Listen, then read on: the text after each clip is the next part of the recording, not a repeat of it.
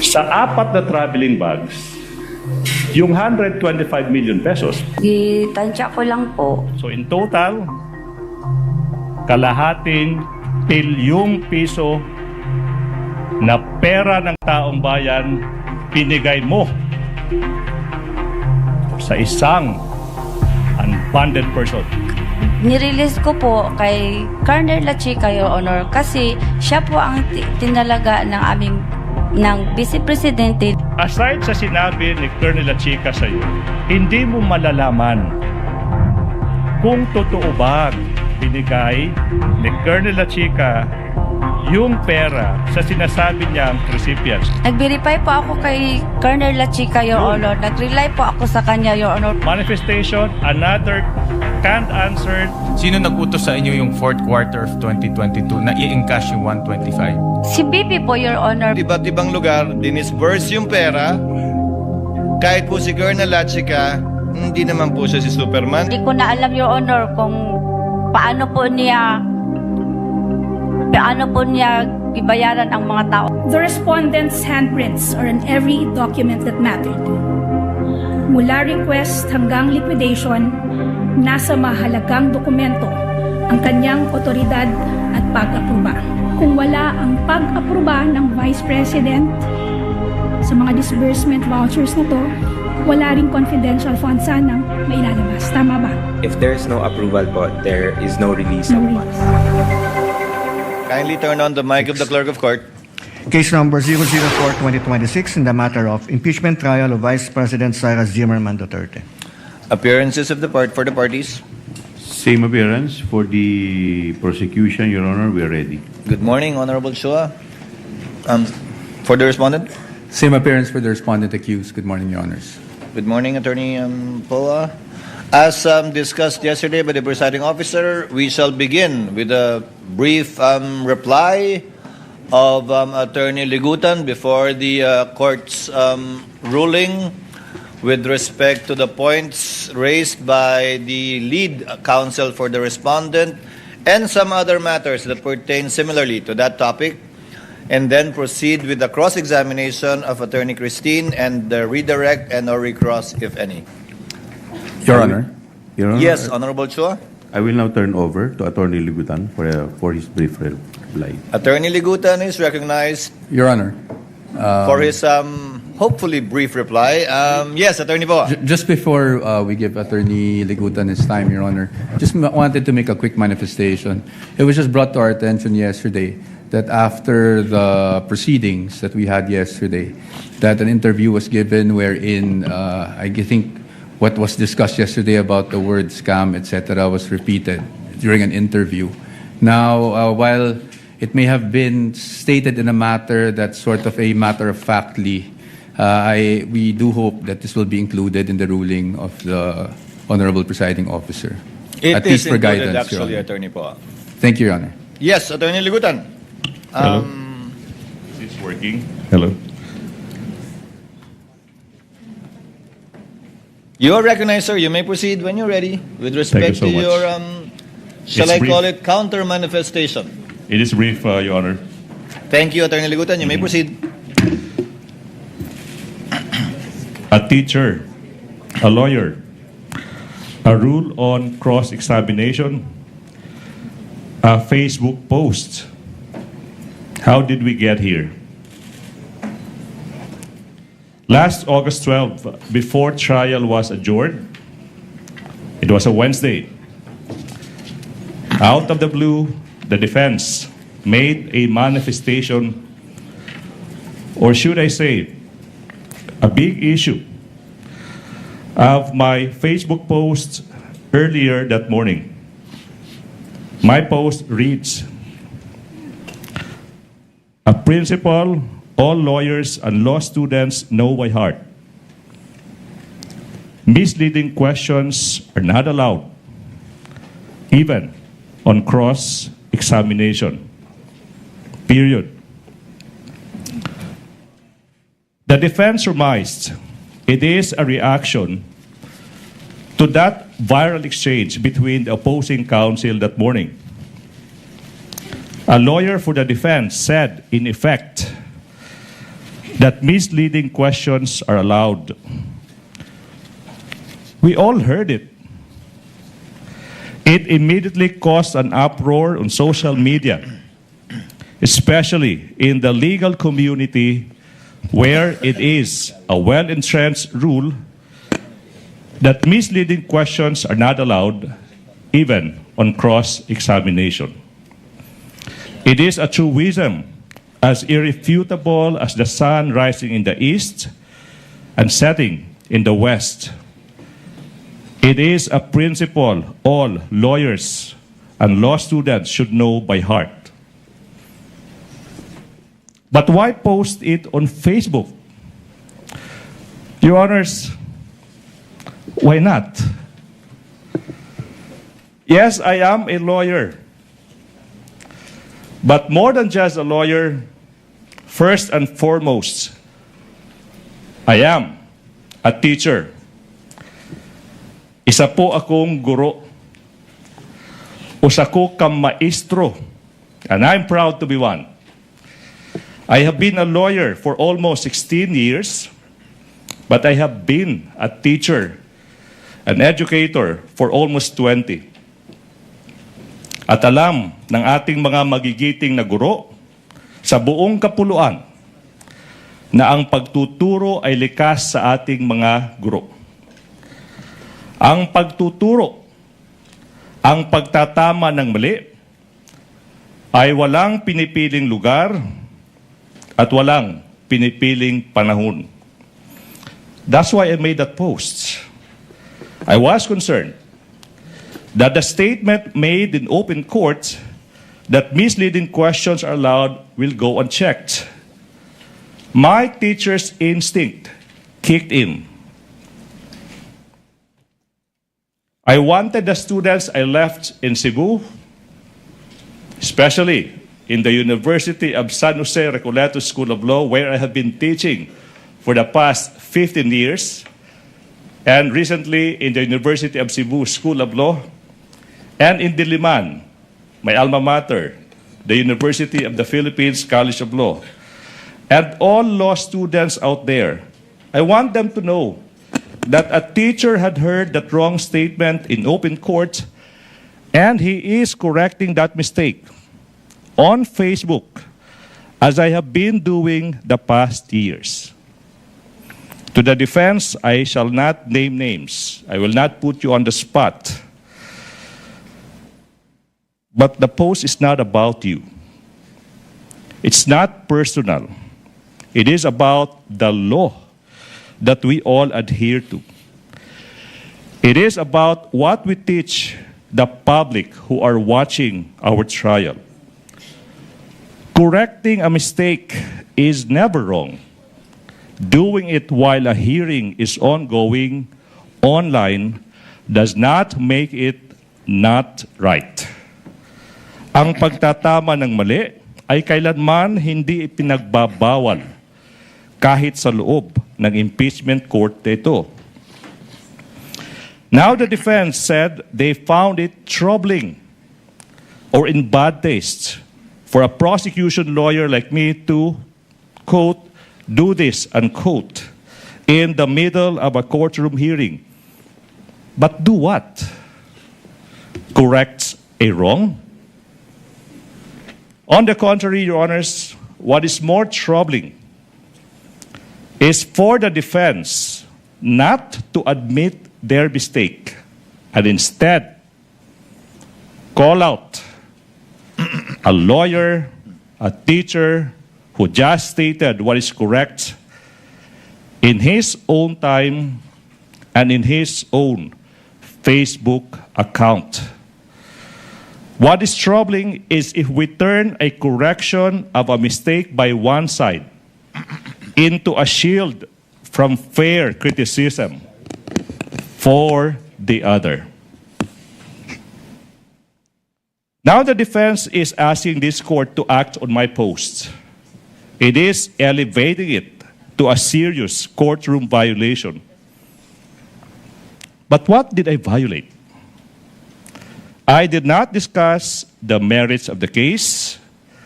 I did not discuss the strength or the weakness of the oral arguments or evidence of either side. I only stated, without mentioning any name, using the most neutral of font color and background, black and gray, without adding any emoticon, without splicing anything. What the rules of procedure simply provide, that misleading questions are not allowed, even on cross-examination. Your Honors, we in the prosecution also have rights. I, for one, did not surrender my freedom to teach and to enlighten when I decided to participate in this trial. Patuloy po ako magiging guro kahit sa loob ng impeachment court na ito. Lastly, Your Honors, the defense mentioned humility, that I should have been humble enough not to post that now viral statement. Your Honors, being a provinciano from Leyte, Samar, and Cebu, and coming from a middle-income family born without a famous family name, who had to compete for his spot in this capital, I know a thing or two about humility. The defense cannot lecture me on humility. If there's somebody who needs to be reminded about humility, it's them, the defense. It is the opposite of humility. It is pride, not to admit a mistake, or worse, call out someone who simply corrected that mistake. Good morning. That does not fall under my definition of brief, counsel, but we will take it nevertheless. For the record, before the chair makes its ruling on these matters, the TSN says, Attorney Kapunan, leading, and then she corrected herself, misleading questions are not allowed on cross. Attorney Ferrer, she said they are allowed. Now, the TSN cannot possibly cover the overlapping voices, if at all. So most likely what happened, although we will check the video, would be Attorney Ferrer commenting on the earlier statement that was corrected later on by Attorney Kapunan and changed leading to misleading. Perhaps Attorney Ferrer was referring to leading questions and not misleading questions. But having said that, nevertheless, the court will include that as part of its ruling, with one caveat, Attorney Ligutan. While you do not remove your hat as a teacher wherever you go, the same is true with this representation. I had my fair share of teaching as well. Under the rules of the Senate, unfortunately, you have to unbundle it. You have to decouple it. Under the rules of the Senate, if you are counsel for the parties, you cannot comment on the merits outside of a fair and true report of what happened. In this case, based on the TSN, I am not sure of the accuracy, given that the statements made were pertain to both leading and misleading questions. Number two, it still does not take away, your being a teacher, does not take away your responsibility under the CIPRA to a fellow lawyer who you are jousting with or arguing with or competing against this impeachment court. The remarks of the good gentleman, the Attorney Ligutan, the counsel for the panel of prosecutors, is noted and will be entered into records. Thank you, sir. Chair will now make its ruling with the permission of the body from the rostrum because it's difficult to read while sitting down a long ruling. You may sit down, Attorney Chua, for a bit. This will take some time.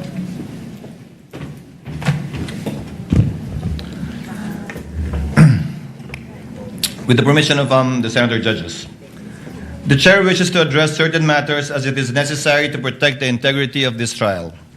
It has come to the Chair's attention over time that public statements attributed to persons covered by the rules on impeachment, whether made in interviews or in social media, appear to concern the evidence, the credibility of witnesses, and issues pending before this court, which may fall within the prohibition under Rule 18 of this court. Although the immediate matter arose from statements and conduct involving respective counsel last August 12, it raises broader concerns affecting the impartiality, decorum, and integrity of the impeachment court. Before imposing or enforcing standards of restraint upon the parties and their own counsel, the court must first look inward and put its own house in order. The Chair shall therefore resolve these matters in three parts. First, the duties of impartiality and decorum incumbent upon Senator Judges. Second, the scope, coverage, and prospective enforcement of Rule 18. Third, the specific guidelines governing compliance with Rule 18. First, Senator Judges' impartiality, decorum, and the internal remedy. The Chair begins where institutional discipline must always begin, with the court itself. The restraint, impartiality, and decorum demanded of the parties and their counsel must first be exemplified by those who sit in judgment. As Senator Judges, let us keep in mind our oath, quote, to do impartial justice according to the Constitution and the laws of the Philippines, close quotations. And the requirement under Rule 3 of the Rules of Impeachment to observe political neutrality therein defined as, quote, the exercise of a public's official duty without unfair discrimination and regardless of party affiliation or preference. The Chair likewise cites the relevant provisions of the 2025 Code of Judicial Conduct and Accountability, or CIPRA, on impartiality and the sub judice rule.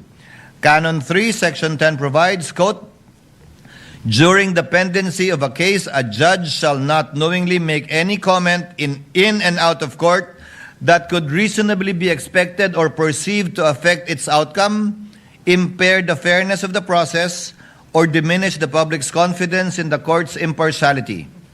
Canon 4, Section 24 provides, quote, a judge shall not engage or use any form of expression which tends to violate or has the effect of violating the sub judice principle, provoke or inflame divisive and contentious issues of public concern, or project an image not compatible with the dignity of their position. Taken as a whole, these principles remind us of our duty to preserve the impartiality of this court and the fairness of these proceedings. As the court said in People v. Court of Appeals, GR number 118882, this court has repeatedly and consistently demanded, quote, the cold neutrality of an impartial judge as the indispensable imperative of due process. Judicial proceedings are not orchestrated plays in which the parties are supposed to make motions and reach the denouncement according to a prepared script. There is no writer to foreordain the ending. Close quotation. Also in Berso versus Rabe, AM number RT 21010, a judge must not only be impartial, but must also appear to be impartial, as an added assurance to the parties that his decision will be just. Litigants are entitled to no less than that. For avoidance of doubt, this shall not prevent Senator Judges from examining the evidence where the examination belongs during the proceedings and on the record. The Supreme Court in People v. Gambor, GR 152183, said, the trial judge is accorded a reasonable leeway in putting such questions to witnesses as may be essential to elicit relevant facts, to make the record speak the truth. A judge may examine or cross-examine a witness. He may propound questions to test the credibility of the witness and to extract the truth. He may seek to draw out relevant and material testimony, though that testimony may tend to support or rebut the position taken by one or the other party. It cannot be taken against him if the clarificatory questions he propounds happen to reveal certain truths which tend to destroy the theory of one party. Taken together, Rule 17 and the Gambor case confirm that a searching question is not partial merely because the answer may aid one side or weaken the other. The prosecution and the respondent's counsel must be prepared to answer such questions. The inquiry must remain relevant, material, fair, and directed toward clarification of truth. It must not devolve into a speech, harassment, partisan advocacy, or an announcement of a conclusion already reached. The line is clear. Senator judges may test the evidence here under oath and on the record, exercising the cold neutrality of an impartial judge.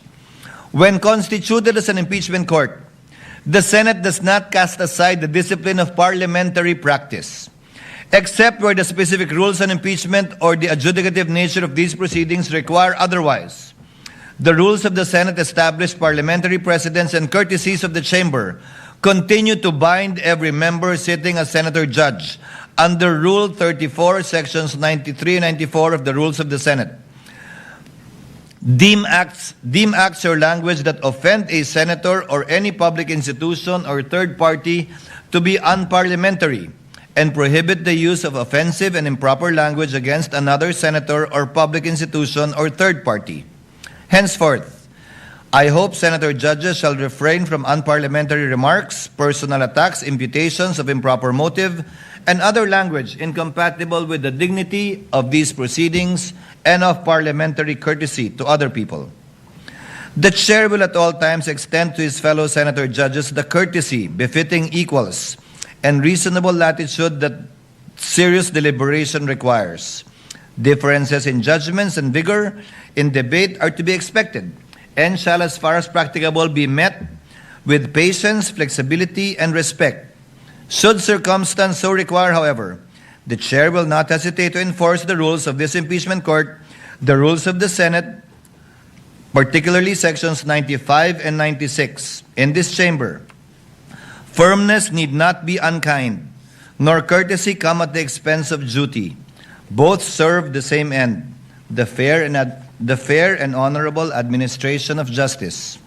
Further, where a senator judge is alleged to have violated the impeachment oath, Rule 3, Rule 18, or any other applicable rule of the Senate, an available institutional remedy within the Senate is the filing or referral of an ethics complaint to the Senate Committee on Ethics and Privileges in accordance with the internal rules of the Senate.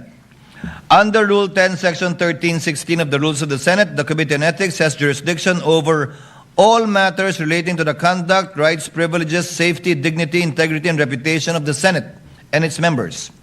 Any disciplinary action remains for the Senate to determine under Article 6, Section 16.3 of the Constitution and applicable rules.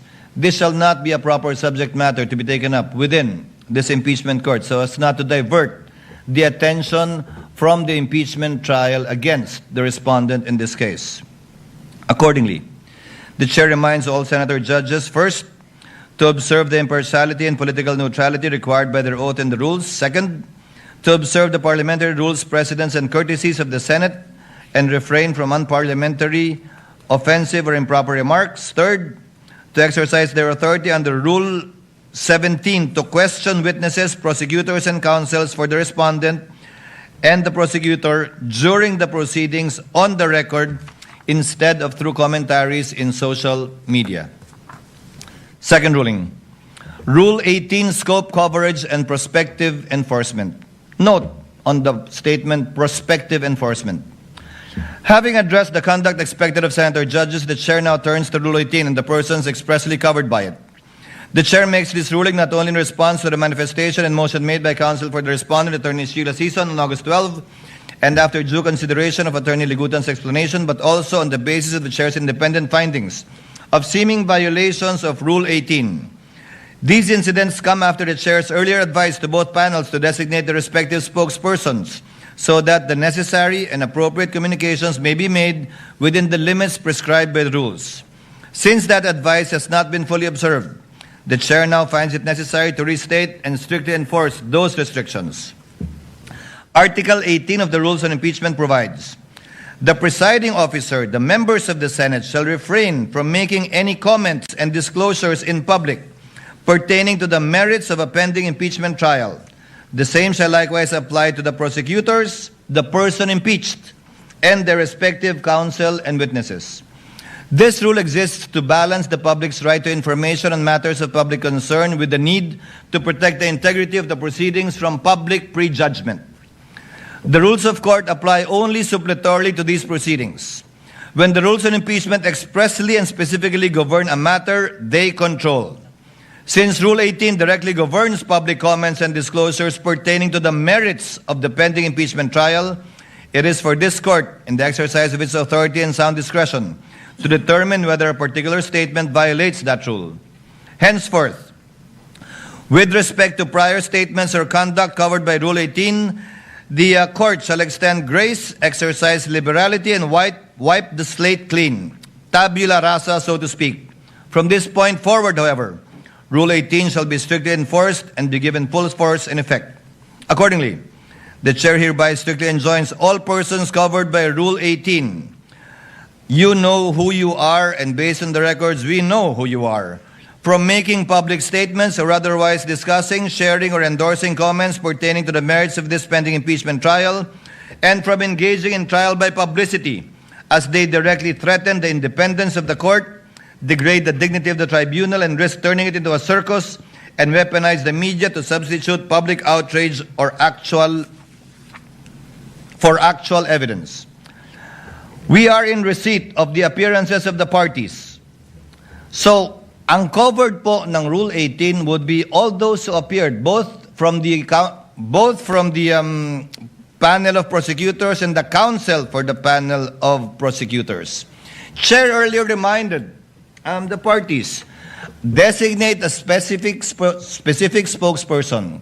Wala pong problema kung hindi naman siya kasama sa panel. Walang problema kung hindi siya kasama sa counsel for the panel of prosecutors. The spokespersons are free to say whatever they want to say, but not, and there are limitations insofar as the panel of prosecutors and the counsel for the panel of prosecutors is concerned. Clearly, up to today, the spokesperson of both parties are still part of the counsel for the parties, some with more violations than others. So without enumerating the counsels where this rule applies, I think you know who you are, given the entries of appearance you've already made. These restrictions apply with particular force not only to counsel for the parties, but also to us, senator judges, and all other persons whose public statements are governed by Rule 18. Rule 18 makes specific mention of the respondent. It does not make mention of the complainants in this case, given the public nature of this case. So outside of the senator judges, outside of the counsels for the parties, particularly mentioned would be the respondent herself, as well as the witnesses called. Third ruling, guidelines for compliance with Rule 18. To ensure a common standard, the chair now states the guidelines governing compliance with Rule 18. That line is crossed when a public comment by any person covered by Rule 18 falls within the phrase, quote, pertaining to the merits. In this regard, jurisprudence has consistently distinguished matters going into the merits of a case from those which are merely procedural, incidental, or collateral. In De Leon versus Deliana, GR 21-2277, as a technical legal term, merits has been defined in law dictionaries as a matter of substance in law as distinguished from matter of form, and as the real or substantial grounds of action or defense, in contradistinction to some technical or collateral matter raised in the course of a suit. In Badoy versus Magdoza Malagar, AM number 220916 SC, comments on the merits of the case may refer to the credibility of witnesses, the character of the accused, the soundness of alibis offered, the relevance of the evidence presented, and generally any other comment bearing on the guilt or innocence of the accused.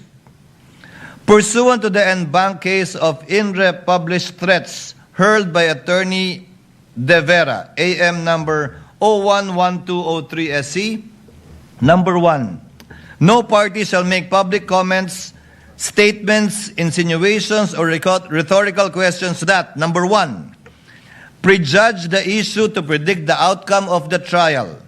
Number two, question pending rulings. Number three, substitute media pressure for evidence. Number four, promote distrust and undermine public confidence in the court by creating the impression that the court cannot be trusted to resolve the case impartially and violate the right of the parties to have their case tried fairly by an independent tribunal uninfluenced by public clamor and other extraneous influences. For purposes of this trial, a statement pertains to the merits when viewed in the full context. It evaluates in its full context. It evaluates a disputed fact, the credibility of a witness, the relevance or probative value, weight or sufficiency of a particular evidence, assessment as to the legal viability of an article of impeachment, or a substantive defense advocates a particular disposition of the charges or announces or forecasts the ultimate vote. Conversely, this court recognizes the qualified privilege of a fair and true report regarding these proceedings as affirmed in the Supreme Court in ABS-CBN versus Ampatuan GR number 227004. Based on the jurisprudential standard derived from Article 35 of the Revised Penal Code, a fair and true report means a neutral, objective, and accurate recounting of the proceedings made in good faith without any comments or remarks. For the guidance of all the parties concerned, the Chair now issues the procedural guidelines for violations of Rule 18.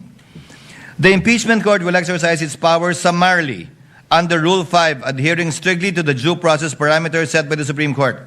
First, a 24-hour show cause order. No oral accusation or press pronouncement shall precede the formal charge. Any party cited for a particular violation will be issued a written show cause order, either motu proprio or upon motion by either party, and will be given exactly 24 hours to submit a verified written answer. Pursuant to the Supreme Court's en banc doctrine in Zaldivar versus Sandigan Bayan, GR number 79690-707, due process in disciplinary proceedings against lawyers and parties does not require a trial-type formal hearing. The presiding officer will rule summarily based solely on the submitted pleadings upon the lapse of the 24-hour period, subject to appeal or reconsideration by any member of the court. Now, the burden of proof. Pursuant to Stratcom Corp. versus Etong, GR number 190980, and Webb versus Gatula, GR number 194469, any punitive sanction requires this court to find that, quote, a person's act must be done willfully or for an illegitimate or improper purpose. Thus, the good faith or lack thereof of the person being cited in contempt should be considered. Hence, the contemnor is presumed innocent, and the burden of proving that the contemnor is guilty of contempt lies with the movant. For violations of Rule 18, the court shall follow a two-strike rule. Violations will be met with a strict graduated penalty system. First offense, public reprimand and admonition. The penalty is a severe reprimand and stern admonition in open court, placed permanently on the record as a final warning. Second offense, a monetary fine. The penalty, pursuant to the prescribed ceiling under Rule 71, Section 7 of the court will impose a maximum statutory fine of 30,000 per violation, pesos that is. Furthermore, exercising the court's inherent case management powers under Rule 4, 5, 6, and 8 to preserve the orderly proceedings, the offending lawyer or party may also be subjected to a defined prospective restriction on speaking, objecting, or examining witnesses on the floor. Each subsequent violation of Rule 18 shall be punished the same way as a second offense, third, fourth, so on, with a fine of 30,000 pesos. In all cases wherein a member of the bar is concerned, independently, pursuant to the case of Inre Almacen, the certified incident record will be transmitted and formal referral will be made to the Office of the Bar Confidant, the Integrated Bar of the Philippines, and or the Supreme Court, for possible disciplinary sanction regarding the person's license to practice. The court also reminds respective counsels of the parties that CIPRA Canon 2, Section 19 prohibits lawyers to comment or publicize opinion pertaining to a pending proceeding in a manner that may cause prejudgment, sway public perception, influence the tribunal, or create a widespread perception of guilt or innocence. CIPRA likewise requires professional responsibility on the use of social media and prohibits the dissemination of false or unverified claims or disinformation. Rule 18 does not, by its terms, cover outside observers or spokespersons who are not counsels of record. Such persons, however, remain subject, when applicable, to the rules on indirect contempt and if they are members of the bar, to the CIPRA rather. Counsel of record must litigate their respective causes before the court, not in the court of public opinion, through interviews, social media posts, or publicly generated, authorized, encouraged, or disseminated through surrogates. Counsel cannot have their cake and eat it too. They cannot invoke the authority of this court while simultaneously seeking to influence the proceedings through extrajudicial publicity.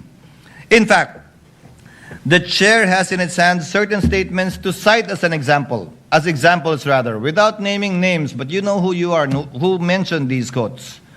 Quote, hindi naman pinag-uusapan dito yung kontrata, pinag-uusapan dito yung banta. Yung banta, nakita nyo sa video, may nagbanta talaga at si Vice President yon, hindi ba? If this was stated by a spokesperson or any third-party observer, it would not have been a problem. But this was stated by a counsel of record. Actually, more specifically, one of the counsels for the private prosecutors. Quote, the country witnessed what I have been saying all along. The complaint is not supported by evidence. An impeachment proceeding should be grounded on credible evidence, not speculation, manufactured narratives, or unsupported allegations. The rule of law depends on facts, not fiction. Quote, meron ba talagang kinausap na mamamatay tao? Meron ba talagang mamamatay tao? Napakaliwanag na ho sa sagot dyan. Meron. Ano ho ang prueba natin? Yung tinatawag na admission against interest ng Vice President. Again, to reiterate, if this was stated by any other party or person, not a member of the panel of prosecutors, not counsel for prosecutors, not the counsel for respondents, it would have been perfectly okay. But since this was stated by one of those covered by Rule 18, it is covered by Rule 18. Quote, since na-establish na namin yung hinahanap namin doon sa talagang testigo lamang, 3 testigo lamang, finorgo na namin yung ibang mga testigo, na-establish na namin ang gusto namin i-establish sa Article 4. Quote, itong mga bank records don't lie. Hindi na ito pwedeng maspin. Yan at sabihin gawa-gawa lang ng prosekusyon ng gobyerno. Itong mga usapin na ang explained wealth ng Vice President. Quote, it is clear that the Vice President had a direct hand on this. She signed off to it. No, not just the use, but the way it was liquidated. Quote, yun pong binabanggit ni Attorney Capona na scam. Yun pa rin ho yun. Pagtingin ho namin na inilantad ngayong araw po na ito, yung pagiging scam, iskandalo nitong confidential fund misuse.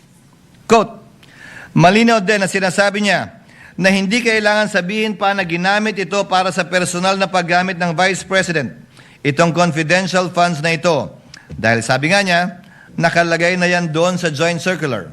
Quote, siguro naman, it's plain for everybody to see yung conclusion, no? Yung conclusion na tama ba yung pinagamitan ng confidential fund? Hanggang kailan ba yung pagpipikit mata natin sa isang bagay na napakaklaro naman? Quote, to be fair, let's wait for their defense if they have any or their evidence. But so far as we are concerned, our position, you violated the public trust. Fraudulent liquidation, so you have violated the law. You already betrayed the people's trust. Quote, sa totoo lang po, yung testimonya ni Ms. Acosta na nagsasabing si Pangalawang Pangulo Duterte mismo ang nagbigay ng utos na ibigay ang 125 kay Colonel Lachica. Sapat na ho yun doon sa pagpapakita ng maling paggamit ng confidential fund. Quote, to us, it's a scam that was masterminded by the Vice President. Again, these are statements that may be said by any third party, but certainly not by any of the counsel for the parties. I would like to give credit where credit is due as well. There are some counsel for the parties who have been very circumspect with their statements. And you also know who you are. After hearing these examples, no person covered by Rule 18 may reasonably claim uncertainty as to where the line is drawn. The statements read into the record are illustrative, not exhaustive. They are cited not to punish past conduct, but to give clear and fair warning of the standard that shall govern henceforth.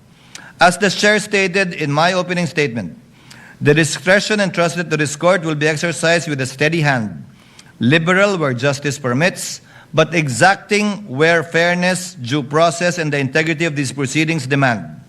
Consistent with that commitment, the Court will strictly enforce the restraint required of counsel outside the courtroom, while ensuring that within the courtroom, counsel are afforded reasonable latitude to present their arguments, challenge rulings through proper channels, and advocate their respective causes fully and fairly. This discretion does not require counsel to remain silent within the impeachment court. The Supreme Court ruled in ABS-CBN Corporation v. Ampatuan, as earlier cited, that the court recognizes that lawyers may criticize the courts and their decisions, subject to the responsibilities they bear as officers of the court. Such criticism, however, must be legitimate, made in good faith, and directed toward the proper administration of justice. Rule 18 closes the avenue of litigating the merits through interviews, social media, and the court of public opinion. It does not close the courtroom to legitimate advocacy. If counsel believes that the ruling is erroneous, that a proceeding has become unfair, or that conduct affecting the trial requires correction, the proper course is to bring the matter before the court where it may be heard, answered, and resolved on the record. Rule 18 demands restraint beyond these walls. It does not command silence within them. This court will not close the door to trial by publicity. Rather, this court will close the door to trial by publicity, but it will keep the courtroom open to the disciplined advocacy where evidence is tested, error is corrected, and justice is done. Within these chambers, counsel shall be afforded reasonable latitude to present their theory of the case and vigorously test the evidence. Emotions may run high and frustrations may arise in the course of adversarial proceedings, but neither excuses a departure from the restraint and decorum expected of officers of the court. The case of Navarrete versus Court of Appeals, GR number 124245, mirrors the exact situation that has transpired before the court. Quote, with respect to the words swindlers, plunderers, stupid, and bastards, uttered by private respondent in the course of her testimony, we are inclined to disagree that such language is too ignominious and degrading for a lawyer to say to a fellow lawyer in the courtroom. In Baltao versus Falsis III, AC number 14443, the court said, while a lawyer is entitled to present his case with vigor and courage, such enthusiasm does not justify the use of offensive, abusive language. Language abounds with countless possibilities for one to be emphatic but respectful, convincing but not derogatory, illuminating but not offensive. The latitude afforded to counsel is not a license to substitute inflammatory, intemperate, or undignified characterizations for proof. Consistent with the Chair's earlier ruling, the term scam, mastermind, modus operandi, as used during the past proceedings, stands stricken from the record. Counsel remain free to advance the factual and legal theories underlying their positions, but they must do so through evidence, reasoned argument, and court-appropriate language, not through expressions that prejudge disputed facts, attribute wrongdoing not yet established, cast offensive personalities upon others, or needlessly inflame the proceedings. Language uttered in the presence of the court that amounts to disrespect, offensive personalities, or misbehavior that obstructs or interrupts the proceedings may, when the applicable threshold is met, be dealt with as direct contempt under the rules on impeachment, with Rule 71, Section 1 of the rules applying suppletorily. Whether or not such language rises to the level of direct contempt, counsel remain independently bound by the CIPRA to observe courtesy and civility and the use of dignified language in all their professional dealings, even as adversaries. This brings the chair to the relevant provisions of the CIPRA independently of Rule 18, Canon 2 of the CIPRA requires every lawyer at all times to observe respect and courtesy in personal and professional dealings. Canon 2, Section 2 further requires lawyers to act with courtesy, civility, fairness, and candor towards fellow members of the bar. These duties govern how counsel treat one another both in and outside the courtroom.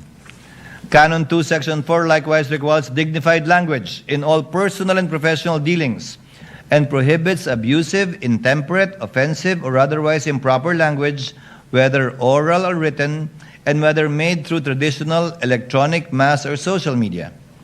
For the avoidance of doubt, Rule 18 applies only to the persons expressly covered therein: the presiding officer, the senator judges, the prosecutors, the person impeached, and their respective counsel and witnesses.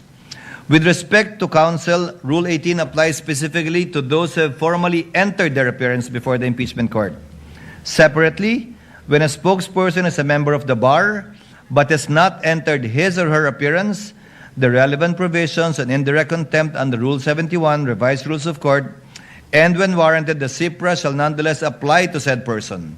In any case, this shall be without prejudice to any recourse to Rule 71, Revised Rules of Court, with respect to any person who may commit indirect contempt against the impeachment court not covered by Rule 18. Accordingly, the chair hereby declares, number 1, directing all persons covered by Rule 18 to refrain from making, sharing, endorsing, or otherwise amplifying any public statement concerning the merits of the pending trial. Counsel for both parties are further directed to observe the applicable provisions of CIPRA. Number 2, reiterates the chair's suggestion that each party consider appointing a spokesperson who is not a member of their legal team, or if they are, for it to be clear to them that these rules shall apply to them, given that they are counsel for the parties strictly. If the parties elect to retain their current spokespersons, the Rule 18 shall be strictly applied as to them. The court further advises respective counsel that the violation of this order may carry consequences separate from contempt. Where the same conduct appears to violate CIPRA, the chair may direct the clerk to transmit the certified copy of the pertinent order, transcript, and records to the Supreme Court or the Office of the Bar Confidant for whatever action the Supreme Court may deem proper. Such transmittal is a referral, not a finding or penalty of professional discipline. Disciplinary jurisdiction over members of the bar still remain with the Supreme Court. Further, for avoidance of, again, doubt, a referral through the Office of the Bar Confidant shall not rest on an alleged violation of Rule 18 standing alone. Such referral may concern other conduct outside of Rule 18 unbecoming of a member of the bar. The chair then issues this final warning: on any willful disobedience of this order, it shall be dealt with accordingly henceforth.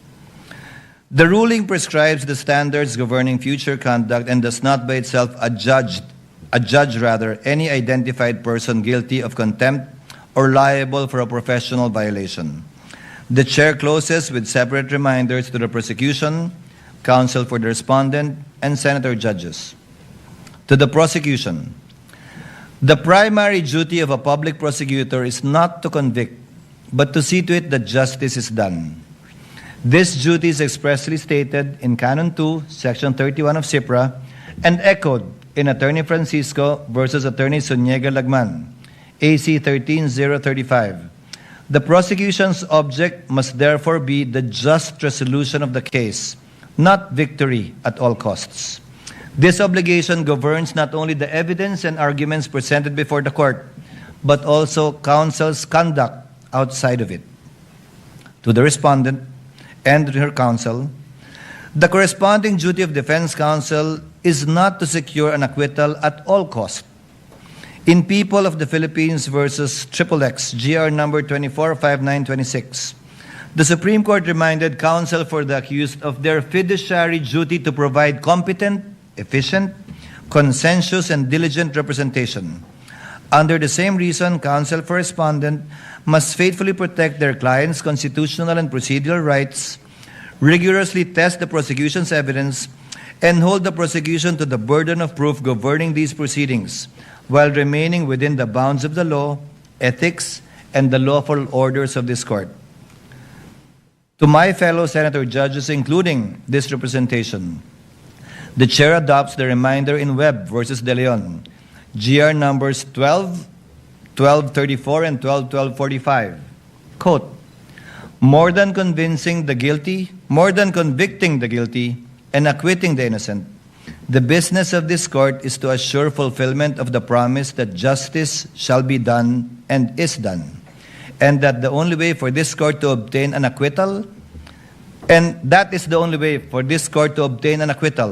from the bar of public opinion. That obligation rests upon every senator judge to decide solely upon the record, under the Constitution and under our rules, and in a manner worthy of the confidence of the people to whom this court is ultimately accountable. Thank you, and we may proceed with the trial at hand.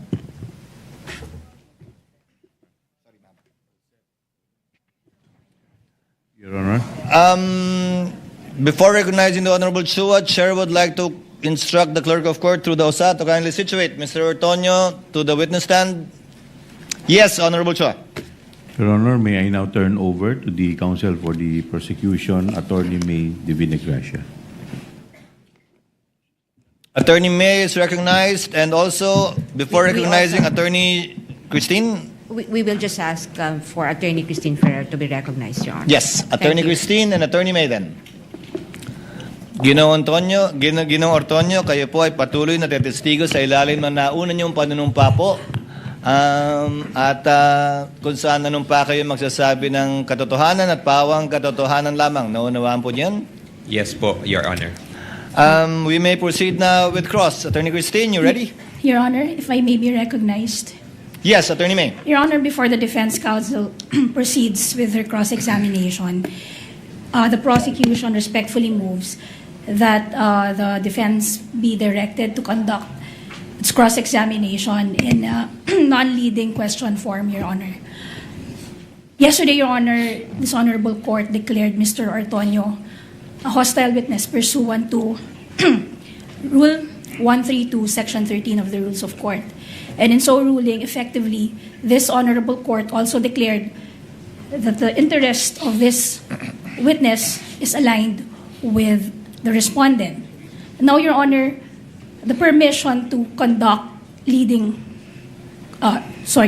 permission to propound leading questions on cross-examination under Rule 132, Section 10A of the Rules of Court rests solely on the presumption that the interest of the witness to be cross-examined is hostile or is adverse to the cross-examiner, making it difficult for the cross-examiner to put into the mouth of the witness words that he expects to be elicited.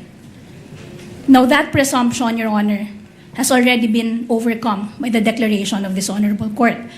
So what we expect, Your Honor, is merely cross-examination in form but not in substance. Because in substance, Your Honor, the cross-examination would effectively be like the respondent herself cross-examining, the respondent cross-examining or direct examining, conducting a direct examination of her very own Assistant Chief of Staff.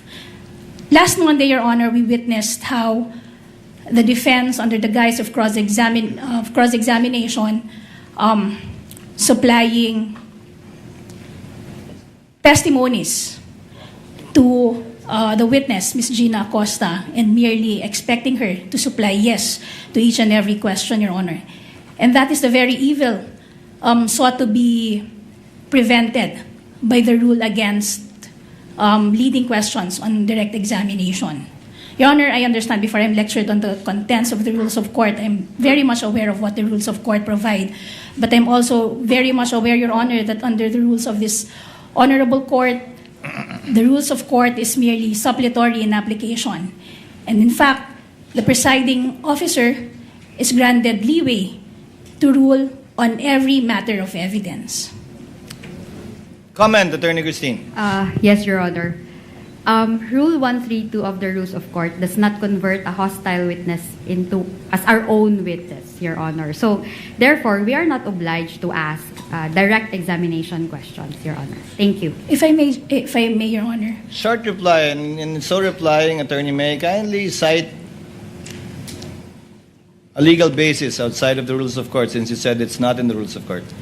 Your Honor, I'm citing the very own rules of this honorable court, saying that the rules of court is merely suppletory in application, and at the end of the day, it will be the presiding officer who will be deciding on matters of evidence. And early in the proceedings, Your Honor, if I remember correctly, 2 senator judges encouraged this honorable court to look beyond the wordings of the law and consider the intent for its application. That it, Attorney May? Yes, Your Honor. Chair will make a ruling. Rules of court, although it has merely supplementary application to these rules, nevertheless do apply. And the rules of court state specifically that leading questions may be asked on cross-examination without any exception nor any limitation. And as held in the Bolos case, there is no need to interpret the rules in case where there is no doubt, and the rule is quite specifically clear. Number 2, we already have a precedent, at least with respect to the previous witness declared as a hostile witness in the person of Gina Acosta, where the court allowed counsel for the respondent to ask leading questions. You shall be accorded the same privilege, Attorney May, on the part of the prosecution, should the respondent rather present a hostile witness during the presentation of their evidence in chief. The court shall apply the rule equally. So ordered.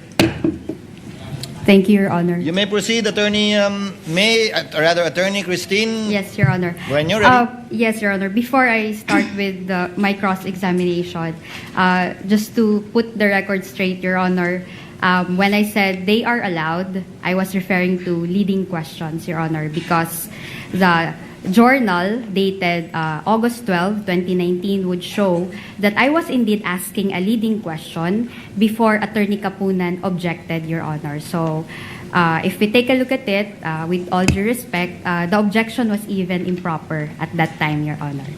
So, but I want that issue to be closed. That was similarly pointed out by the presiding officer, counsel. Thank you, Your Honor. Sorry, Your Honor, before I proceed, may my colleague be recognized, Your Honor? Attorney Of course. Attorney Lorna.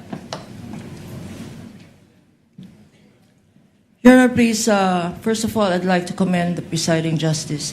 Very clear. The ruling on sub judice is very clear, and we will take it with strict compliance, Your Honor. Thank you, counsel. I'd like to manifest, though, that, again, the statement of counsel is misleading because it was very clear.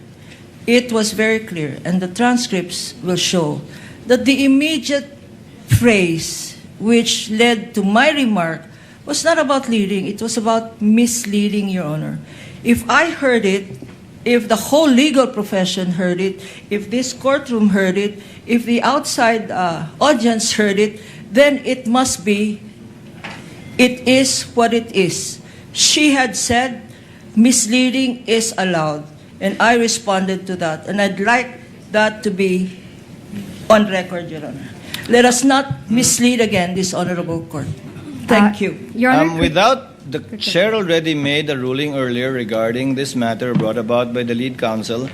In lieu of that, the chair will simply furnish the parties with a copy of the TSN, wherein, I will quote again for the record, for the last time, and then we proceed with cross. It's already 11. Attorney Kapunan, leading, misleading questions are not allowed on cross. Attorney Ferrer, they are allowed.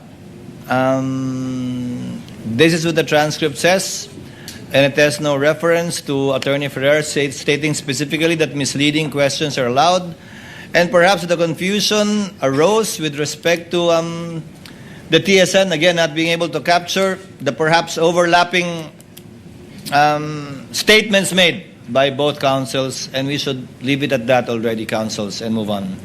Thank you, Your Honor. So, when you're ready, no more manifestations, Attorney Christine?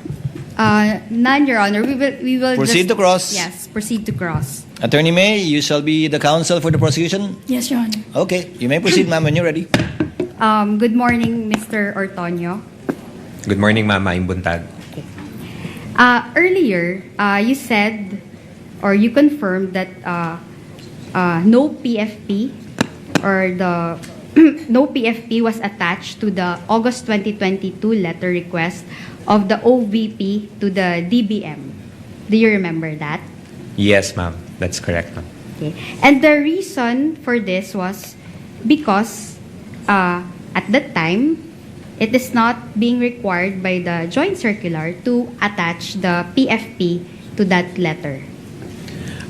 Based on my understanding, ma'am, attaching the PFP is not required to the letter request, ma'am. Thank you. Nonetheless, when the DBM asked for documents in response to that request, you complied and submitted documents, correct? Yes, that's correct, ma'am. And you submitted those documents through your letter dated September 9, 2022. Yes, through our transmittal letter to the DBM. Thank you. And the DBM, in fact, accepted your subsequent transmittal. Yes, that's correct, ma'am. And the DBM did not say that those documents which you transmitted on September 9, 2022 were not compliant with the joint circular or with the law. We did not receive any comment, ma'am, regarding the submitted PFP. And the DBM, in fact, did not reject your submission. No, ma'am, we did not receive any comment from the DBM. And you will confirm also that the DBM even recommended the approval of your request to the Office of the President after your submission of those documents, correct? Yes, ma'am, that's correct, ma'am. And your request for additional budget was actually approved by the Office of the President. That's correct, ma'am. And in the process of approving your request for additional budget, no issue whatsoever was raised by either the DBM or the Office of the President regarding the documents that you submitted.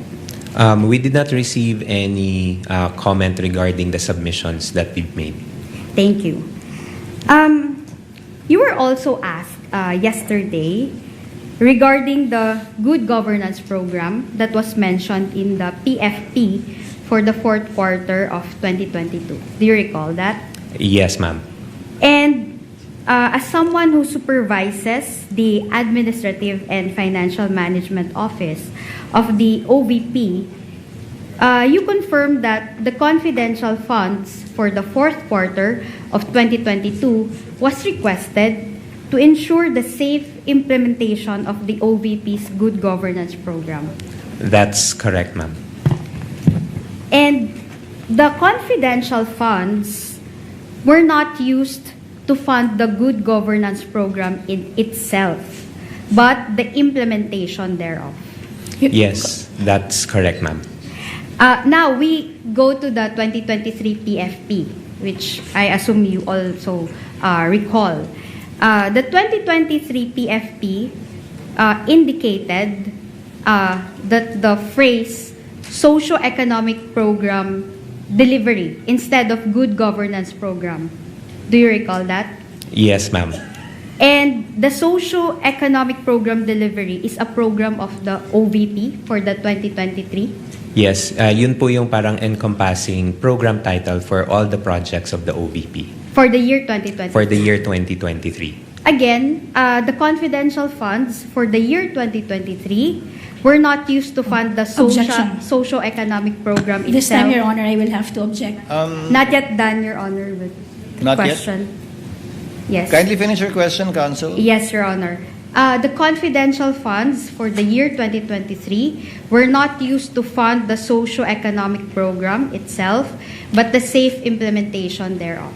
Your Yes, Honor, I would that's have to- correct. For the Your Honor, we prosecution, would like to- before the witness answers, the answer of the witness is stricken off. Yes. Yes, Your Honor. The question, this witness, Your Honor, based on his answers yesterday, is incompetent to testify on that. Why do I say that, Your Honor? First, this witness admitted yesterday that it was the Vice President herself who requested the confidential funds. And second, Your Honor, he himself explained that he had no participation whatsoever in the disbursement of said confidential funds. So this witness, Your Honor, by his own admission, is incompetent to testify where the confidential funds were spent or what the confidential funds was spent on or were spent on. Quick reply, Your Honor. Yes. Attorney May. Yesterday, yes, the witness also testified that he is the Administrative and Financial Management Officer. Sorry, Your Honor. He is the supervising officer of the Administrative and Financial Management Office of the OVP, and that all budgets, as a general rule, are being approved by him, Your Honor. And he, in fact, participated in the request for the confidential funds in the year 2022, Your Honor. Your Honor, if I may just make a very quick rebuttal. Before the chair makes a ruling, yes. Your Honor, we've heard it straight from the horse's mouth. The statement of this witness yesterday was that that was the general rule. Since that is merely the general rule, there are exceptions. And he also mentioned, Your Honor, that confidential funds is not among those funds that went through him. Your Honor, quick reply. We've dealt this. too many exchanges already, counsels. If the witness knows, he may respond. And as you very well know, Attorney May, sometimes a hostile witness may give a different answer on cross, which is a proper subject matter for redirect, if ever, when your time comes.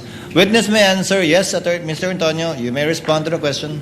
Thank you, Your Honor. The way I understand the question is that the confidential funds was not used for any of the regular programs of the OVP under the socio-economic delivery programs for the 2023. So with that, sir, I can say yes, the confidential funds were not used for the purpose of the implementation of the socio-economic programs of the OVP in itself.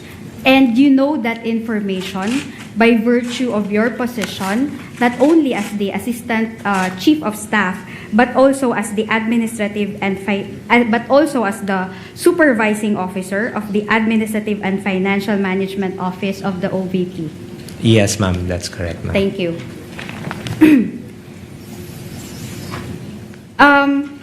The socio-economic program can be found in the 2023 General Appropriations Act. Yes, you ma'am. confirm that? Yes, ma'am, that's correct, ma'am. Okay, and it's a line item, in fact, under the 2023 GAA. Yes, correct, ma'am. As the Assistant Chief of Staff of the OVP, were you made aware of the reason why the Good Governance Program was changed to Socio-Economic Program Delivery in the 2023 PFP, if you know?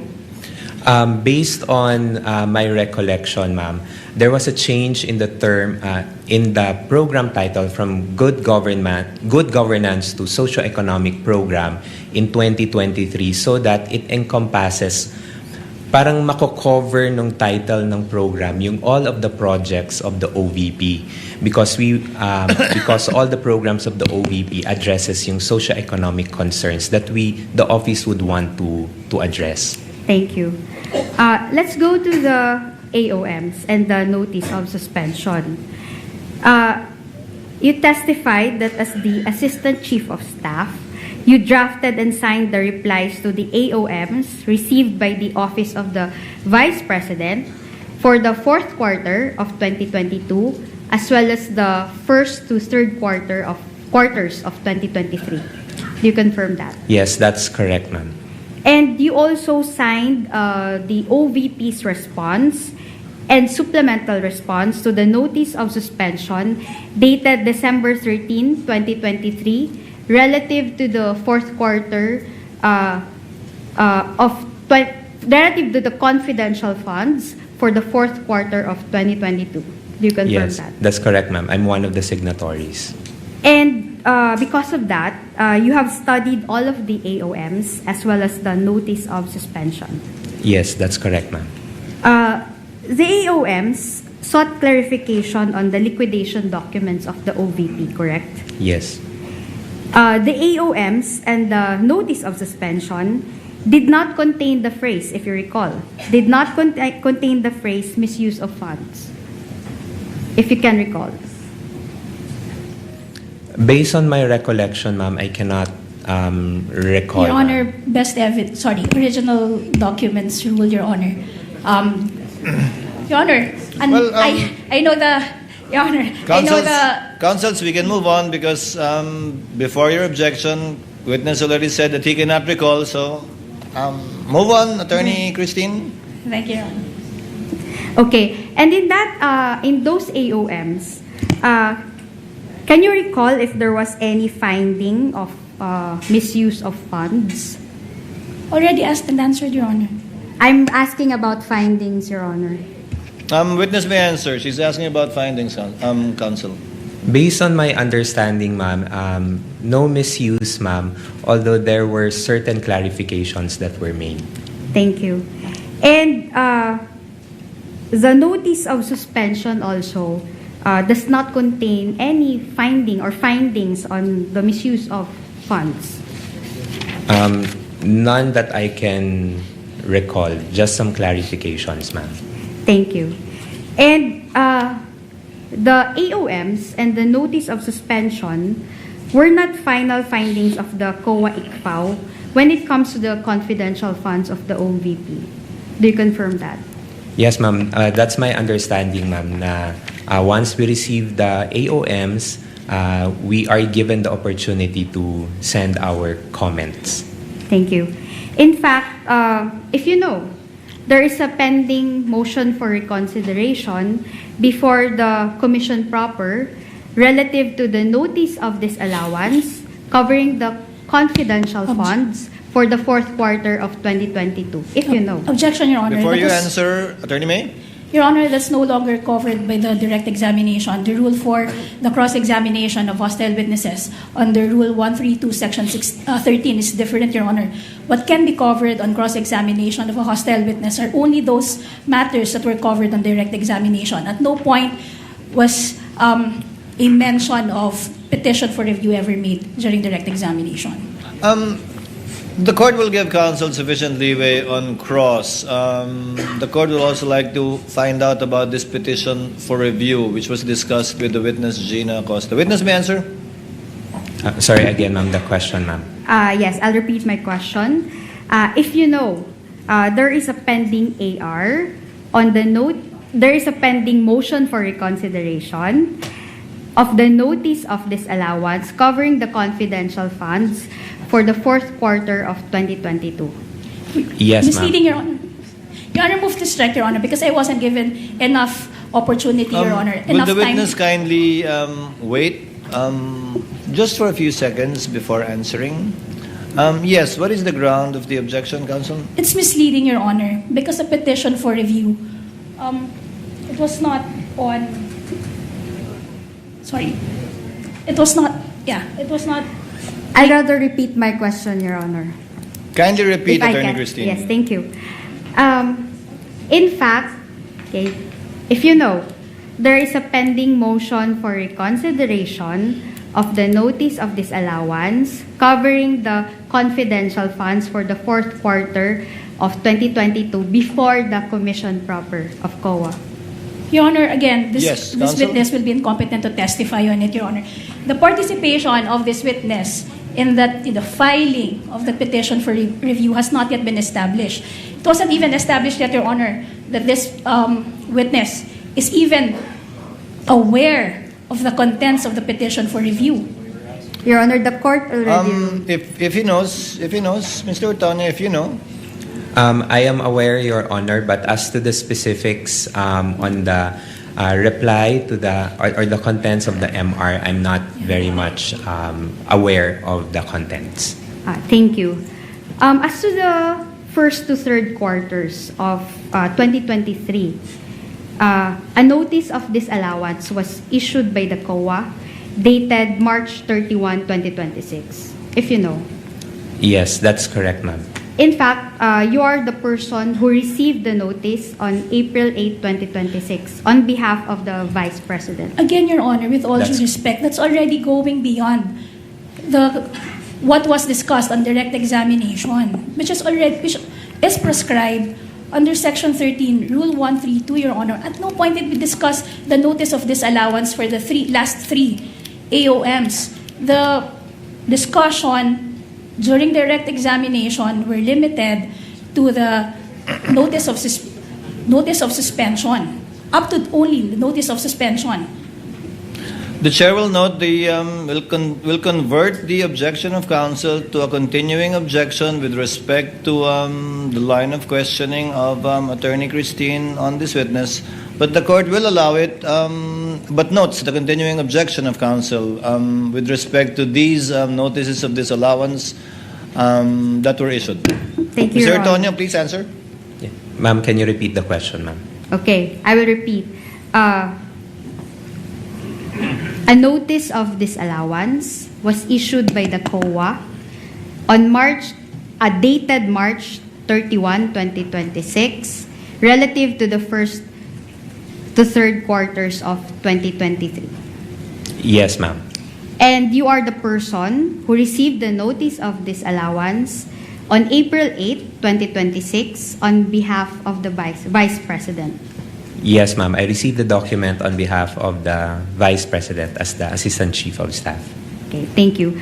Under the COA rules, if you know, since you are the one who also responded to the AOMs, under the COA rules of procedure, the OVP has 6 months from its receipt of the ND or the notice of disallowance to file a petition for review with the Commission proper of the COA. Objection, Your Honor.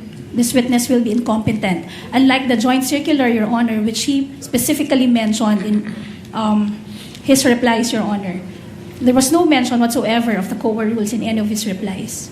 If you know, Your Honor. Your Honor.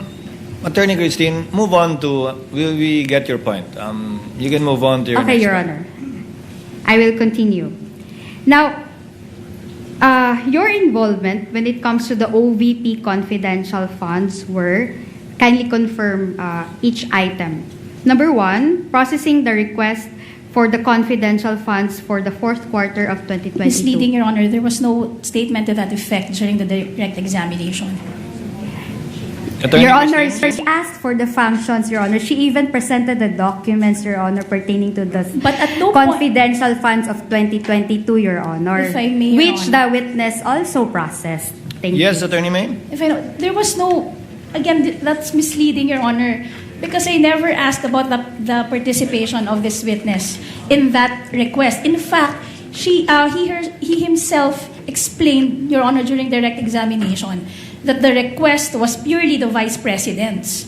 He had no participation whatsoever in the request. He is only aware that a request was made because of that letter that he was confronted with. That's why throughout the direct examination, his answers would be limited to what is contained in the documents. Well, if he knows counsel, and again, this would be a ripe subject matter for your redirect if he all of a sudden regains, if all of a sudden he remembers, it is a proper subject matter of redirect. Witness may answer. Your Honor, yes, I will repeat my question.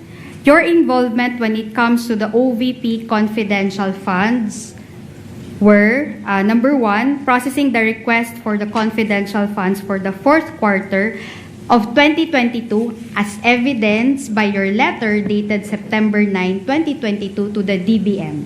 Ma'am, just a quick clarification, ma'am. When you say processing, ma'am, in terms of... Handling the request. Yes, ma'am. Through my office, ma'am, we transmitted the request to the DBM. Okay. Signing of vouchers. That's correct, ma'am. Signing of vouchers. Signing of checks. Yes. Signing of responses to the AOMs and the notice of disallowance. Yes, ma'am.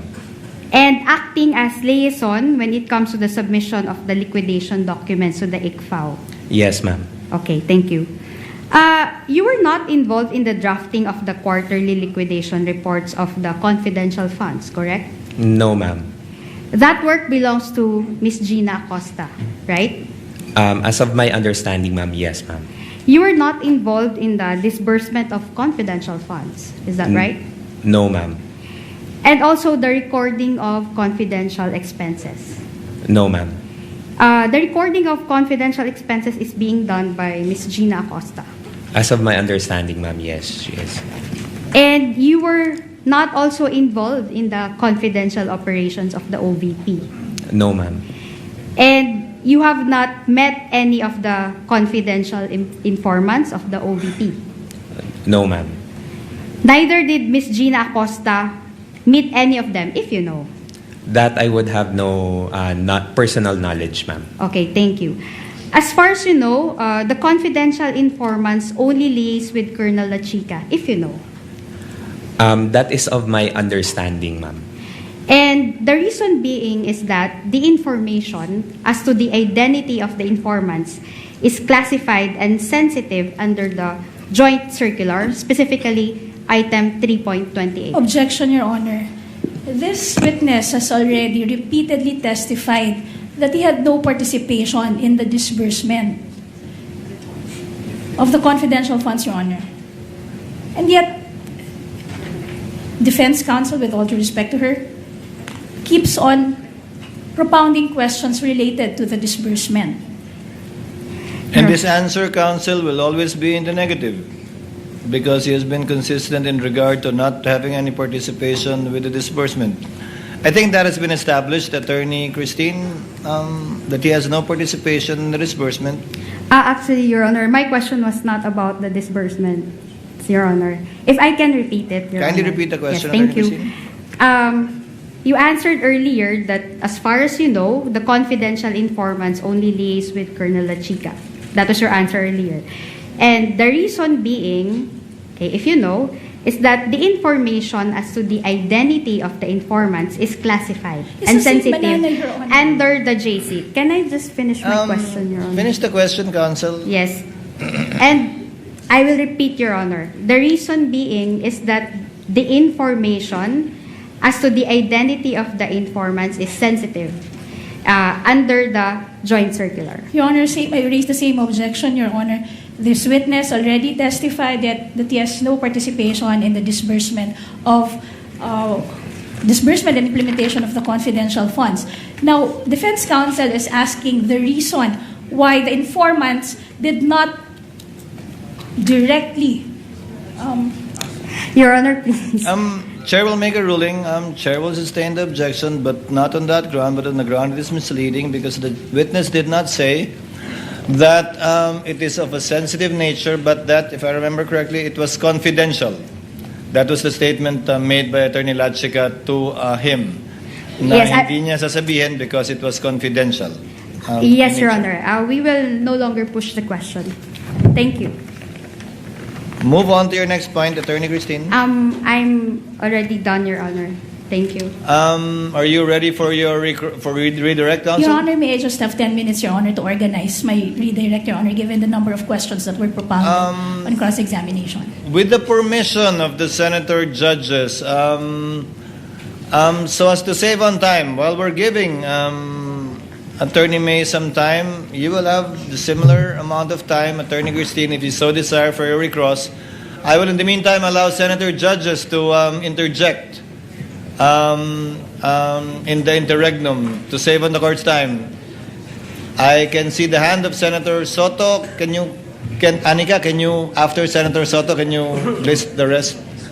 Chair recognizes Senator Judge Soto for his interjection. You may proceed, sir. You have 2 minutes. Thank you, Mr. Presiding Officer. It's actually just one question to Mr. Ortonio. and this is out of my curiosity. Earlier, you confirmed that all admin and finance matters dumadaan sa'yo. That's correct po, Your Correct. Honor. Also, you said that you were the head of HR in Davao, the LGU. That's correct po, Your Honor. Correct. In this regard, I'm sure you would know, what is the employment status of Colonel Lachica in the office of the Vice President? Colonel Lachica po is the group commander of the VP-SPG, and he is not an employee of the OVP, but he has an order coming from the AFP designating him as the group commander for the Vice Presidential Security and Protection Group. Therefore, designation. There You're is an saying he is not employed. He does not have any employment status in the office of the Vice President. Yes po, Your Honor. That's all I wanted to know, Mr. President. Thank you. Point well taken, Senator Judge Soto. Next to interject is Senator Erwin Tulfo. You may proceed, sir. You have 2 minutes. Thank you, Mr. Presiding Officer. Ginoong Testigo, nabasa niyo po ba na mabuti at naintindihan ang nilalaman ng Joint Memorandum Circular, sir? Good morning, sir. Yes, Your Honor, I was able to read it, and based on my understanding, I was able to understand the contents of the JMC. Nung kayo po ay pinadalahan na ng Notice of Disallowance ng COA, nabasa niyo rin po ba kung bakit kayo po pinadalahan ng Notice of Disallowance? Kailangan niyo pong sagutin yung kanilang AOM. Yes po, for the 2022 and 2023. 2022. So naintindihan po ninyo na sinasabi doon ng COA na while confidential funds allow for the payment of rewards to civilian information, yung COA po has ruled that this cannot be structured as broad distribution of medicines, food, grocery packs, or household goods. And that kung ito po ay reward, dapat po specific targeted financial payouts lamang po at hindi po pwedeng ibili ng mga gamot o ng mga upuan bilang reward. Naintindihan niyo po ba yun? Sir, based on my understanding, sir, that is the initial observation coming from the COA, and we were able to provide comment on that on our replies. Tama. Pero alam niyo po ba ng Office of the Vice President is a civilian office? Ibig sabihin, hindi po sila military, therefore, hindi po sila maaaring mag-possess ng formal national security or law enforcement mandate. Sabi po ng COA guidelines, sir, again, specifically, the operational intelligence gathering is the domain of military, police, and specialized enforcement bodies. Hindi po kasama ang VP, PSPG po roon. Did you know that?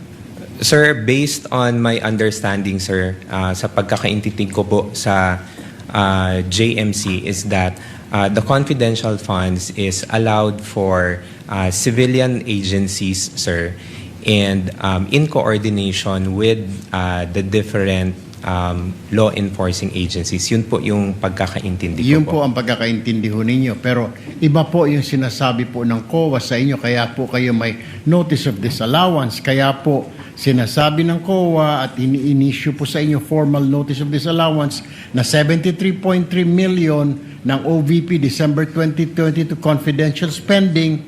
Yun po ang dahilan na major reason for this allowance was the 24.93 million pesos spent on medicines and 34.857 million spent on various goods were improperly categorized under the guise of intelligence rewards.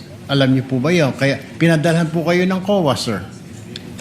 Sir, based on what I can recall po, sir, on the notice of disallowance that was sent to our office, what they required, sir, was that the submission of an intelligence report to support the payment of those rewards. So yun po yung pagkakaintindi ko regarding sa letter. So nakita po ninyo na may problem, sir. May problem. Kaya kayo pinagpapaliwanag. There is an issue po, sir, that we needed There's to an comply. issue. Okay. Panghuli na lamang, Mr. Presiding Officer, one last question. Sir, sino po You may mga proceed. nag-invento at saan galing yung mga alias po na yun? Is that only Colonel La Chica o sa grupo ninyo, sila Chippy McDonald, sila Pusa, Aso, etc. May sila Pagong. Who invented those? Sir, I do not know, sir. Number one, sir, I cannot answer, sir, if invented, sir. But as to the AR, sir, I cannot provide information, sir, because I do not have any participation in the implementation of the confidential activities. Thank you, Mr. Witness. Presiding Officer, thank you, sir. Thank you very much, Senator Judge Erwin Tulfo. Senator Judge Pangilinan is recognized. You have 2 minutes, sir. You may proceed when you're ready. Maraming salamat. Magandang umaga, Ginoong Ortonio. Good morning, sir. Yes. Pwede nyo bang ipaliwanag yung naging proseso, no? Dahil base sa testimonya ni Acosta, ni Ginang Acosta at sa inyo, yung testimonya nyo, from December 2022 to September 2023, a total of 122 million pesos in cash was distributed to perhaps hundreds of informants after doing surveillance work, was given rewards, and they purchased medicines. Tama po? Based on the information that was shared to me by the security officer, That's sir. correct. Yun yung nangyari. Based on the information, sir. Bakit gamot? Would you know? Sir, I would not know, sir, but although based on the information that was shared to me by the security officer, those were parang yun po yung representation or yun daw po yung inilapit ng mga informants or agents that they needed at the time. Bilang reward? Yes, as a Pero form pera of- ang binigay, sabi ninyo, no? Yes, sir. Pero Based- hindi nyo alam kung talagang gamot ang binili. I would Dahil- have no idea, sir, on the implementation, sir. Dahil walang resibo. Acknowledgement receipt meron. Acknowledgement receipt, sir. You were head of the BAC, no? Bids and Awards. Bids and Awards So Committee, familiar ka, pagka regular purchases, dapat may bidding ang medicines. Correct, sir. Di ba? Yes, sir. So, kung yun ang pinaliwanag sa'yo, sa loob ng 9 na buwan, hindi mo ba tinanong o hindi mo ba sinita na dapat pagka medicines, dapat bidding? Kasi ako ang head ng Bids and Awards. Alam ko yan eh. Sir, I was only made aware of the concern regarding the medicines and food supplies, sir, when the AOM, when we received the AOM, which was around October of 2023, sir. So that was parang almost 9 months after the 2022 na implementation for the confidential funds. Okay. So, hindi mo alam kung bakit gamot, no? Sinabi lang sa'yo, no? Pero bilang in charge ng financial services, yun na nga, hindi mo rin talaga alam kung yung 122 million ay gamot ang binili. For that purpose, sir, I would have no personal knowledge, sir. At sa usapin naman nung supplies, sabi, purchase of supplies. Anong supplies yun? Would you know? I do not know of, I'm not familiar, sir, kung ano po yung mga supplies na ni-request. So hindi mo rin po, sir. alam na yung 112 million pesos worth of goods. Anong goods yun? Again, sir, I would have no personal knowledge, sir, on the specifics of the supplies, sir. You know, you have 2 master's degrees. You're a graduate of Ateneo. Would you consider this usual? As far as sa pagkaka... I mean, now that you know, di ba sabi nga nila, hindsight, 2020. Vision is always 2020 in hindsight. So ganitong, para sa surveillance, binigyan ng gamot na 122 million, yung mga informant, sila na lang daw ang bibili ng gamot. Is this usual? In terms of using government funds? And you being a BAC head? Based on my understanding po, sir, at saka sa pagkakaintindi ko po, sir, it went through the process that is allowable by law. So it's usual for you. It's usual. That's just my question. Do you find this usual? And you say yes or no. So you find this process na medicines ang binibigay bilang reward sa mga informant, pero hindi medicines, pera, sila bibili ng medicines, 122 million in a period of 9 months. For you, that's usual. Kung sa pagkakaintindi ko po, sir, and based po sa understanding ko po sa JMC, sir, I would say so, sir. Okay. No further questions at this time, Sir. Thank you. With the permission of the next in line is Senator Judge Tulfo, but with your permission, Honorable Tulfo, thereafter, Senator Villanueva, the Senate President, Senator Rivera, Senator Lacson. The 10 minutes of Attorney May is up.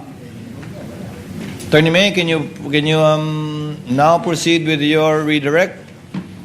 Again, without prejudice, to Attorney Christine asking for a similar time for her recross should she require it. Good morning. Attorney, you may proceed when you're ready. Good morning, Mr. Antonio. Good morning, ma'am. Okay. Kanina, on cross-examination, sinabi mo na sa pagkakaalam mo, hindi required na i-attach ang PFP sa request for confidential funds. Tama ba? Yes po. Okay. Now, may we confront you with Section 3.24 of the Joint Circular 2015-01. Can you kindly read it for the record? And show the witness the JC 2015-01, the relevant provision thereof.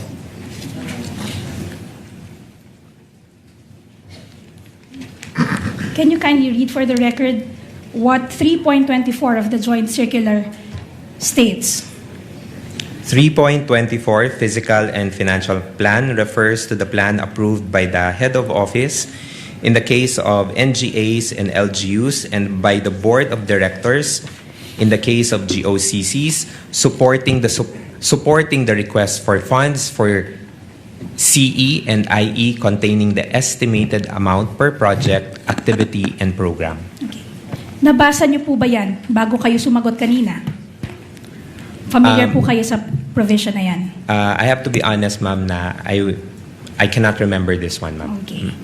Ngayon, hindi rin ikaw ang nagpadala or nag-prepare ng October 22, 2022 letter. Tama ba?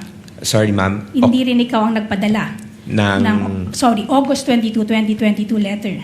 Tama ba? It is through our Yes. usual na routing process, ma'am. And also, sabi mo kahapon, it was the decision of the Vice President to request the confidential funds. Tama ba? Yes, as the head of agency, ma'am, I would understand that she has the authority to request for the said funds, ma'am. And siya rin yung nag-sign off dun sa August 22, 2022 letter. Tama ba? Yes, ma'am. Siya yung pumirma. Tama ba? Yes, ma'am. Okay. So hindi mo hindi mo alam kung paano ininterpret ng Vice Presidente yung provision na iyong binasa. Tama ba? You cannot say with certainty how the Vice President interpreted that provision. Before you answer, Mr. Antonio, yes, Attorney Christine? Witness is incompetent to read the state of mind of the Vice President. That's precisely the point, Your Honor. That's precisely what I'm asking the witness to confirm, that he cannot say with certainty the frame of mind of the Vice President if she was also thinking that the PFP is not required for the request. Applying the rules equally, if he knows, witness may answer. Thank you, Your Honor. Again, ma'am, for the question ulit, ma'am. So hindi mo rin masasabi, you cannot say with certainty na ganyan din ang interpretasyon ng Vice Presidente dun sa provision na binasa mo nang ipinadala ang sulat to the DBM dated August 22, 2022. Tama ba? I cannot, ma'am. But you are sure, you can confirm that the Vice President is a lawyer. Tama ba? Yes, ma'am. She is a lawyer. Sinabi mo rin kanina na yung confidential funds, to your knowledge, hindi lang to ginastos sa regular programs ng good governance. Tama ba? Ma'am, what I meant, ma'am, is that... Sorry, Mr. Tony, let me just clarify. Sinabi mo kanina na to your knowledge, yung confidential funds were not spent on the regular programs under the good governance program. Tama ba? That's correct, ma'am. Yan din yung sinabi mo para sa socio-economic delivery programs. Ang sabi mo, yung confidential funds hindi ginamit sa regular programs ng socio-economic delivery programs ng OVP. Tama ba? That's correct, ma'am. Pero you will confirm na yung sa PFP, hindi naka-indicate na the confidential funds will be used not for the regular programs of the good governance program of the OVP. Tama ba? Walang qualification dun sa PFP. Tama ba? Ang nakalagay lang doon, good governance program. Yes, ma'am. Based on the document that I saw, ma'am, it only indicated the program titles. Okay. Tama. So, hindi naka-indicate doon na gagamitin ang confidential funds para sa programa other than the regular programs under the good governance program. Tama ba? Yes, ma'am. The same is true for the 2023 PFP. Ang nakalagay lamang doon, socio-economic delivery. Walang qualification. Tama ba? Based on the document that was presented, ma'am. Hindi rin sinabi na the confidential funds for 2023 ay gagamitin for programs other than the regular programs of the socio-economic delivery programs of the OVP. Tama ba? Sorry, ma'am. Can you repeat the question, ma'am? Hindi rin sinabi sa PFP for 2023 the confidential funds of the OVP will be used for programs other than the regular programs under the socio-economic delivery program of the OVP. Based on the document, ma'am, it does not specifically indicate. Okay.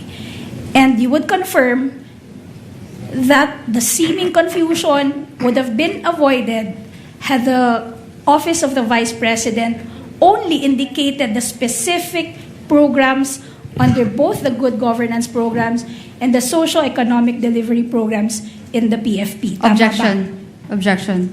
What is the ground? Speculative, Your Honor. Your Honor, again, a question does not be... The witness is smart enough. Mr. Antonio, you may answer if you know. Can you repeat the question, ma'am?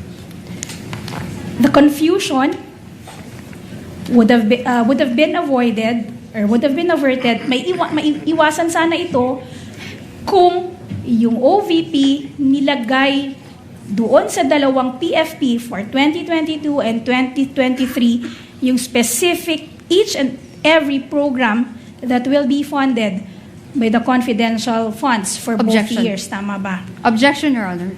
So What's the ready with objection, Attorney Christine? The witness did not say there was a confusion, Your Honor. That was misleading. I didn't say, Your Honor, that this witness mentioned But her question says, so the confusion should have been avoided, Your Honor. The question is misleading. Because, Your Honor, there was an inconsistency, Your Honor. Earlier... She is interpreting and making conclusions out of the answer of the witness, Your Honor. Attorney May, kindly reform. Yes, the witness did not say that he was confused. Okay. Reform, you can get to the same point. Throw another Okay. So, Mr. Ortonio, kung nilagay yung each and every program that will be funded, stinate doon sa dalawang PFP, yung particular programs na paggagamitan ng confidential funds, wala sanang question kung saan ito ginamit. Tama ba? Objection, Your Honor.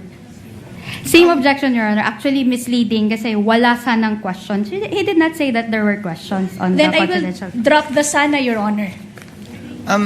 Mr. Ortonio, if I may, counsels, Mr. Ortonio, bakit hindi nilagay doon sa PAP yung particular ng good governance at socio-economic program na hindi ito bahagi doon sa original o regular na budget ng OVP? Sa pagkakaalam mo. Thank you, Your Honor. On the question, sir, on kung bakit hindi nilagay, sir, I would have no personal knowledge, sir, on why, since the document was prepared by our special disbursing officer. Sa paggawa ng sagot sa OEM, sa palagay mo ba kung nilagay niya yon, hindi na masasama sa OEM, sa AOM yon? Based on my understanding, sir, it could have helped, sir, to clarify. Okay. Your witness, counsel? Okay. Mr. Ortonio, yesterday and today, paulit-ulit mong sinasabi na wala kang participation sa disbursement and implementation of the confidential funds. Tama ba? Yes, ma'am. So, hindi mo rin alam kung talagang saan ginamit yung confidential funds, kung anong programa dinisburse ito. Tama ba? Objection. Objection, Your Honor. What is the ground? Not Attorney covered by Christine? the cross. Let's give her sufficient leeway, counsel. This is one of the questions in the minds of the senator judges. Just to clarify, you may answer, Mr. Ortonio. No, I would not have any personal knowledge. So, hindi mo rin alam, based on your personal knowledge, na yung confidential funds ay hindi ginastos sa regular programs under the Good Governance Program. Tama ba? Kasi wala kang, sabi mo, wala kang participation, wala kang personal knowledge kung saan dinisburse yung confidential funds. Tama ba? Based on my understanding, ma'am. Wala ka ring personal knowledge kung paano in-implement ang confidential funds. Tama ba? Yes, ma'am. So, hindi mo rin masasabi, based on your personal knowledge, na yung confidential funds ay ginastos sa mga programa other than the so-called regular programs of the Good Governance Program. Objection, Your Honor. What is the ground, Christine? Misleading, Your Honor. The witness did not say that the confidential funds were spent on the good governance programs of the OVP. That was not the point, Attorney Christine. Witness may answer. If the presiding officer may, Mr. Ortonio, kung wala kang personal na kaalaman kung paano ginastos yung confidential fund, edi wala ka ring personal na kaalaman kung ginastos sa regular na programa ng OVP yung confidential fund. I do not have any personal knowledge, sir, on how the confidential funds was implemented, At all. sir. Kung saan napunta yon, wala kang alam. No, sir. Kung napunta man sa tama o mali, madumi o malinis, wala kang alam. I would have no personal knowledge, sir. Okay. Your Earlier, witness, counsel. tinanong ka din, bakit nag-change yung program, the PPAs, for the 2023 PFP? When I say PPAs, I'm referring to the projects, plans, and activities. Tinanong ka kanina kung bakit yung programs, plans, and activities under the 2023 PPA naging socio-economic delivery program na dati under the 2022 PFP, ito ay good governance program. Tama ba? Yes, ma'am. The Yes. way I understand the Wait. question, ma'am. Wait lang. Ito yung tanong, Mr. Ortonio. Ang sabi mo kanina, nag-change ng PPA sa 2023 PFP para makover ang mas marami pang programa. Tama ba? Ma'am, I'll clarify, ma'am. Wait, Mr. Ortonio, please just answer my question with a yes or no. I answered, ma'am. Your Honor. Let the witness answer, Attorney May. Thank you. I answered the question earlier, ma'am, in the context of why there was a change from good governance to socio-economic delivery in the context of what is reflected in the GAA. So that's how I answered it, ma'am. Okay.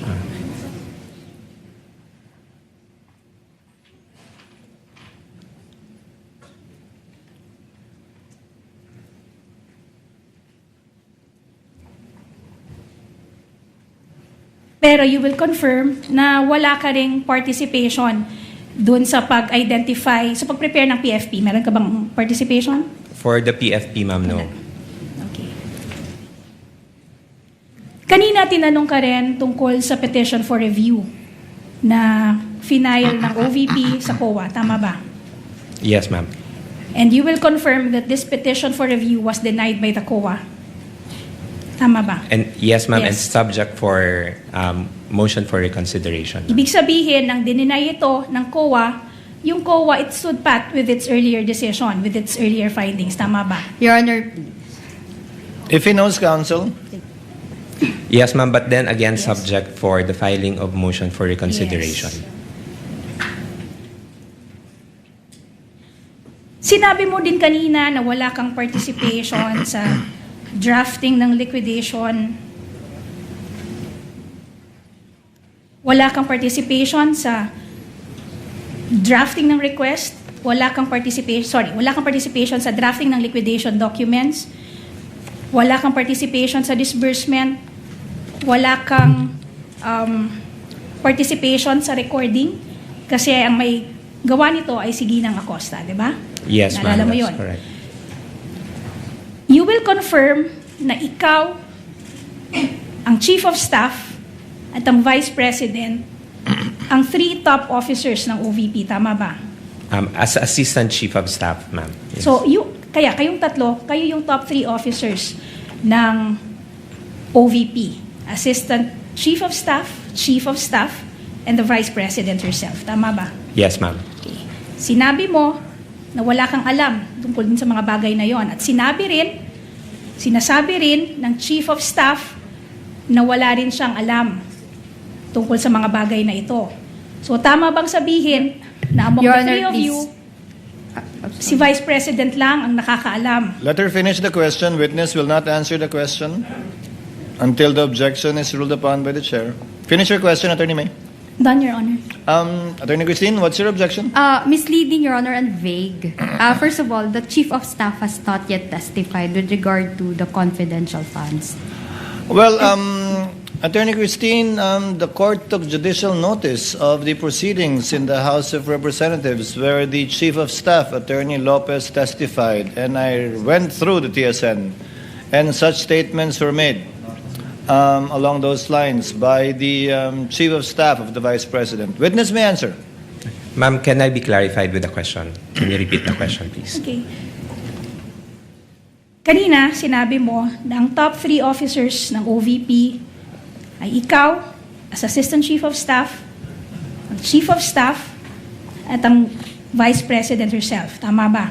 Yes, ma'am. Ngayon, sinabi mo na wala kang alam tungkol sa drafting ng liquidation reports. Tama ba? Wala ka ring alam sa disbursement ng confidential funds. Wala ka ring alam tungkol sa recording relative to the confidential funds. Tama ba? Yes, ma'am.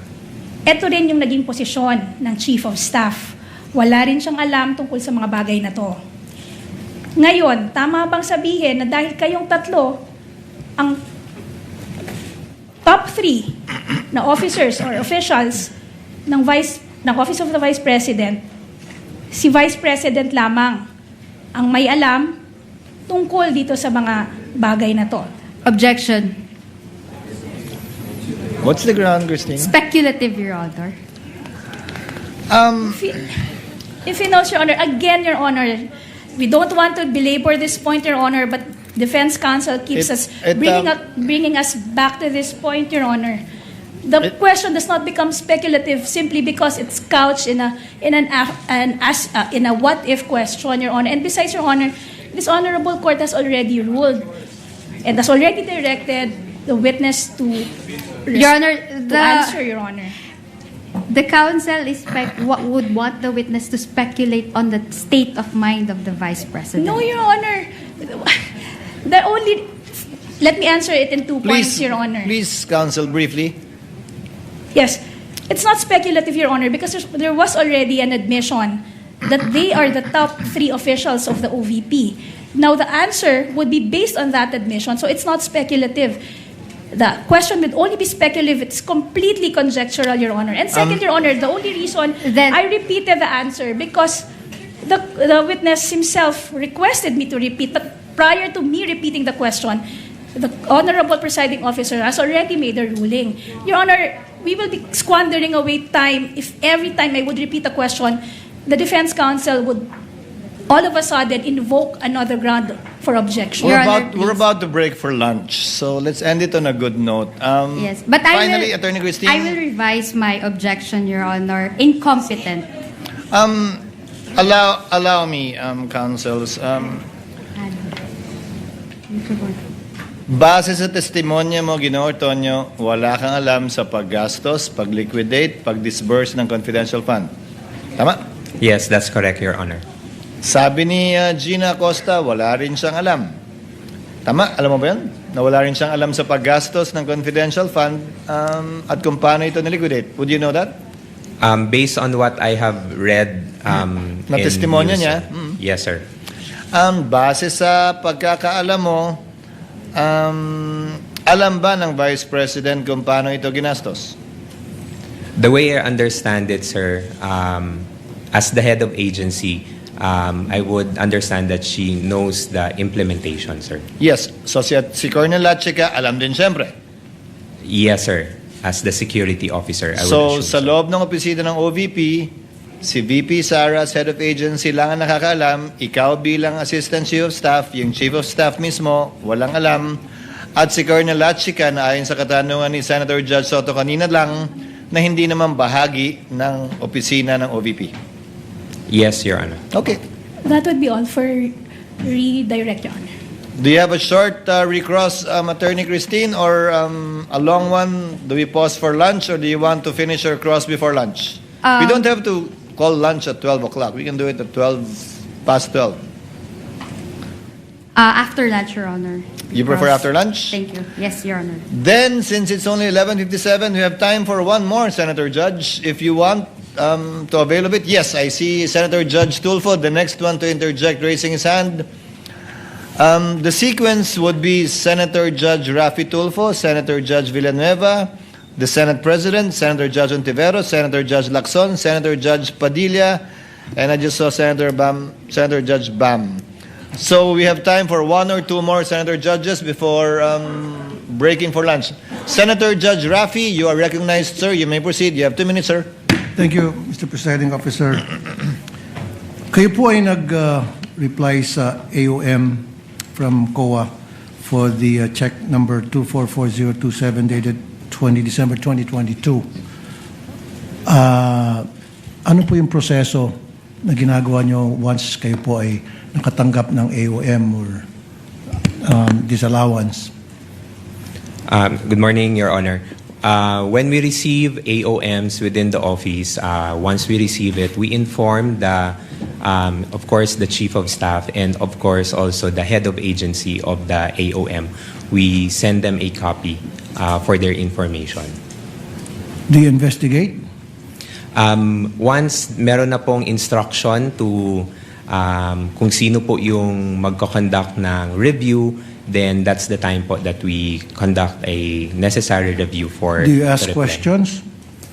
Yes, sir, to the concerned na mga concerned na mga divisions. What questions do you ask, for example? Usually, sir, we ask point per point on what is point per point. Okay. Point per point what is indicated in the AOM, so that we can also address the concerns point by point. Very good. Now, isa sa mga AOM ay observation ng COA, kulang sa mga dokumento. Halimbawa, itong sinabi rito, 170,000, at marami to by the millions. 170,000 for the payment of reward, open and close medicines. Did you not ask, ano ba talaga to? Anong klaseng medicine ang binili? Kasi ang pagkakalam ko, meron kayong pera from confidential funds, binigyan nyo doon sa informant para siya nang bumili ng medisina. Yes, sir. Did you ask kung anong medisina binili para sa medisina bibili ng informant, yung pera? When the time na nag-consult po ako with the security officer, sir, I did not ask anymore on the specifics, but I asked on paano po yung naging process nila in terms of noong pag-release ng funds for the informants or for the agents. Sir, you are a very highly educated person from prestigious schools. Come on, it doesn't make sense. It defies logic. Tatanungin mo dapat, to protect Sara, kasi very close ka kay Sara, teka muna, anong klaseng mga medisina binili? Nasaan yung reseta? Kasi mali mo, baka namin hindi binili ng medisina, baka binili ng drugs, whatever, baka may nagbulsa ng pera. Dapat, yun kasi yung kailangan ng, COA, di ba? Resibo. At the time po, sir, when I consulted with the security officer, sir, I was not able to ask anymore on Why the not? details, sir. It's part of your job. In fact, pumirma ka doon sa pag-reply mo sa AOM. I asked, sir, So, pumirma ka process. nakapikit. Yes, sir. No sir, hindi naman po na nakapikit sir because nagtanong naman po ako sa security officer namin sir on how it was released or implemented on the ground. So kung ano po yung nabigay na information sir, yun po yung nailagay ko sa pag-draft po ng reply to the AOM. Hindi mo rin tinanong bakit pare-pareho yung signature sa different names ayon sa NBI, forensic, tapos pare-pareho yung handwriting sa different names, parang isang tao lang nag-fill up, meron pa nga walang signature at nag-receive ng by the hundreds of thousands each. Sir, you didn't ask? Bakit mo tinanong, hindi mo tinanong, bakit pusa, bakit ito si Pagong, pinagtatawanan tayo ng tao, etc. Why? Did you not ask? Sir, at the time, sir, hindi ko po nakita yung mga acknowledgement receipts, sir. I was only made aware of the acknowledgement receipts, sir, when it was already shown during the HOR na mga hearings, sir. Hindi kasi pag nagtanong ng attachment, then di ba, sabi mo, you ask questions point by point, you investigate, then kinuha mo sa mga dokumento, and then pinakita sa iyo, and then nagtanong ka point by point like you said, and then you are a very educated person, you should have asked a lot of questions to satisfy dun sa request ng COA. Sir, kasi tulad niyan, pusa, Pagong, imposible hindi mo nakita yan. Tapos pare-pare yung pirma sa isang same handwritings para sa napakaraming pangalan at saka iisang pirma sa napakaraming pangalan according to the NBA forensic. You didn't ask? Sir, at that time po, sir, I did not see the acknowledgement receipts. Come on, po, sir. Like I said, napakatalino mong tao sa credentials mo. Dating professor, Ateneo, UP, di ba? And then, now, parang, sorry sir, parang nagmaang-maangang ka. Again, is it blind loyalty? Thank you po. Thank you, Mr. Presiding Officer. Are you going for lunch or the rostrum, Attorney? Senator Judge Joel. Okay. I thought you were headed towards lunch already. Senator Judge Villanueva, as the last Senator Judge to interject before we break for lunch. You have 2 minutes, sir. You may proceed.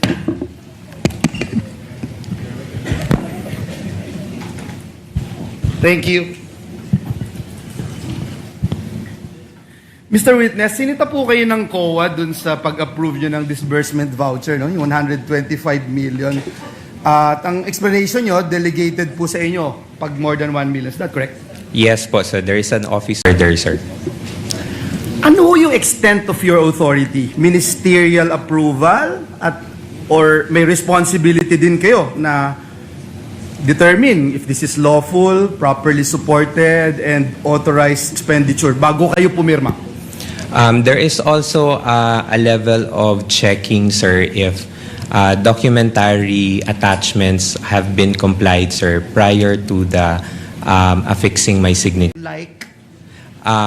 Kung sa mga disbursement vouchers, sir, dapat merong mga supporting documents on the reasons for the request po, sir. Like? One of which, sir, say for example, there is an activity design, sir, which indicates kung ano yung mga activities to be done and the expenses for those activities. Okay, nung winidraw po yung salapi, 125 million, sabi po ni Ms. Acosta, you accompanied her. Alam niyo po na after nung winidraw yung salapi, diretso po pinlace ito sa custody ni Colonel Lachica. Alam niyo po yan? At the time, sir, I did not know, sir, kung ano yung arrangement nila ni Ms. Gina Acosta, sir. I just accompanied her to the bank, sir, as per her request. So you have no knowledge? I have no knowledge po, sir. You're the disbursement officer. You don't have any knowledge, so wala ding written authority, no? Anyway, dun po sa testimony ni Ms. Acosta, sabi po niya, si Colonel Lachica was not bonded, yet the confidential funds were released to him because he was supposedly na siya yung mag-implement ng activities on the ground. As Assistant Chief of Staff, as disbursement voucher signatory, officially approving the DVs. Aware po ba kayo dito sa ganitong arrangement? I had no personal knowledge po, sir, on that arrangement, sir. Kasi kung ganun, parang sinasabi nyo na parang ministerial duty lang po yung sa inyo. Although kanina sabi nyo, hindi po. Kasi why would you allow that, no? Then, next question, Asek, kayo po mismo yung pumipirma dun sa November 30, 2023 OVP response to COA stating that all transactions involving the 125 million pesos were valid, proper, and regular, and explaining that the 40 million medical and food aid was given to persons conducting nationwide surveillance operations. Bago po ninyo ginawa, may factual representation po ba kayo sa COA? Ano po yung inyong ginawa, yung personal po ninyo na verify bago niyo po ito ginawa? Sorry, sir. The question again, sir. Just to be clarified lang, sir. Ulitin ko po yung question. Nung nag-respond po kayo dun sa COA that all transactions involving the 125 million were valid, proper, and regular, in-explain nyo din po yung 40 million medical and food aid was given to persons conducting nationwide surveillance operations. Bago po ninyo ito ginawa, yung factual representation po na iyon sa Commission on Audit, ano po yung inyong personal na ginawa to verify all of this? I consulted po yung our security officer on how the implementation was done on the field, sir. And what was relayed to me, sir, yun po yung nilagay ko sa draft for the reply, Ano sir. po yung hiningi nyo? Information, sir, on how it was implemented, sir. So I asked if I can remember it right, sir, because it was quite a long time ago, sir.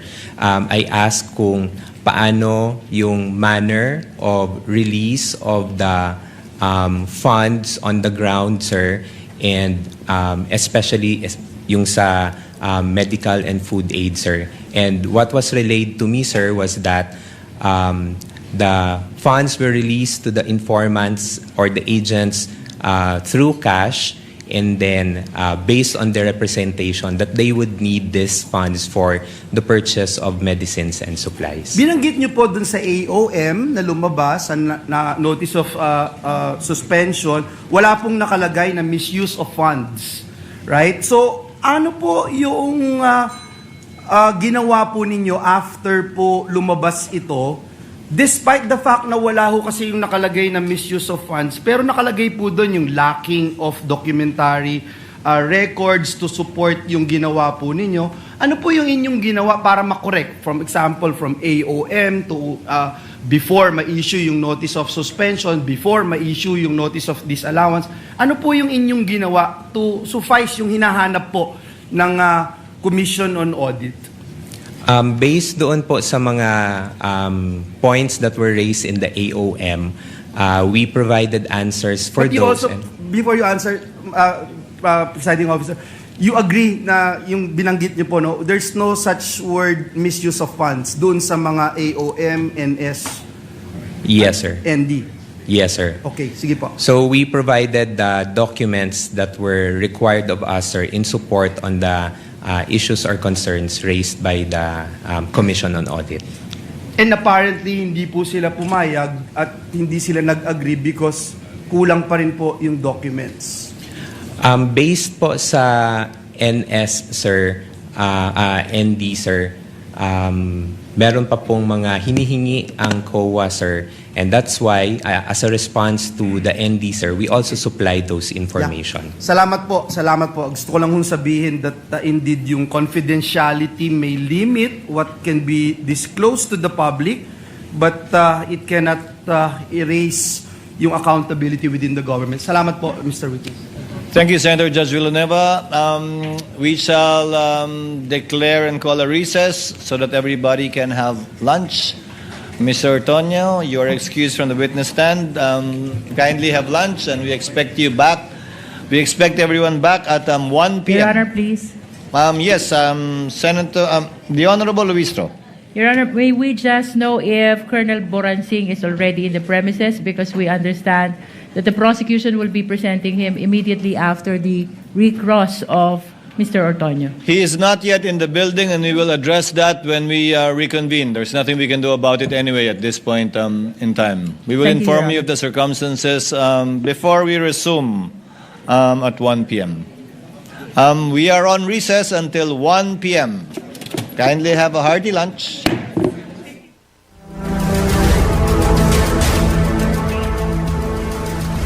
Magandang tanghali, Pilipinas. Nakatutok po kayo sa Ang Paglilitis. Ako po si Jing Magsaysay.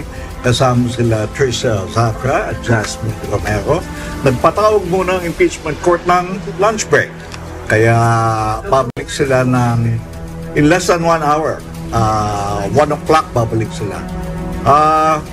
Si Lemuel Ortonio sa naging cross sa kanya, ang lumalabas, wala siyang alam kung dun sa mga nangyayari dun sa confidential funds. Particular na telling dito, Giga, tsaka Trisha, yung siya being, well, inamin niya eventually na siya ay naging opisyal ng Bids and Awards Committee. Tapos eventually, inamin din niya na pagdating sa disbursement ng confidential funds, ano yung mga proyektong gagawin, saan to napunta, ano yung mga programa, pagdating doon, at the end of the day, being even if he was a PAC officer, wala siyang alam. Bukod nga sa pagpunto kanina, naging chair siya ng Bids and Awards Committee, andyan din yung ipinunto na mataas yung kanyang pinag-aralan. Hindi ba? Hindi siya basta-basta. Isa siyang assistant secretary, isa siyang assistant chief of staff. Siya ang pumipirma ng mga check na nagkakahalaga ng higit sa 1 milyong piso sa ahensya nila. No? Siya rin yung naghanda, nag-prepare ng mga dokumento para mag-request ng budget sa DBM. Siya rin ang nag-draft at sumasagot ng mga AOM, Audit Observation Memo, Notice of Suspension ng COA. Pero sa huli, ang kanyang nalalaman sa confidential fund, base rin sa kanyang testimonya sa pagtatanong niya, ay nalaman din daw niya sa kanilang security officer na si Colonel Raymond Lachican kung paano ginastos yung mga pondo pagdating sa gamot, supplies, kaya wala itong resibo ay dahil ang gumastos ng pondo ay si Colonel Lachican. Babalikan natin yung ating usapan, Jasmine, Jing, at habang naka-break nga ang paglilitis, kumuha muna tayo ng latest update mula sa Senado.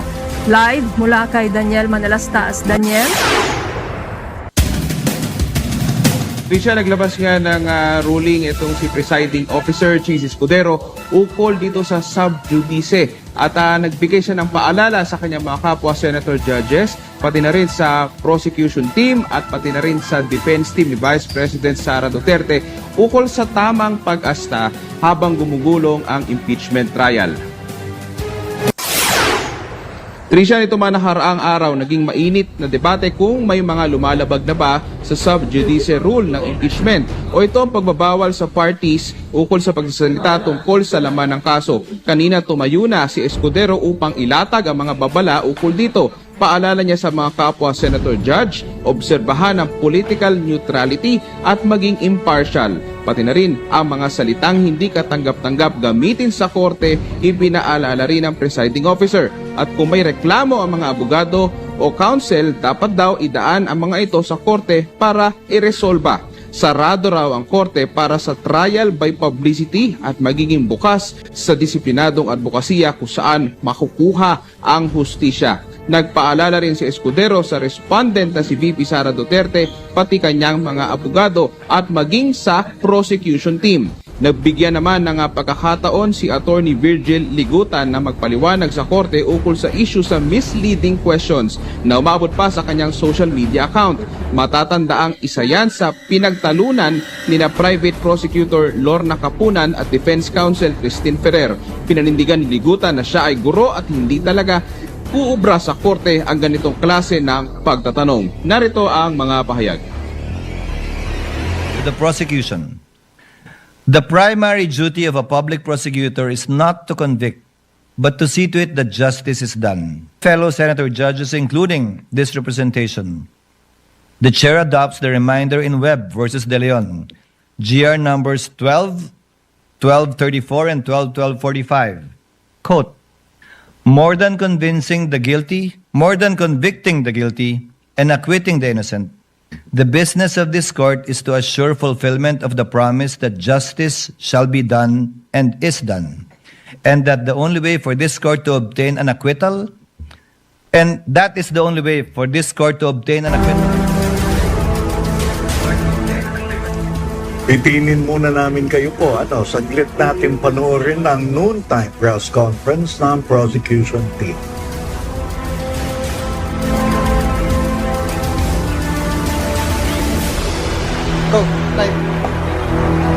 Magandang tanghali po sa ating lahat. Welcome po sa bagong talakayan ng ating mga House Prosecution Panel para po sa pagpapatuloy ng impeachment trial ni Vice President Sara Duterte. Pero bago po magsimula yan, para mabigyan tayo ng magandang konteksto sa ating talakayan, panoorin muna natin ang isang maikling video. Play video please. Kaba ng bayan, binawasan, mamamayan, nawalan. Or talaga namang ito ay isa lamang scam. Ang utos nagmula mismo sa Bise Presidente. But you will agree with me, this whole confidential funds matter, ang arkitekto at mastermind nito ay si Vice President Sara Duterte. Sama rin bang sabihin na ultimately, ang nag-decide kung magkano ang hihilingin na confidential funds from the DBM ay si Vice President Sara Duterte. Tama ba? Yes, the determination for the amount Thank you, is Mr. Orton. in the discretion of the Vice President. Yes, thank you. Mismo ang Assistant Chief of Staff ng OVP ang nagsabing ang nasa sentro ng transaksyon ay ang Bise Presidente. 250 million pesos inilaan para raw sa good governance. Ngunit ang suriin, walang item na nakalista. Scam ba ito? At ang pinagkatiwalaan ng pondo, kaduda-duda. Dahil naitalaga lang sa posisyon matapos hilingin ang confidential funds. You mentioned Group Commander of the SPG, but you will confirm, Mr. Ortonio, kukumpirmahin nyo na noong Agosto 22, 2022, hindi pa na itatalaga si Colonel Lachica bilang security officer ng OVP. Tama ba? Yes, that's correct. He started September. Yes, in fact, he started only on September 1, 2022. Tama ba? Yes, based on documents. 11 days. Ganito kabilis inubos ang pondo ng taong bayan. Dahilan upang makaiwas sa proseso ng batas. Tamang gawain ba ito ng isang public official? Kung hindi na-report o nagastos yung 125 million pagsapit ng December 31, 2022, bahagi o buo nito ay babalik sana sa Treasury. Tama ba? Yes. Yes. Paikutin man ang sagot, ibahin man ang testimonya, sa huli, lalabas din kung sino ang tunay na mastermind. But you will agree with me, this whole confidential funds matter, ang arkitekto at mastermind nito ay si Vice President Sara Duterte. Lahat ng bagay kaugnay sa confidential fund ay una, nalalaman ng ikalawang Pangulo. Pangalawa, inotorisa niya base sa mga pirma niya sa iba't ibang dokumento. At pangatlo, ay nasa ilalim ng kanyang supervision bilang head of agency. Based on my understanding, sir, and based on what I know, sir, yes, the Vice President knows. Ang pera ng taong bayan, pinaghirapan. Dapat maayos ang pinaglalaanan. Iginagalang, inirerespeto, kahit sino man ang nasa pwesto. Dahil confidential man ang pondo, ang pananagutan ay sa publiko.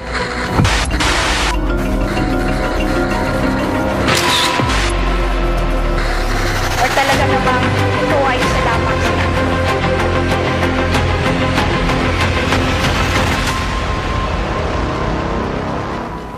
Magpapatuloy po ang ating press briefing, pero let's pause for a brief while our guests settle down.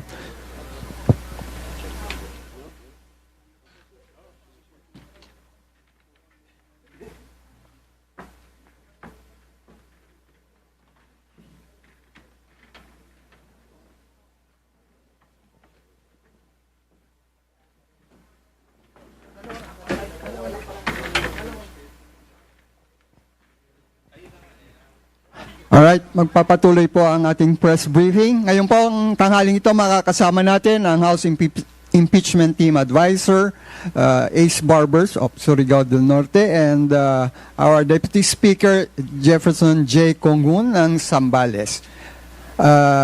Bigyan muna natin ng pagkakataon siguro si Kong Ace para makapagbigay ng paungunang pananalita. Ito, maiksi lang ito na opening statement kasi alam ko gutom na kayo at gusto nyo mag-lunch. Isa lang ang aming nakita dito. Template ang sagot ni Gina Acosta, template din ang sagot ni Ortonio. Alright. So, para po may gustong sabihin si Kong J, si DSJ. Anyway, tanggapin na po natin ating mga katanungan. Let's give our floor to Marian.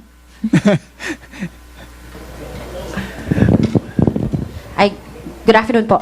Kung kanina nagbigay po ng ruling itong si Presiding Officer Chis Escudero, ilan po sa mga statements na sinita, mostly galing sa PROSEC, ano?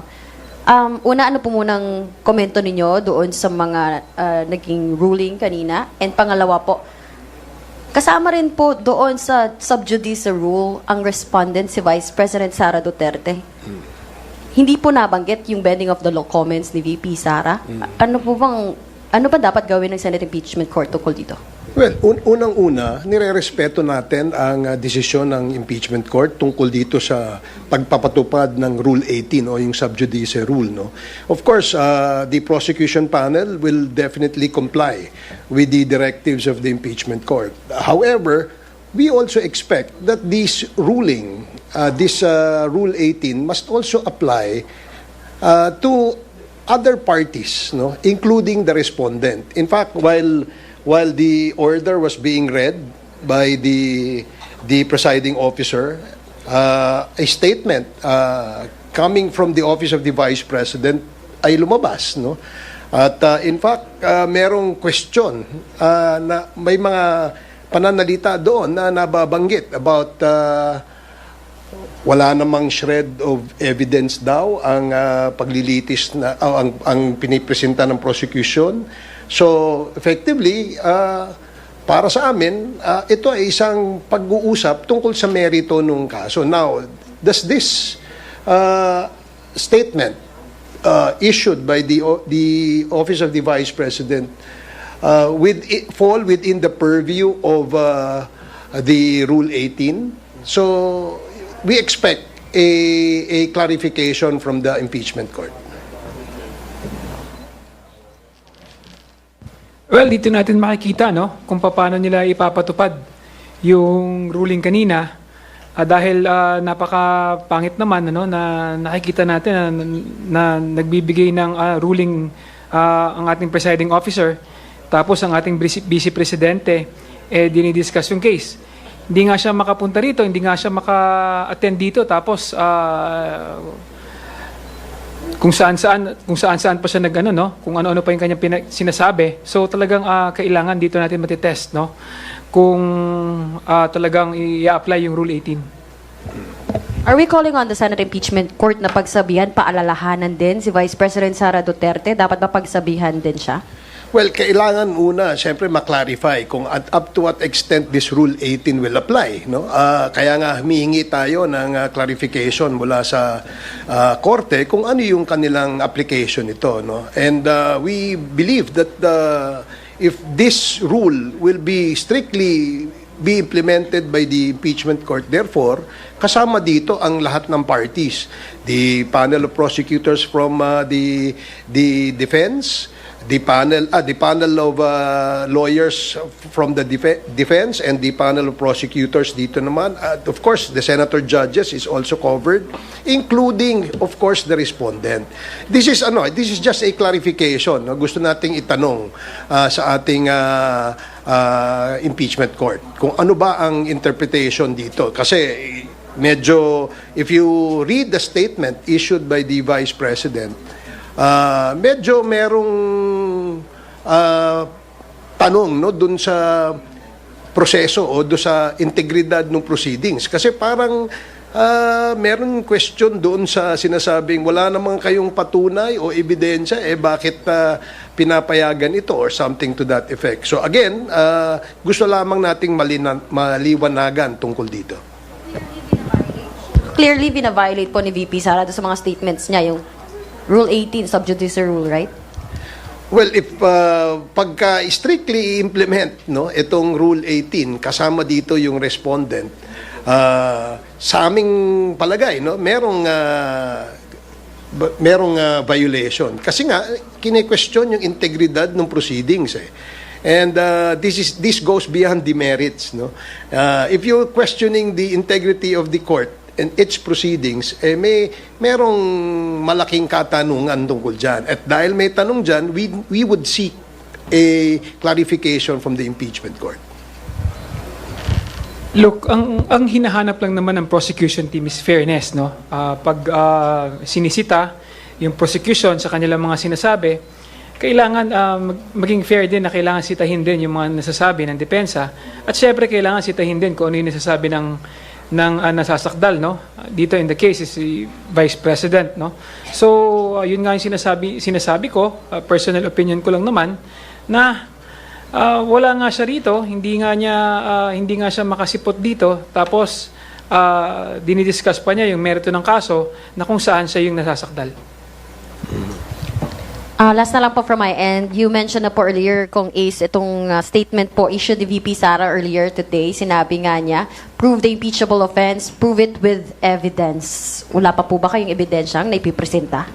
Well, sa aming paniniwala sa prosecution panel ay nailatag namin yung mga nararapat na makitang ebidensya at madinig na ebidensya ng ating mga senator judges. And there are still several witnesses and documentary evidence that we will present as the trial moves forward. Pero sa ngayon, sinasabi natin, ang nakita na ebidensya, mga documentary evidence na pinisenta ng prosecution panel, siguro sa paniwala ng marami, lalong-lalo na sa paniwala ng prosecution panel, ito ay matibay na mga ebidensya na aming inilalatag. Malinaw sa inilalatag ng prosecution kasama ng mga witnesses na talagang itinuturo ng ebidensya na ang mayroong kinalaman, lalong-lalo na sa pag-utos, sa pagsasagawa at talagang ang punot dulo ng pag-disburse ng confidential fund ay ang Bise Presidente. So nakikita 'yon at talagang maliwanag naman sa sinasabi ng mga witnesses. In other words, yung aming inilatag na mga ebidensya supports the allegation in this article. So, meron pang mga witnesses na naka-line up at mga ebidensyang maaaring ipakita at ipadinig sa ating mga senator judges sa darating na mga araw. Last na lang po pala, sorry. May sinabi po siya dito, yung prosecutors daw po should be confident in the strength of the case. They should not be fishing for evidence during the trial or desperately trying to turn something they wish to be true into a wild story of alleged wrongdoing. Yun nga that statement of, say, fishing for evidence, isn't that already a discussion of the merits or perhaps a question being raised against the integrity of the impeachment court? So, ano ba yan? Saklaw ba yan nung sinasabing Rule 18? Kaya gusto natin na magkaroon ng clarification ng ating impeachment court tungkol dyan. Of course, whatever decisions that the court may arise to, kami naman ay magsusunod at magko-comply dito.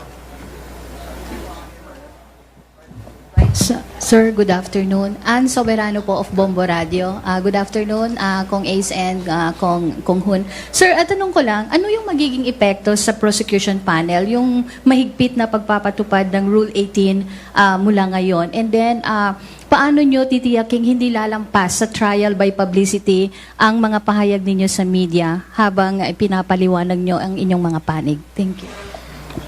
Malinaw naman doon sa ruling ng ating presiding officer na ang saklaw dito ay yung mga abogado sa bawat panig, yung senator judges at syempre kasama dyan yung respondent. So sila naman ay may limitasyon sa pagdi-discuss o pagsasalaysay outside of the court tungkol dito sa merito ng kaso. Pero sa mga itinalagang spokesperson, kagaya ni Deputy Speaker Jay Kung-hun, pwede ho nating i-maximize yung pagkakataon nang sa ganun maka-communicate tayo ng tama sa ating mga kababayan.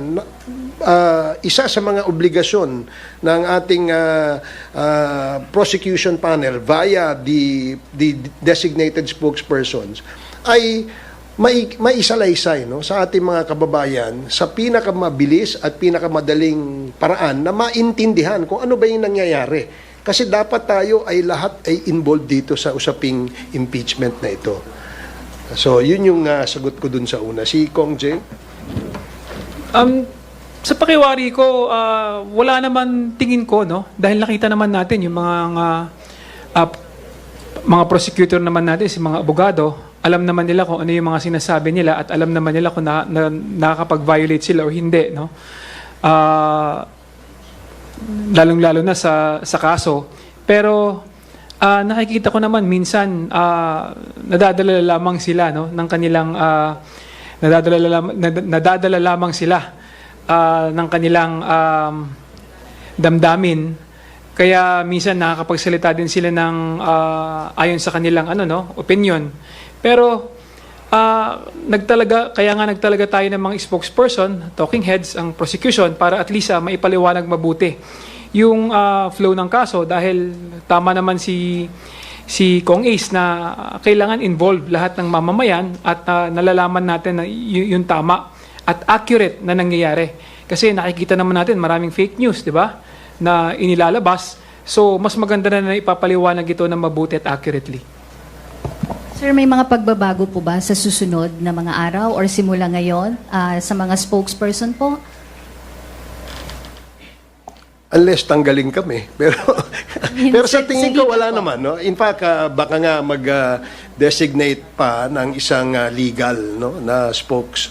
Hopefully, pinag-uusapan pa rin naman ito. No? Kung meron mang pagbabago, siguro you expect a lot of statements that will be coming from the spokes now, no?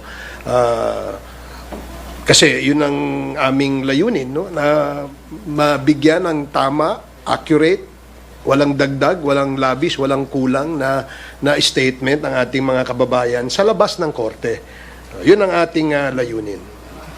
Siguro kung may pagbabago man, mas magiging aware, no, yung ating mga prosecution dun sa ruling ng ating presiding officer, at talagang susunod naman yung ating prosecution team kung ano yung pinag-uutos ng ating korte. Sir, last na lang po sa akin. Reaksyon na lang po sa paalala ni Presiding Officer Escudero na dapat ebidensya at hindi public outrage ang magiging batayan ng impeachment trial. From the beginning, yun naman talaga ang pilit na ginagawa ng ating prosecution, no? Na maglatag ng ebidensya, makita ang ebidensya, maipaliwanag sa ating mga kababayan ang nilalaman nitong mga ebidensyang ito. Dahil ang ating misyon, ang ating pagdating ng araw sa paghukom, ika nga, dapat base ito sa ebidensya. Hindi ito base sa ingay, no, sa labas ng korte o yung kung ano man yung nakaka-impluwensya sa atin ng mga senator judges. Again, we will stick to the mission of the prosecution to present a clear wave of evidence. Second, manawagan sa ating senator judges na matimbang nila, no, yung bigat ng mga ebidensyang ipipresenta ng bawat panig. Hindi lamang yung prosecution, pati yung defense. Kasi pag sila dumating na sa punto na gagawa ng desisyon, kailangan matimbang nilang mabuti kung sino o ano ang mas mabigat na ebidensya. So again, yun ang ating objective, no? Ipakita, ipadinig ang ating mga ebidensya nang sa ganon, merong legal na basihan at tamang basihan sa pagdating ng araw na magbibigay ng desisyon o magre-render ng desisyon ng ating impeachment court senator judges. Tama tama naman yung sinabi ni Kong Is, no? Ang prosecution kasi, ebidensya yung kanilang pinagbabasihan, hindi nakikinig sa mga marites, no? Dahil ang pinaka-importante dito, lumabas talaga yung kung sino may kasala at sino talaga yung may responsibilidad, lalong-lalo na sa nag-utos sa paggamit, ng maling paggamit ng confidential fund ng Department of Education at Office of the Vice President. Salamat, Ann. Ang magtatanong naman po si Haji. Go ahead. Magandang hapon po, Haji Kamin yun ng Brigada News FM Manila. Although the ruling still needs to be clarified according to you, Kong Ace, but given the personality of the Vice President, do you expect her to behave or to comply with the ruling? Lalo na po, sabi nga po ni Kong J, hindi nga nagpupunta po dito. At yun pong mga statements po niya ay sinasabi niya whether sa labas po ng bansa or whether sa Davao City or kung nasaan man po siya. Ever since naman, hindi siya nagbe-behave eh. Diba? Nakita niyo naman kung paano yung asal niya sa labas, no? So talagang hindi natin in-expect na ang Bise Presidente susunod sa utos ng korte. Hindi nga nagpapakita eh. Kaya ang ating panawagan sa ating impeachment court na sana merong equal application itong rule na ito, no? Hindi mo natin sinasabi na walang equal application, but that is what we want to be clarified on, no? Nung nilabas yung desisyon na yan at yung striktong pagpapatupad nitong rule na ito, gusto naming itanong, does this apply including to the statements issued by the Vice President? So yun ang hintayin namin kung ano man yung magiging tugon ng ating impeachment court tungkol dito. And of course, we will respect that. Okay. Since hindi naman po kayo sakop ng subjudice, Kong J at Kong Ace. Kanina na sabi nga po ni Lemuel Ortonio na sa palagay niya, usual naman daw po yung binibigay yung pera doon sa informants, tapos sila na po yung bibili nung kinakailangan po nila, like gamot, like tables and chairs kung kailangan man po ng mga informants at saka pagkain. But for you, do you find it disturbing? Do you find it, ano pong feeling po ninyo doon na sabi nga po niya, sa experience niya, mukhang usual naman daw po yung ganoon na gawain? Well, para sa akin, hindi usual yung 200,000, 150,000, 170,000, ganun-ganun mo lang ibibigay at sasabihin, para sa gamot. Diba? In fact, kung sususugan ko yung tanong ni ni Senator Tulfo, dapat merong na-produce, ano bang sakit yung, buti kung biogesic lang yung pinabili sa iyo binigyan ka ng 150,000, 250,000 and yet sasabihin mo, binili ko ng gamot. First question, kaya nga hindi sa akin, hindi usual yun Diba? It doesn't add up na ganun yung tingin mo dyan sa paggastos niyan and sasabihin mo, usual yun. No? Ibig bang sabihin, itong mga perang ipinamigay na pambili ng gamot, totoo bang binili kaya ng gamot? Kung totoong binili ng gamot, anong klaseng gamot yan? Napakamahal naman na gamot yan. Number 2, nasa na resibo niyan? Not one or a single official receipt was provided when they submitted their liquidation reports to the Commission on Audit. So kaya nga malaki yung tanong. It's a big question mark. Sa akin, hindi usual yun. Nakita naman natin na merong kakaiba sa mga pangyayari. Kumbaga, hindi ito yung normal na ginagawa, lalong-lalo na patungkol sa pag-disburse ng pera ng ating pamahalaan.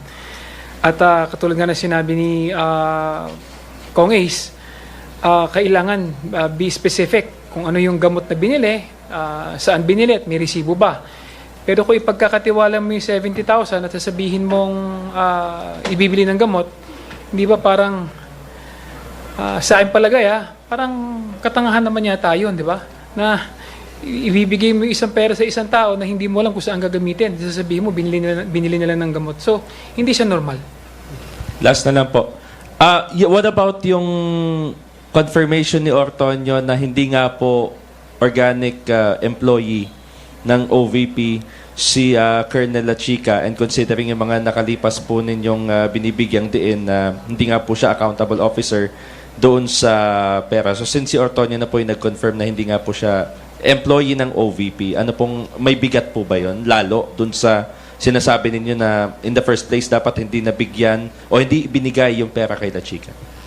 Well, yung testimonya ni Ortonio makakadagdag bigat no doon sa unang testimonya ni Acosta saying na ibinigay niya kay Colonel Lachica na alam natin at alam ng lahat na siya ay hindi bonded, hindi siya special disbursing officer at wala siya dapat kinalaman sa paggamit nitong pondong ito because ang sinabi ni Ortonio hindi siya organic.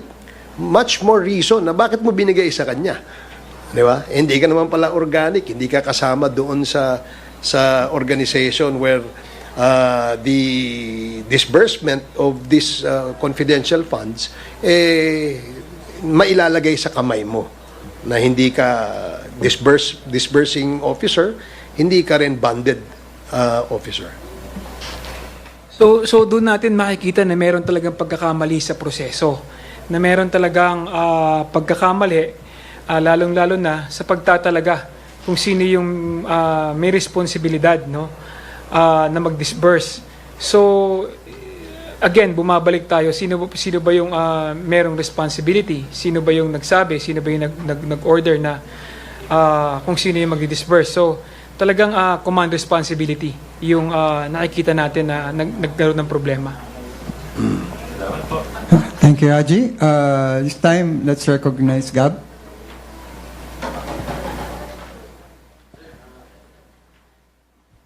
Hello po. Sir, good afternoon. Regarding lang po dun sa, follow-up lang din dun sa ano ni Ortonio, dun sa sagot niya kay Senator Judge Kiko Pangilinan, sinabi niya na, he was not aware that the OVP's confidential funds from, yung 122 million from December 22 to September 2023, part of that, yung 22 million was used to buy medicines. Nalaman niya lang daw po after mag-release ng AOM yung COA.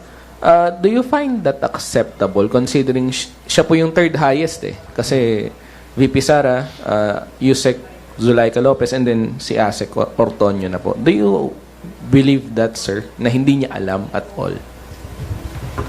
Well, yun nga no? Isang malaking tanong, no? Na lagi niya lang dinedepensa ay wala kaming kinalaman dun sa paggamit niyang pondong yan because it was turned over to the security officer, no? Pero tama yung tanong ni Senator Tulfo doon, no? Ang ibig mo bang sabihin, you will just take it hook, line, and sinker kung ano yung sinabi na pinaggamitan nito, maniniwala na kayo? Hindi ba kayo nagtanong man lang na ganito 122 million worth of medicines ang pinaggamitan nitong perang ito? Ito bang pinaggamitan sa confidential funds na ito dumaan ba ito sa tamang proseso ng kasi nga I remember tinanong siya na siya ang dating membro ng BAC o siya ang head ng Bids and Awards Committee kasi alam naman niya that every single centavo spent in the government funds must be accompanied by a receipt, a disbursement voucher, etc., etc. Kaya nga inamin niya na siya ang pumipirma. Pero pagdating dun sa pag-liquidate, parang blind siya, no? Which I think is not normal, which I think is not usual. Kaya sumasang-ayon ako sa punto na nire-raise ni Senator Tulfo tungkol doon.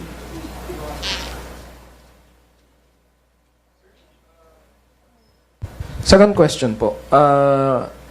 Kanina kasi, sir, I was kind of expecting the prosecution to, after nung nagbigay ng ruling si Presiding Officer Escudero, parang may katulad ko at may mga iba na nag-expect na sasagutin ng prosecution yung ruling by asking the court kung bakit hindi nabanggit yung mga ibang instances or mga utterances ni VP Sara Duterte. which leads me to the question na bakit po hindi ni-raise ulit ng prosecution yung mga ganong statements? Considering na parang mas mabigat yung mga sinasabi ni VP Sara dahil touching on the credibility of the court, not just the merits but the credibility of the court itself and the proceedings. Well, nakapag-desisyon naman ang impeachment court, no? At sinabi na malinaw na sinabi ng ating presiding officer na ipapatupad nila ng mahigpit, no, itong rule na ito, no.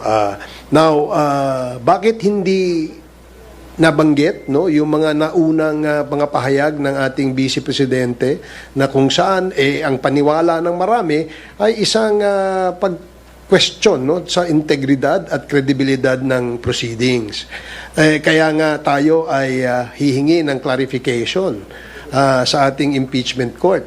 Ang tanong natin, ito bang Rule 18 na to must equally be applied to all the parties, including the respondent, di ba? So that is what we want to hear from the impeachment court. Ito hindi to pagtatanong lamang ito, hindi ibig sabihin na hindi tayo tutupad o susunod sa kagustuhan o direktiba ng ating korte. We will follow that to the letter at syempre we will comply kung ano man yung desisyon na kailangan gawin ng korte tungkol dito sa isyung ito. Tingin ko kailangan dito masusubukan, no, kung talagang may papatupad, no, yung section 18 na ruling ng ating presiding officer, dahil nakita naman natin na habang nagsasalita siya about sa tinatalakay kanina, no, at nag-post ang ating Bise Presidente ng statement. So sa aking opinion parang ito ay may direktang paghamon, no, na talagang sa katatagan para ipatupad ng ng impeachment court yung kanilang ruling.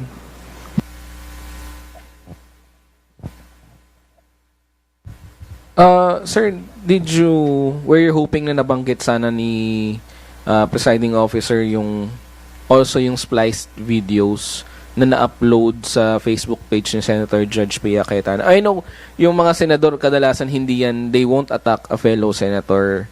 Pero we're hoping na it was specifically mentioned. Although may reminder sa mga senator judge, pero we're hoping that hindi lang prosecution and defense statements yung nabanggit or quotes yung nabanggit during the trial.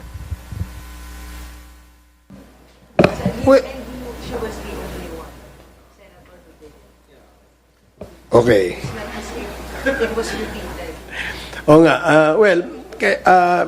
In fact, when the presiding officer read the decision, his ruling, no, on the issue of sub judice, emphasizing on rule number 18, hindi naman namin na in-expect na iisa-isahin, no, yung mga alleged violations committed by either of the parties, no, dito sa usapin ng sub judice. So when the presiding officer was reading his ruling, tuloy-tuloy at kami naman ay nakikinig at we took down notes as to ano ba yung mahigpit na ipatutupad ngayon, mula ngayon, no, henceforth, sabi nga. So that's why we are now in a position that I think we would ask for clarification. Ito bang ruling na ito will apply, no, sa dalawang panel, yung defense at saka yung prosecution, yung senator judges that could have violated this rule, and including the respondent. So we will have to wait, no, kung ano yung magiging desisyon o clarification na ibibigay ng ating impeachment court tungkol dyan. May tatayo na prosecutor sa court to ask that? Or letter ba? We have not discussed that yet in the prosecution. Wala namang ganong usapan at the moment. But if it is necessary, I am certain that the prosecution panel will do its action on this issue. Ika, bumababayo po ang ko eh. Bigat ako. Kong Barbers, a follow-up doon sa tanong ni Mean. Kasi, and Gab, hindi ba, dapat narinig din natin doon sa rules kanina na binasa that the Senate should set an example. Kasi sabi nga ni Alianesca, isa lang naman yung kaso. 'Di ba? Isang senator lang and not more, wala sa more than one ang gumawa noon. Dapat they should set an example. Ano ang nangyari? Meron bang investigation doon sa splicing of tape ni Senator Pia Cayetano? Sa puntong yan, hindi namin alam kung merong investigation na ginagawa. But what we are aware of is that merong grupo outside of the court na nag-file ng ethics complaint against a certain senator judge, no? Dahil nga merong violation na nakita sila, no, na hindi dapat ginagawa daw, no, ng senator judge na to. Kaya nga nung binabasa yon, ako personally, I was expecting that malinaw na malinaw yung ruling at ito ay hindi mag-iiwan ng malaking tanong, no, sa ating mga parties na concerned, including hindi mag-iiwan ng tanong sa ating mga kababayan na ito bang ruling na ito will apply to everybody.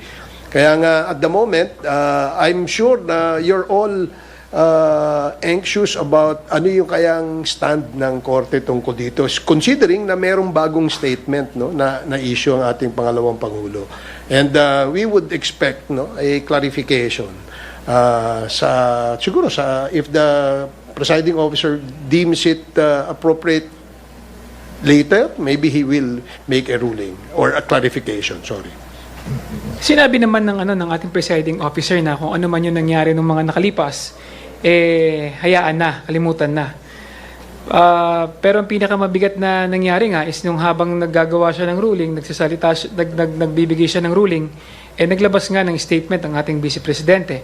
So tingin ko, saklaw na ng panibagong utos ng korte yung statement kanina na inilabas ng ating Vice Presidente. So magiging litmus test yan, no, kung talagang paano ipatutupad ng ating impeachment court yung kanilang kautusan.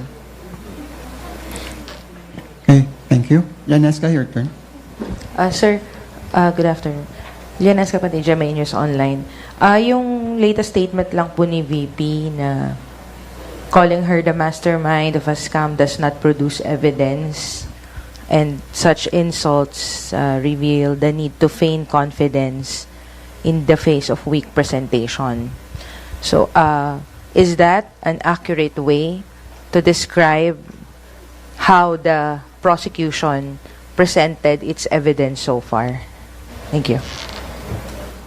Well, in fairness kay inamin naman ni Attorney May kahapon na out of her zeal and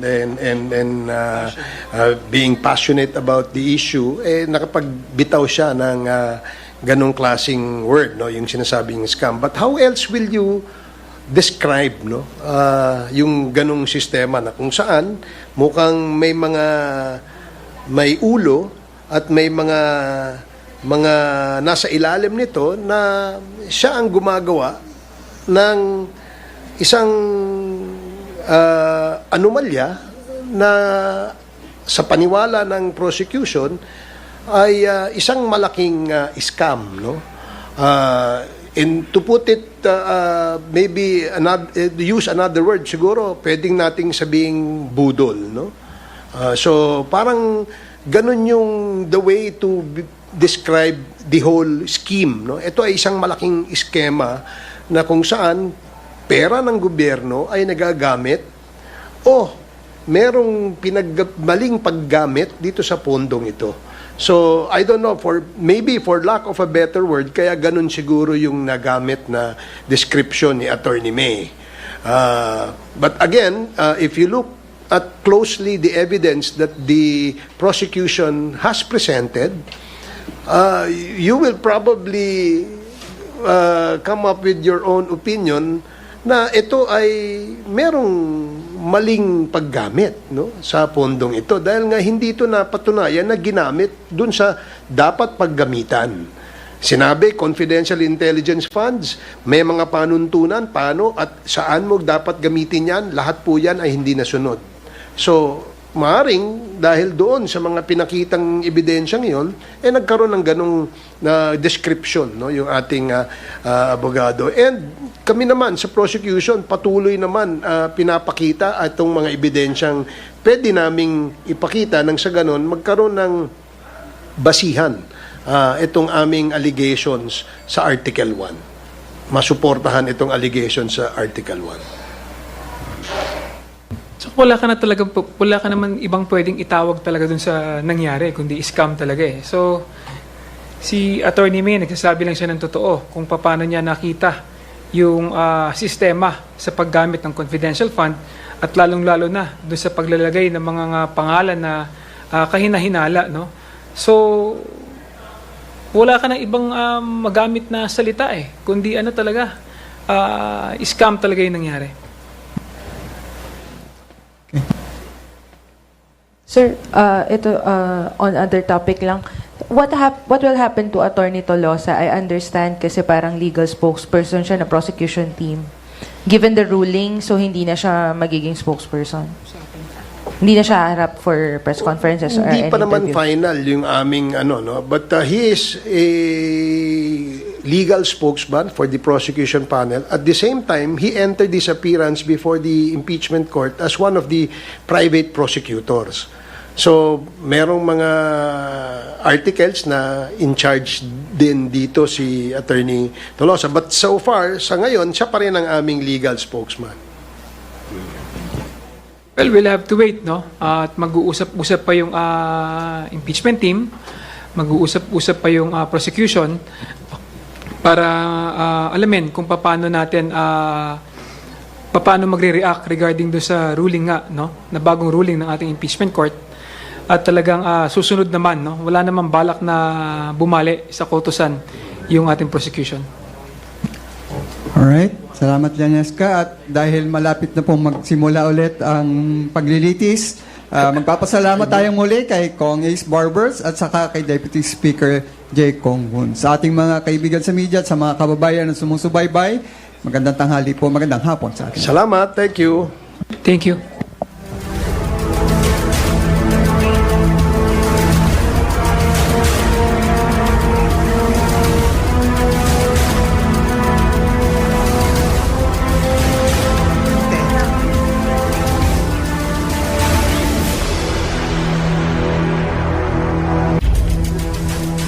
Magandang tanghali, Pilipinas. Narito ang malalaking balita ngayong Day 19 ng paglilitis, patong-patong na paglabag sa subjudice rule, inisa-isa ni Presiding Officer Francis Escudero. Lahat ng partido, kabilang ang mga senator judge, pinayuhang iwasan ang pag-atake sa sino mang nasa korte. Babala ni Escudero, may penalty na ang mga lalabag tapos basahin ang ruling. At kasalukuyan nga sa witness stand na si Lemuel Ortonio, walang ideya kung ginamit nga ang confidential funds ng OVP sa mga questionableng pagbili ng gamot. Huling araw ng paglilitis ngayong linggo at kung matatapos sumalang sa witness stand ang Assistant Chief of Staff ng Bise na si Lemuel Ortonio, susunod na sa salang sa witness stand ang mga aktibo at retiradong sundalo. Inaabangan din kung ipatatawag ng prosecution si Colonel Raymond Lachica. Para alamin ang paghahanda ng House Prosecution Team sa susunod na linggo, makibalita tayo kay Julian Binag live dito sa Senado. Kasabay nga na usapin ng umano'y misuse of confidential funds, naging matunog ang ilang mga pangalan nitong mga sundalong inaasahang haharap sa pagdinig ngayong araw. No? Ito'y kaugnay ng sinasabing koneksyon nitong ilang mga sundalo sa paggamit ng confidential funds ng Department of Education. Si Colonel Manaros Buransing II, Colonel Magtanggol Panopio at retired Major General Adonis Badjao ang inaasahang maglalahad ng testimonya na wala silang natanggap sa 112 million pesos na DepEd confidential funds noong 2023, panahon na ang Vice Presidente pa ang kalihim ng ahensya. Kung pag-uusapan naman na ihaharap sa witness stand si Colonel Raymond Lachica para kay Lead Public Prosecutor Jervy Luistro, pwedeng hindi na tumistigo si Lachica dahil sapat na ang testimonya ng mga naunang testigo. Pero Pero ipinauubaya pa rin ni Luistro ang sa buong prosekusyon kung ihaharap pa sila Chika. Bagay na sinang-ayunan ni Private Prosecutor Benjamin Tolosa Jr. Si Private Prosecutor Attorney Lorna Capuna naman, sinabi na magiging redundant na lang ang mga magiging testimonya nila Chika kung sakaling ito ay iharap sa witness stand at kumpiyansa naman sila sa mga lumabas sa testimonya ng mga naunang testigo. Pinabulaanan din niya ang usap-usapan na natatakot ang prosekusyon na ihaharap itong sila Chika sa witness stand dahil walaan niya ito sa bokabularyo ng prosekusyon. Samantala sa isang pahayag, sinabi nitong si Colonel Raymond La Chica na kailanman ay hindi siya tumanggi na humarap o tumistigo dito sa impeachment court at nakahandaan niya siyang magsabi ng totoo alinsunod sa umiiral na batas. Bukod dito, pinag-aaralan din ng prosekusyon kung ihaharap pa sa impeachment court ang umano'y bagman ng Vice Presidente na si Ramil Madriaga. Pakinggan natin ang pahayag ni Attorney Benjamin Tolosa Jr. First glance, mukhang napakasimple ng sagot. Sabihin natin, pakinggan na natin sila Chika, no? Pero that presumes that if we will put him on the stand, he will give us the truth. But we have no basis to make that assumption, no? And every time you call a hostile witness, this is decision that you cannot make lightly, no? Because every time you call a hostile witness, it has serious inherent risks. No? So, question, do we need to take that risk? Kailangan pa ba? So, at mentioned by Kong Jinky, pag namimili kami ng sinong ipipresenta namin, ang number one dyan is, do we need it to meet our evidentiary targets? Or, nahit na ba namin yan through the use of other witnesses? All the more so, kapag hostile witness ang uupo mo, no? Kung walang absolute necessity for it, you don't...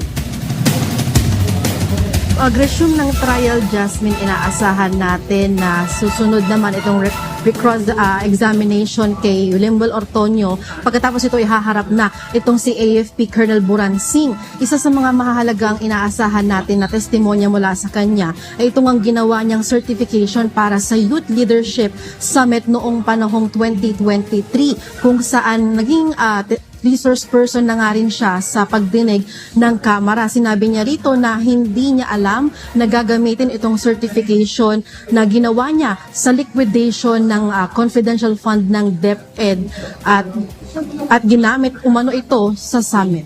Yan muna ang update mula rito. Balik muna dyan sa iyo. Maraming salamat, Julian. Okay, so nagsisimula pa rin, nasa lunch break pa rin ang Senado sa pagpapatuloy ng impeachment trial laban kay Bise Presidente.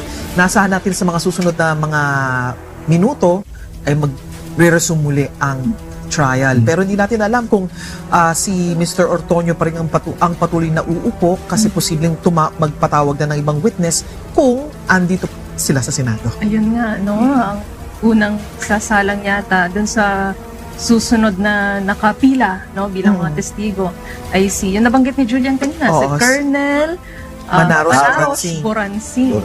The second, no, mula sa AFP, no, at baka dito rin natin makita kung ano pa yung karugtong ng kwento kung paano ba ginastos yung confidential fund. Kasi nakita natin doon sa mga testimonya, no, so far, ni na Mr. Ortonio, nauna sa kanya si Gina Acosta, parang unti-unting nag-unfold o nabubuo, no, yung kwento, paano ba nagasta itong milyon-milyong pisong confidential fund, at balikan na natin ngayon ang impeachment trial.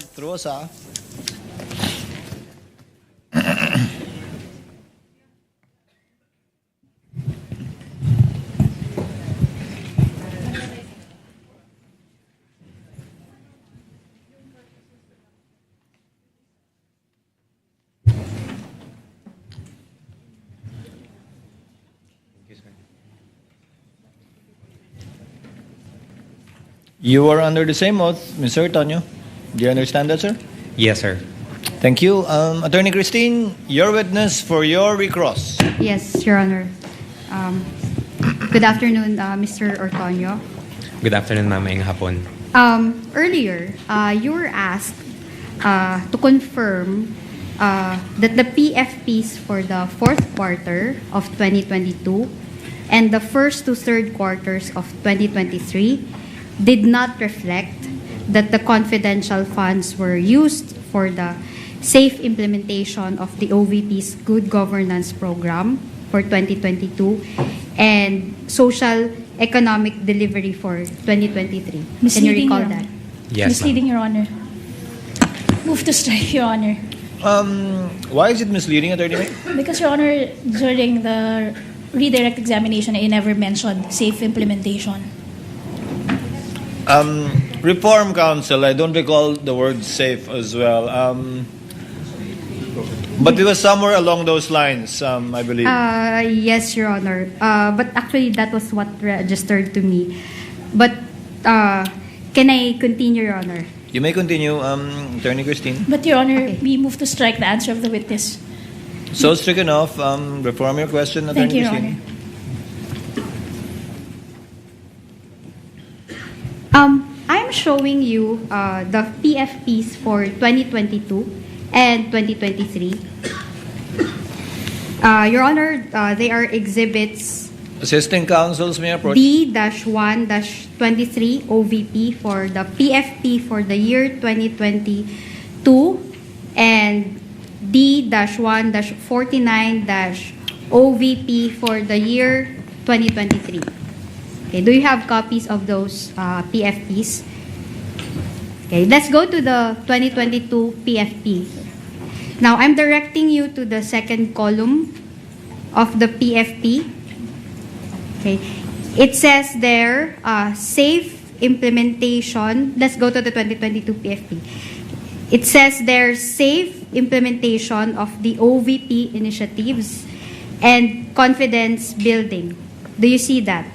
Yes, ma'am, based on the documents presented. And that is under the table, under the heading, expected outcome. Yes, ma'am. Okay. Now, let's go to the year 2023, CY 2023 PFP. Now, I'm directing you also to the second column. It says there's safe implementation of OVP initiatives and confidence building. Do you confirm that? Yes, ma'am. And that is under the heading expected outcome. Yes, ma'am. Okay. You were also asked about the supposed submission of the PFP together with your letter or the Vice President's letter to the DBM dated August 22, 2022. Earlier, you were asked.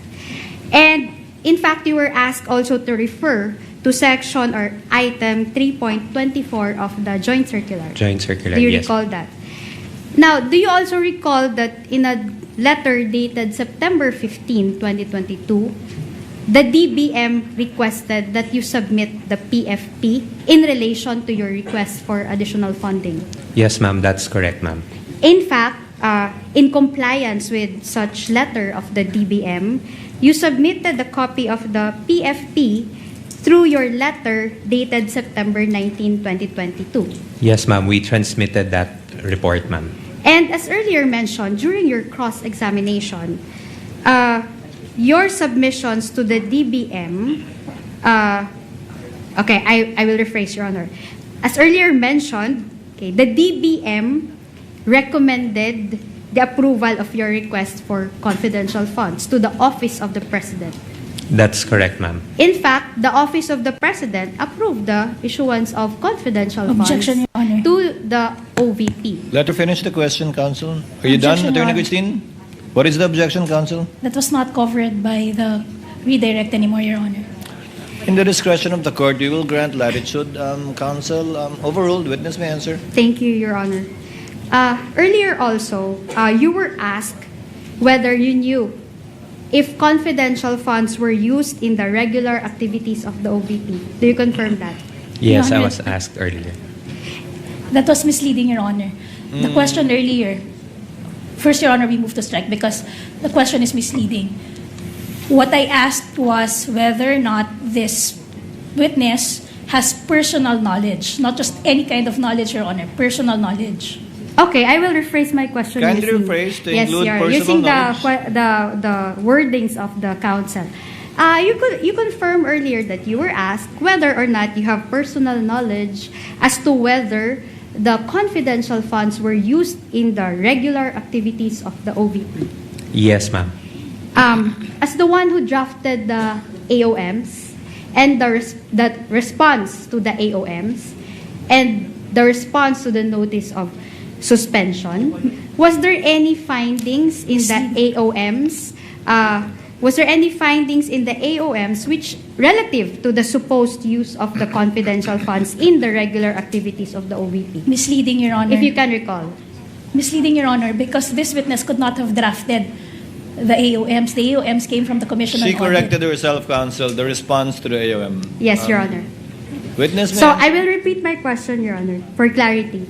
Now, as the Proceed, one who Attorney drafted, as the one who drafted the responses to the AOMs, as well as the notice of suspension, if you can recall, was there any findings of the COA relative to the supposed use of the confidential funds in the regular activities of the OVP? Not covered by the redirect, Your Honor. I never touched upon the AOMs during the redirect examination. Same ruling, counsel. You may register in the court notes a continuing objection along these lines of questioning by the counsel. Witness may answer. Based on the documents that we have received from COA, there was no any indication or any comment that the confidential funds were used for regular programs. Nothing further, Your Honor. Thank you. Thank you, counsel. We now proceed to the interjections of senator judges. Before we proceed to administrative matters facing the court today, we recognize our distinguished Senate President. Next in line, Senate President Owen Gatchalian. You may proceed, sir. You have 2 minutes. Thank you, Mr. Presiding Officer. Mr. Ortonio, nakita ko sa mga records na 6 na beses ko yung pumirma ng reply to COA. Itong 6 na letters na ito, ito ba ay nabasa, nakita, ipinakita kay Vice President Sara? All the replies, sir, that were drafted were also sent to our Vice President for her information, for her reference and review. So alam niya itong mga replies to COA? Yes, sir. Okay. Narinig ko rin sa inyong testimony na kinausap niyo si Acosta at si Colonel La Chica. Yes, sir. At base sa mga information nila, yun ang inilagay mo sa letter replies niyo to COA. Tama? Yes, sir. That's correct, Your Honor. Paki-narrate nga sa amin, ilang beses niyo pala na-meet si Colonel La Chica? Sir, sa mga replies po, sir, I cannot exactly remember how many times, sir. But I can say more than once or twice, sir, I was able to meet Colonel La Chica to ensure na I get the information from him, sir, and that I'll be able to draft properly the replies to the AOMs. So mga once or twice? Or around once or twice, sir. The exact number, sir, I cannot remember anymore, sir, because maraming documents po yung na-review, sir. Pakikwento nga sa amin kung ano exactly yung kanyang sinabi sa inyo para ma-draft niyo itong reply. For the AOMs, sir, I'll try to recall, sir, some of the issues that were raised on the AOM. So say, for example, sir, on the AOM comment regarding the use of the confidential funds for medical and food supply, sir. So tinanong ko po siya kung paano po in-implement on ground yung pagbigay ng medical and food supplies to the informants and the agents. So from there po, sir, na-mention niya, sir, na the funds were released to the informants and agents based on the representation that those funds will be used for the purchase of medical and food supplies. Kwento mo dyan sa iyo na siya mismo ang nagbigay sa mga informants? Sir, hindi ko na po ma-recall, sir, if he mentioned specifically if siya po yung ang nag-distribute personally, sir, doon sa on the ground, sir, or implemented the release on ground. Pero ang kwento niya sa iyo, cash ang ibinigay sa informants, hindi medical supplies or other supplies. That's correct po, Your Honor. Kwento niya ba sa'yo na mayroon ba siyang kasamang iba sa pagbibigay nitong cash? Kasi libo-libo yung acknowledgement receipts. Hindi niya po nakwento specifically, sir. Although if I can recall, sir, based on my recollection, meron po siyang na-mention na meron po siyang mga, hindi ko alam kung ano yung term niya, sir, but meron siyang mga people who go directly on the ground, sir. Pero kinonfirm niya na kinonfirm niya sa'yo na kinuha niya yung 500 million pesos. 500 million, sir? Yes, in four different tranches. For the different funds, sir. It is of my assumption, sir, na siya po yung napagbigyan ng funds, sir. In 4 different tranches? 4 different tranches, okay, sir. Nasabi niyo ba sa kanya na tinanong niyo ba sa kanya na yung mga ibang acknowledgement receipts ay questionable yung mga apelido?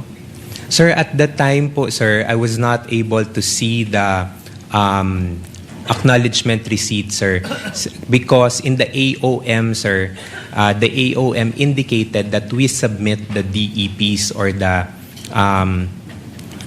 documentary evidence of payment, sir. So I was not able to see it, sir.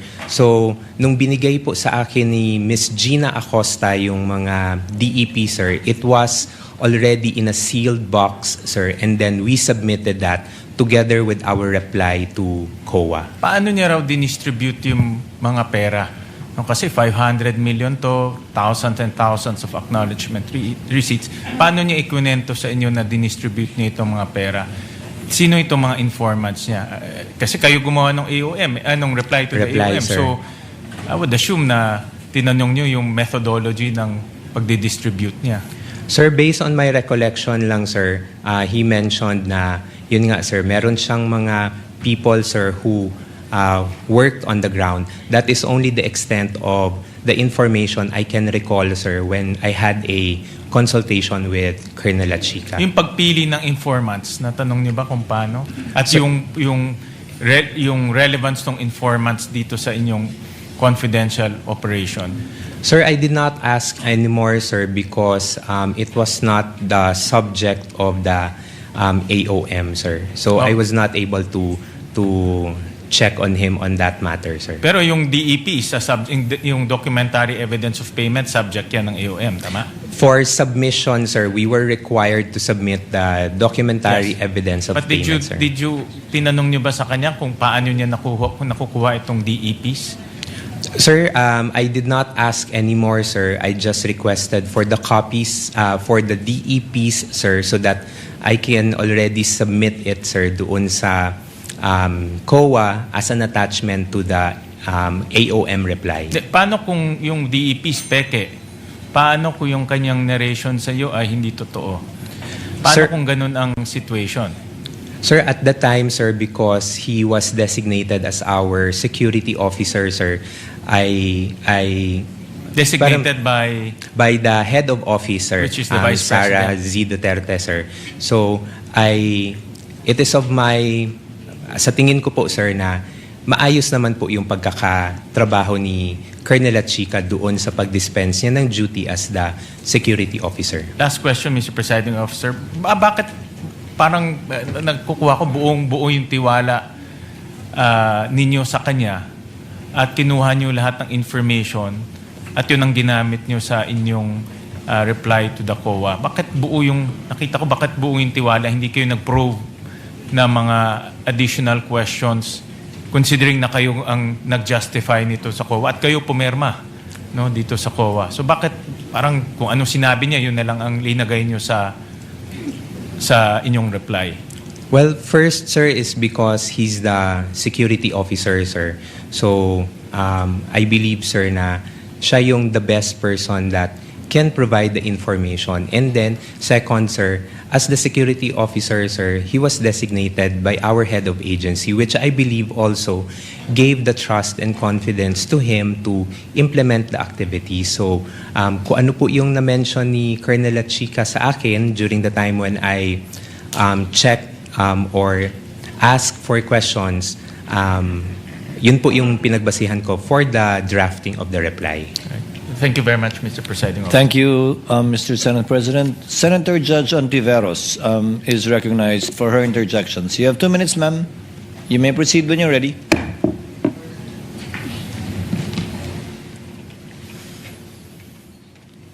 Salamat po, Mr. Presiding Officer.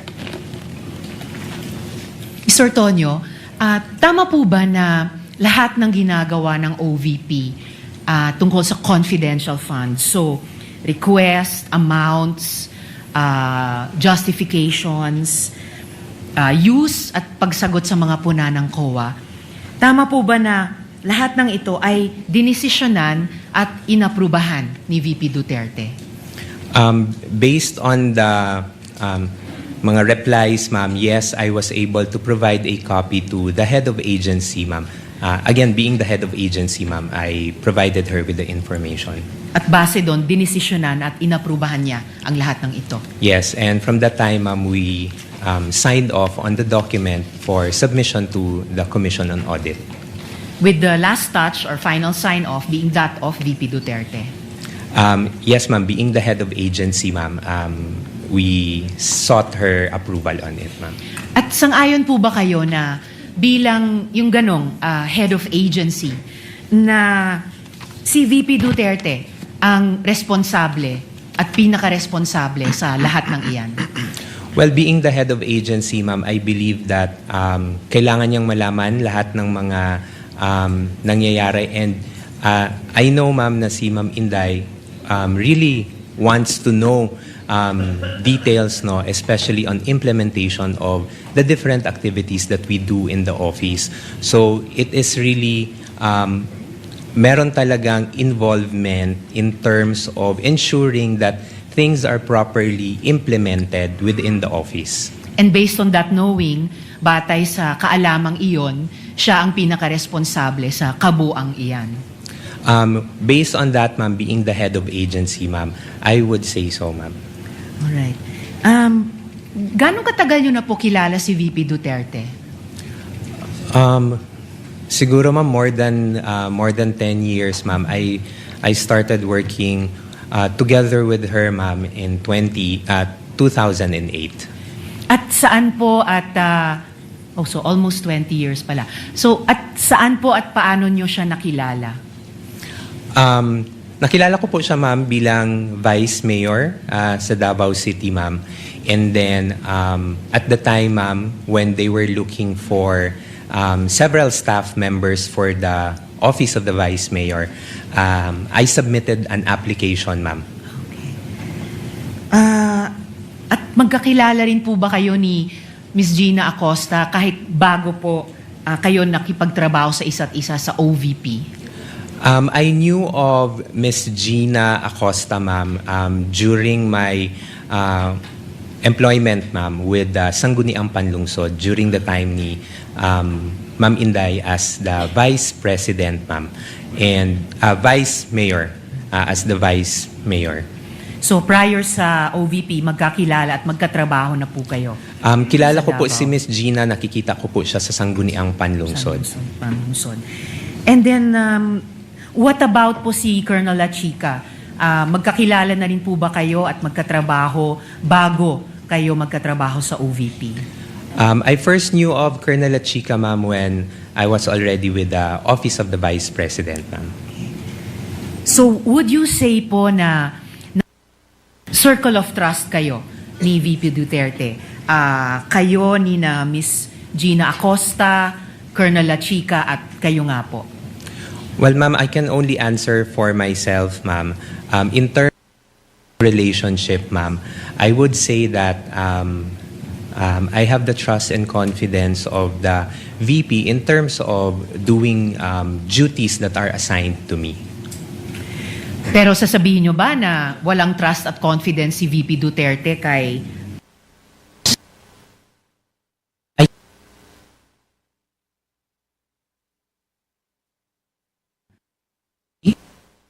Po, there are also that are being entrusted to them. In fact, kung mas candid pa po tayo, madali kahit from an observation, at hindi lang observation dahil malapit yung katrabaho na may trust and confidence. What about po si Colonel La Chica? Sasabihin nyo ba na walang trust and confidence si VP niya? That he is the group commander of the Vice Presidential Security and Protection Group, ma'am. I would say, ma'am, I would say that may have the trust and confidence. Again, kung mas kaya nating maging candid, of course, lalo na kung security officer ng isang public official, of course, may trust and confidence. Otherwise, hindi ipagkakaloob ang kaligtasan sa kamay niya. Lastly po, napaksa for now, paano pong, and winding up, Sir, paano pong sinama kayo ni Miss Gina Acosta dun sa pag-encash ng mga cheque? Halimbawa, kung kailangan po ni Ms. Acosta ang tagabuhat ng bag, ng cash, bakit po kayo in particular ang sinama niya? I cannot answer, ma'am, kung bakit ako po ang naisama ni Miss Gina Acosta. But at Di the lang time, naisama, pero sabi nyo, hiniling niya sa inyo na Yeah. kayo yung sumama. Yes, ma'am. So, bakit po? When she requested me, ma'am, to accompany her, ma'am, sinamahan ko naman po siya, ma'am, because at the time na itanong niya na magpapasama siya, I was available naman, ma'am. And because of the request, ma'am, I accompanied her going to the bank. So simpleng taon, wala bakit kayo yung person who Ma'am, I cannot say kung ano yung pinaka-reason behind po ni Miss ni her, ma'am. I said yes, ma'am. Presiding officer, sinamahan nyo rin po ba si Miss Gina Acosta nung iabot kay Colonel La Chica yung pera?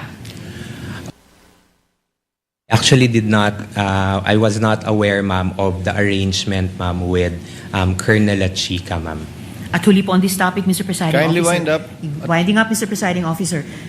Nabanggit nyo po na alam ninyo yung joint circular on confidential and intelligence funds.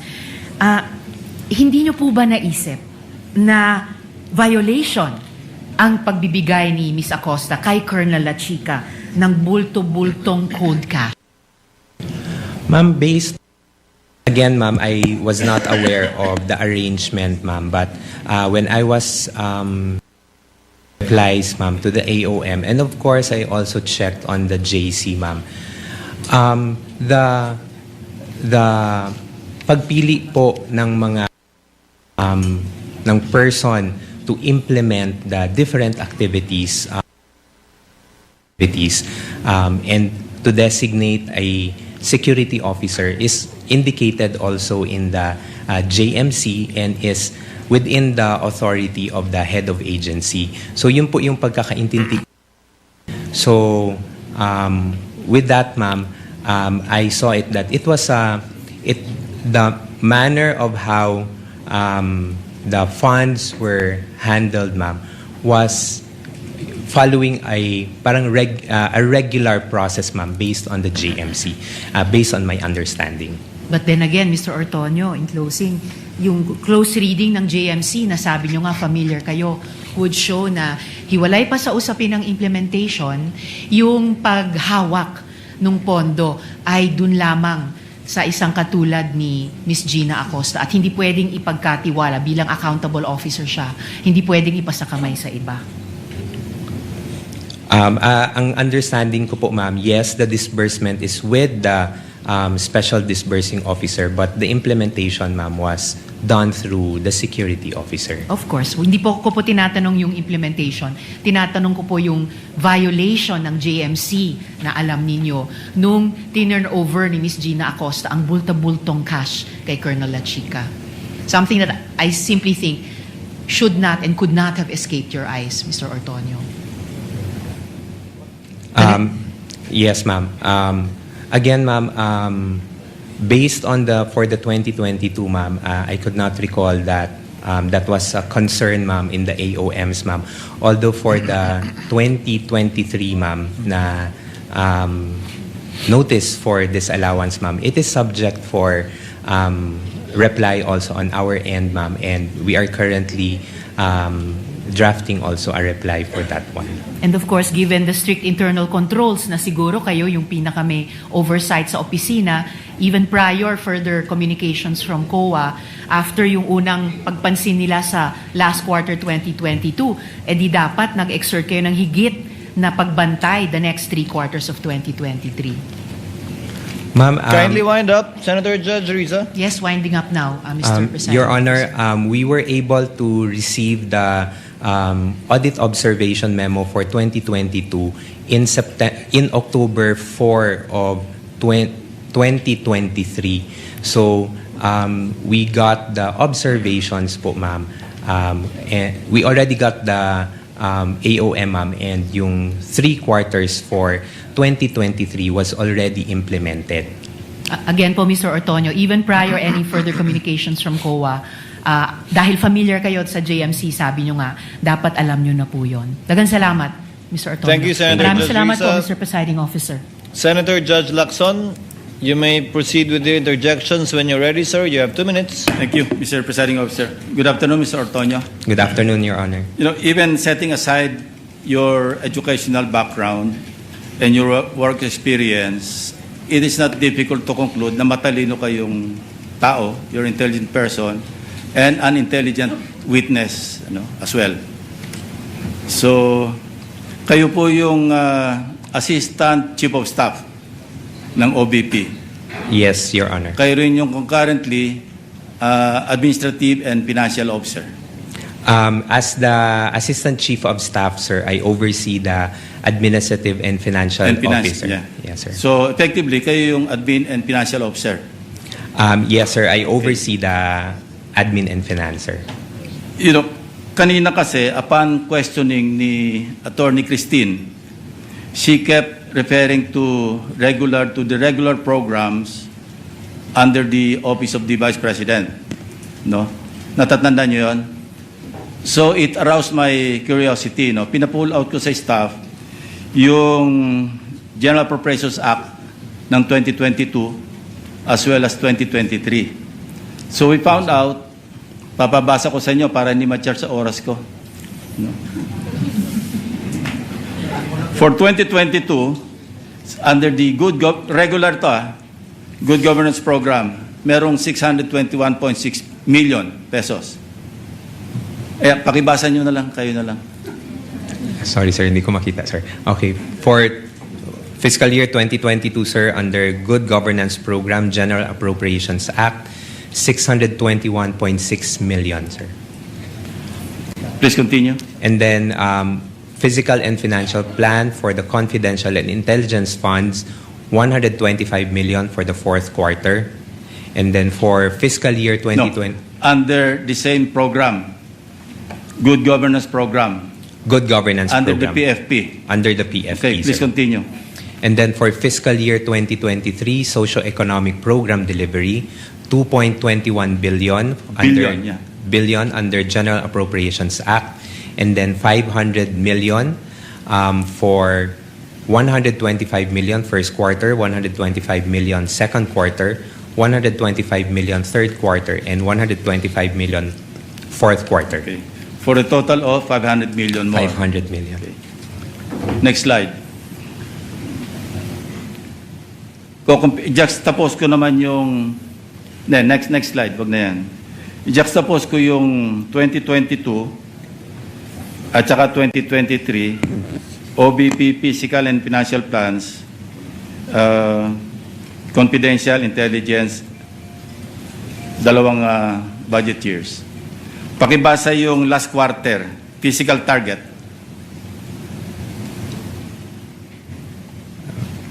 Baka pwede pong ma-request na Okay, ma-zoom. Zoom. Pwede bang hindi charge sa time ko? Ako magbabasa. Okay. Letter A, number of identified areas with surveillance conducted and monitored. Letter B, percentage of activities implemented without untoward security-related incidents. Paulit-ulit po ito, no? So, sabi ko kanina, kayo naman ay mukhang matalinong tao at matalinong witness. Ano pong analysis nyo dyan? On the... Very simply, paano nyo i-analyze yung ganitong klaseng mga descriptions? These are the activities that will be done, sir. I know. Pero Yes, kung sir. i-analyze nyo, ano ibig sabihin nito? Hindi ba ito insulto sa common sense? Hindi man lang nyo binago ng konti, at least si Colonel Chica siguro ito. No? Unang-una, regular program, sana man lang, pagdating sa PFP, binago nyo yung nomenclature. Tapos, under the physical target, yung column, sana man lang, binago nyo yung activities. Copy-paste eh. Again, ulitin ko, tingin ko sa inyo, matalinong tao, matalinong witness, anong tingin nyo rito? Kung i-describe nyo in one word. Sir, I cannot... Ako na mag-describe. I think it's stupid. Sana man lang, binago-bago niya ng konti. Maraming salamat, Mr. Presiding Officer.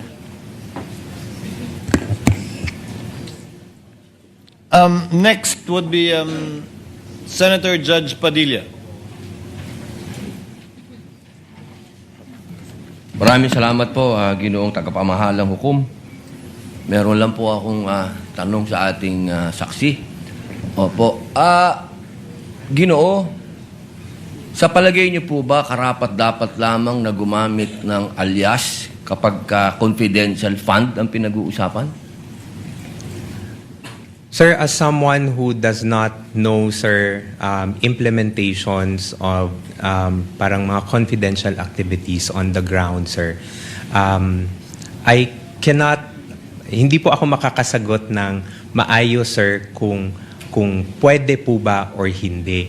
But based on information that I got, sir, when I consolidated the answers for the AOM, sir,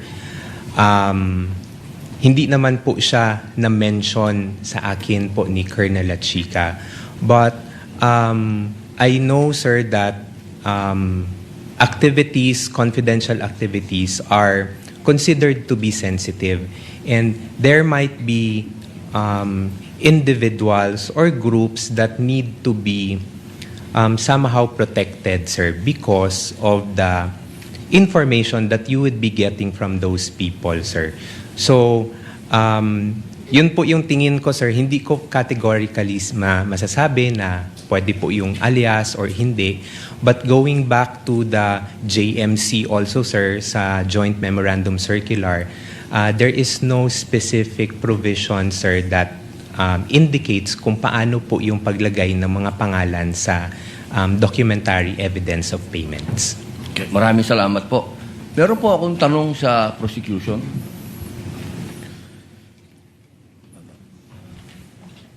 Magandang hapon po.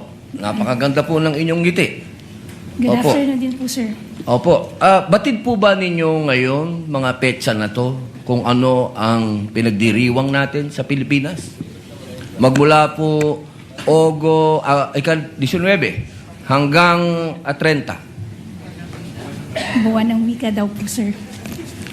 Bukod po sa buwan ng wika, National Heroes Day. National Heroes Day. Ito po ay hango sa ating mga bayani. Tama po ba? Opo. Opo. Naniniwala po ba kayo na ang ating mga bayani ay may mga alias? Kilala niyo po ba sila di masalang? I'm sorry po sa aking history teacher. Ayan, opo. Hindi ko na po maalala. Ito po ang pinakamagandang panahon para maipaalala po sa inyo na ang ating mga bayani ay gumamit ng mga alias.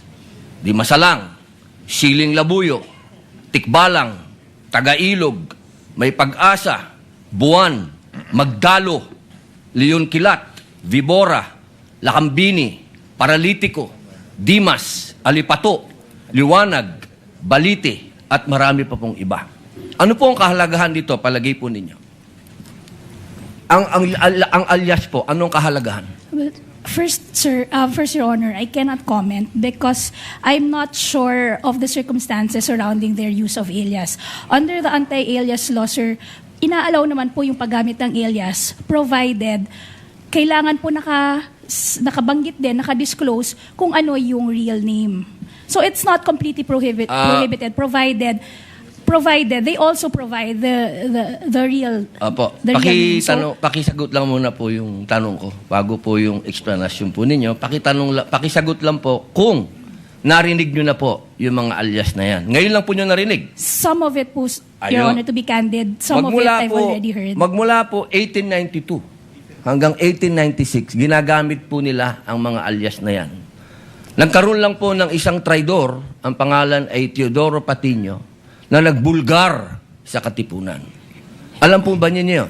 Yes, Your Honor. But the circumstances then were different because we were Bakit po iba? under... Bakit po iba? Bakit po na iba? May gera po nun, sir, and we were under Wala po ba occupation. tayong gera sa NPA? Ang NPA po, merong mga alias.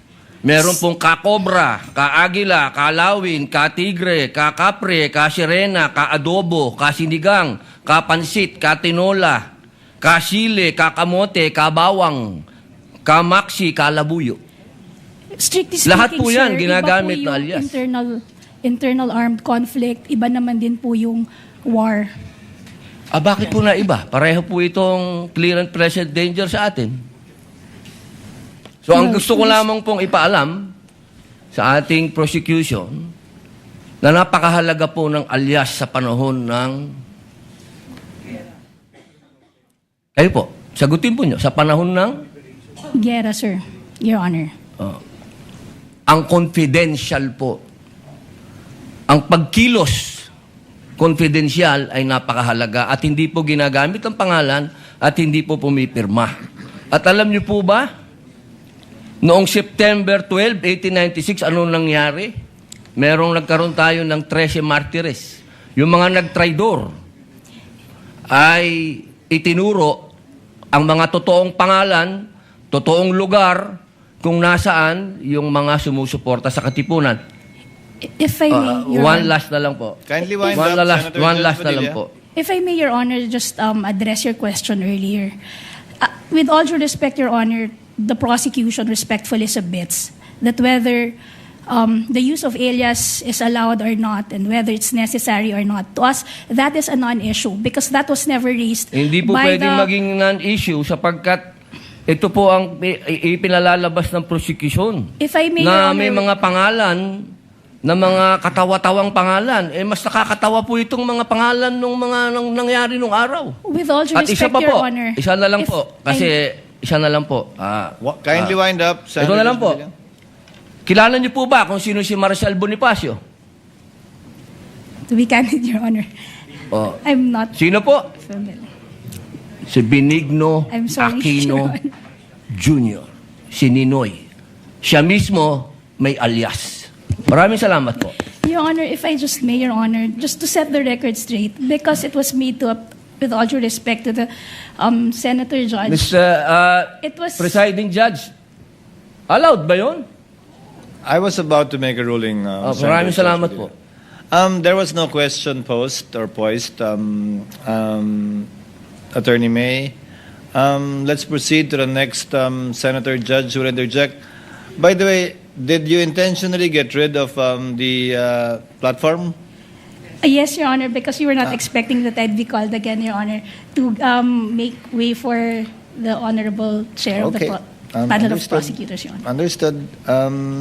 Senator Judge Aquino, Thank you're you. recognized for interjection. You may proceed, sir. When you're ready, you have 2 minutes. So bago po yung 2 minutes, Mr. Presiding Officer, tama po, si Ninoy Aquino po ang kanyang alias ay Marcial Bonifacio para makauwi po siya sa Pilipinas nung nasa Boston siya. Oho. Pero wala naman ho siyang confidential funds na, wala ho siya sa mga AR na confidential funds. Lilinawin ko lang ho. Okay. Pagdating ho sa prosecution, ang posisyon ng prosecution, yung mga pangalan ay totoong tao, di ba? Correct, no? You have not really mentioned aliases in any of your... Wala. Could you respond quickly? We have talked about aliases. Is the prosecution talking about aliases? That was never our point, Your Honor. In fact, the point of the prosecution is that that was never raised by the defense, either in their answer or in their pre-trial brief, Your Honor. So to us, that should be a non-issue because even them, they never claimed that in any of their pleadings before this thank you. honorable court. Okay, klaklaruin ko lang ha. Ang siyang tao lang pong nagsabi na alias po sila, si Ms. Gina Acosta, in her testimony. Kanina po, sabi niyo rin na Mr. Ortonio na hindi siya alias or hindi niyo alam. But si Ms. Gina Acosta, in her testimony, did admit that in her perspective, these are aliases. No? Just for the record po. Okay. So ito po yung mga tanong ko po. Sana po ito lang 2 minutes ko, Mr. Presiding Officer. So unang-una, Mr. Ortonio, you're very competent. Thank you for your answers. And I want you to answer just very candidly, no? Ano po yung naging personal reaction ninyo nung napag-usapan na yung possible misuse of the confidential funds at nung na-bring up na yung mga tawagin din nating katawa-tawang pangalan na parang klaro naman ay hindi naman talaga totoong tao? Ano po yung personal reaction po ninyo? Initial reaction, sir, would be, of course, merong questions, sir, no? There would be questions. But again, sir, I go back to the presumption, sir, that there is regularity in terms of the implementation, sir. Okay. So, may I ask, since you're in the top leadership of the OVP, nung nabibring up na to, ano yung personal reaction, kung alam nyo lang, ng Vice President, ng Chief of Staff, other leaders in your group, nung napag-usapan na posibleng nabigay yung pera sa mga kakaibang pangalan o baka hindi totoong tao, what was your reaction? What was their reaction? Would you know? Nag-meeting ba kayo? Did you call for an emergency meeting? Did you have a huddle in your office to talk about this? Sir, because yung AOM, sir, because it was sent to my office, sir, pina-personally received sa akin, sir, on behalf of the Vice President. Of course, I provided a copy to the Chief of Staff, sir, and the Vice President. Ang naging instruction lang naman po sa akin, sir, was to respond to the AOMs and make consultations with the Special Disbursing Officer and Security Officer para masagot yung mga concerns or issues raised by COA. Okay. Yan yung mga actions nyo, Mr. Ortonio. I'm asking about your reaction. Kinabahan ba kayo? Were you worried? Were you concerned? Was there any concern shown by the Vice President, by the Chief of Staff, by people in your office na posible itong perang ito ay hindi nagamit sa tama? On the matter of concern, sir, I think there is a concern considering that there is already an immediate instruction, sir, to reply to the AOM. That's the sir. AOM. Let's go to the bringing up of these names in Congress. Nung lumabas na yung piatos, pusa, pagong, mga ganyan, were you concerned na yung pera ng bayan posibleng hindi nagamit sa tama at ito'y pinirmahan mo at ito'y nakapangalan sa inyong opisina, for example? Were you concerned? Sir, Honestly. parang immediate reaction, sir, yes, sir, but nung as the hearings went on, sir, parang binabalikan ko yung AOM, sir. Hindi kasi po siya na-raise doon sa AOMs. So, parang nabawasan po yung concern ko, personal concerns ko with those acknowledgement receipts. Did you call for an internal investigation after na-reveal yung mga pangalan na kakaiba? Nagpatawag ba kayo ng investigasyon sa inyong opisina? I personally did not, sir, hindi na po ako nagpatawag. Did your office call for an internal investigation? On that matter, sir, I do not know, sir, if there is an instruction coming from the head of agency, sir. But personally to me, sir, none, sir. Okay. So, ito kasi, Mr. Ortonio, no, sa aking opisina, more than 10 years ago, meron kaming nahanap na isang staff na ibang resibo yung ginamit sa liquidation. Wala pa atang 5,000 pesos to sa totoo lang. Hindi nga niya binulse. No? Meron siyang dapat hotel receipt na wala niya, gumamit siya ng hotel receipt ng ibang tao. That already elicited an internal investigation on our part. In the end, pinaalis namin yung staff na yun na kilala namin, kaibigan namin. 5,000 lang yun. So the common response we are looking for is that kapag pera to ng bayan aksyon ka agad at hanapin nyo talaga kung saan nagamit tong pera to. Kaya I'm really wondering what were the actions and reactions of people. So ito yung tanong ko rin, no? Mahalaga ba sa inyo, mahalaga ba sa iyo, sir, na yung perang ito ay nagamit sa tama, na hindi ito nagamit sa mali o nabulsa lang? Yes, sir. It is important to me, sir, because in the years na nakasama ko rin po si Vice President Sara Duterte, sir, she also would want na money is spent properly for what it is intended to be used for. Okay, last question, Mr. Presiding Officer. During all of this time, pinatawag mo ba si Colonel La Chica o pinatawag ba siya ni Chief of Staff Lopez or ni Vice President? Would you know? Kinausap mo ba? Tinanong mo ba? Colonel, itong mga pangalang ito, sino ba talaga to? Totoo ba to? Bakit nakalagay medicine pero cash talaga yung binigay? Kasi sa totoo lang, sir, yung nakalagay doon gamot pero cash ang binigay na pambili ng gamot, cash pa rin yun. Diba? So in short, yung 500 million, parang puro cash yun. Wala man talagang supplies or tables and chairs because that presupposes na ang binili nyo yung tables and chairs or supplies. You actually gave cash na 500 million. Pinatawag nyo po ba si Colonel La Chica at tinanong, as public officers, we have to exercise the diligence of a good father of a family. No? That's in our oath. So pinatawag niyo po ba ng inyong opisina at pina-explain kung nasaan ba itong peran to? Sir, I was only able to request na makausap si Colonel La Chica in relation only to the response to the AOM, sir. So hindi niyo po natanong itong mga specific questions na ito dun sa mga specificong mga pangalan, mga AR, mga ganyan? At that time, sir, when I was drafting the AOM, sir, no, sir, because I had no knowledge, sir, of the AR, sir. Salamat, Mr. Presiding Officer. Thank you, Senator Judge Aquino. Senator Judge Erwin Tulfo is recognized.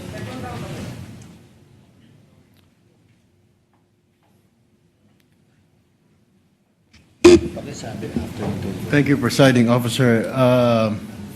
Ginoong Testigo. Alam niyo ba na si Colonel La Chica ay hindi po banded and therefore wala pong karapatan na mag-disburse ng CIF? Alam niyo po ba ito? Hindi. I know that si Colonel La Chica po is not bonded and as far as I know po, ang special disbursing officer po is si Ms. Gina Acosta. Pero sa pagkaalam po ninyo, pwede po siyang humawak ng ganyang kalaking pera at ayaw man ninyong sabihin na disburse, kundi implementation na may kahit na hindi po siya banded, pwede siya mag-disburse or mag-implement ng ganong kalaking pera. Sir, I believe, sir, with his designation as the security officer, sir, he was tasked to implement the different activities on ground. So, hindi nyo na po question si Ginang Acosta or si Colonel La Chica dahil may instruction po sa task. Tama po ba yun? Is that to my understanding, sir? Hindi ko na po natanong, sir, because there is already a delegation or designation for the both of them for the the different tasks that Saan they will po be galing doing. yung designation, sir? Can you recall my memory? The designation po, sir, came from the head of agency, sir, the Vice President. All right. Sir, sabi mo kanina, I don't know kung kalimutan ko, nasa break room po kanina. Sabi mo, wala kang alam paano ginastos ang confidential fund when nag-usap po tayo. Tama po ba yun? Yes, sir. You have no idea. Pero I just was wondering, bakit kayo po ang sumasagot ng Audit Observation Memorandum o AOM ng COA kung wala kayong alam sa paggasta ng confidential fund? Gayon, ang AOM po, tama po ba, correct me if I'm wrong, ay ito po ay kumikwestiyon sa mga errors, exception, or deficiencies sa audit po ng COA? For my office po, sir, whenever we receive AOMs, for our officers sa OVP, when we receive AOM, sir, it's the Chief of Staff it's the Chief of Staff or the Chief of Staff and the Assistant Chief of Staff, sir, who responds to AOMs on behalf of the institution. Pero sabi niyo po, kayo po sumasagot ng AOM. Yes, sir. That's part of the tasks that are given to us, sir, together with the Chief of But how Staff. can you, I was just wondering kanina po, sir, how can you answer questions, queries, kung wala na pa po kayong alam? Paano niyo po masasagot ng tama? The only way to do that is you will lie. That's why po, sir, meron pong instruction that was given to me, sir, by the head of agency, sir, Na? to talk with the special disbursing officer and the security officer para makuha po yung mga information from them and malatag po doon sa reply to the AOMs. So your reply was only based on what they said, what they told you. That's correct, sir. Ayon, without documents, resibo, etc. None of that. Just plainly na. Ginoong Antonio, dito po namin ginastos yung pera. Blah, blah, blah. Yes, sir. I consulted with them, sir, for the reply, sir. Hindi ka ba, kahit na katiting man lang na duda, sir, na medyo mali yata ang paggasta ng confidential fund ng OVP ni Colonel Chica, wala, hindi mo lang sumagi sa'yo na medyo may duda ka na something's wrong here. Wala man lang, none at all.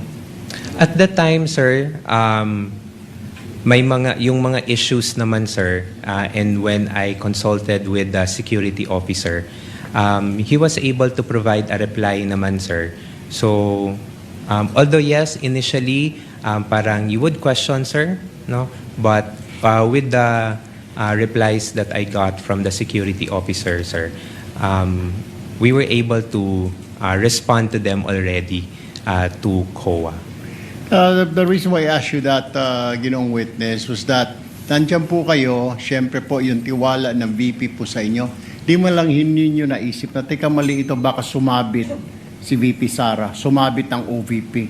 Baka hindi naman talaga nagastos ni Colonel Chica, baka ay hindi talaga napupunta sa kungkan. Hindi ho lang ninyo naisip. Or didn't you tell the Vice President, ma'am, ano ho kaya? Pwede bang tanungin ninyo ito or pwede ba silipin? Nada daw, hindi mo lang nakausap si VP. Hinayaan nyo lang hinayaan na tumuloy-tuloy for several months, several quarters yung ganitong klaseng expenditure. Nobody informed the Vice President. Sir, hindi naman po na hinayaan, sir, because all the replies naman po, sir, are also given to the Vice President for her review and final approval before it is being signed and to be sent to the Commission and when you Audit, sign the report, sir, alam na po ni VP. Is that what you're saying? Nakita niya na po na pinambili ng ganito, ng information, ng gamot, ng mga lamesa, na alam na ng VP before you signed it. Before I signed it, sir. So dumaan na sa table ni VP. Yes, sir. Kindly wind up, Thank Senator you Judge po, Erwin. Ginong Testigo. Mr. Presiding Officer, thank you. Thank you, Senator Judge Erwin. To avail of the first round, Senator Judge Marcos, you are recognized, ma'am. You may proceed when you're ready. You have 2 minutes. Yes, maraming salamat, Mr. Ortonio. Medyo nalilito lang po kami dahil paiba-iba yung explanation. Nag-umpisa sa PFP. Bakit iba yung 2022 PFP kung saan maliwanag na nakasaad good government lamang. Pero nung nagsulat kayo, yung request ninyo sa DBM, noong 22 August ng 2022, ang sinabi na, dalawang bagay. Good governance plus conduct of official engagements and functional representation in international and domestic events. Bakit nagbago na siya samantalang dapat yung request talagang parehong-pareho dun sa PFP?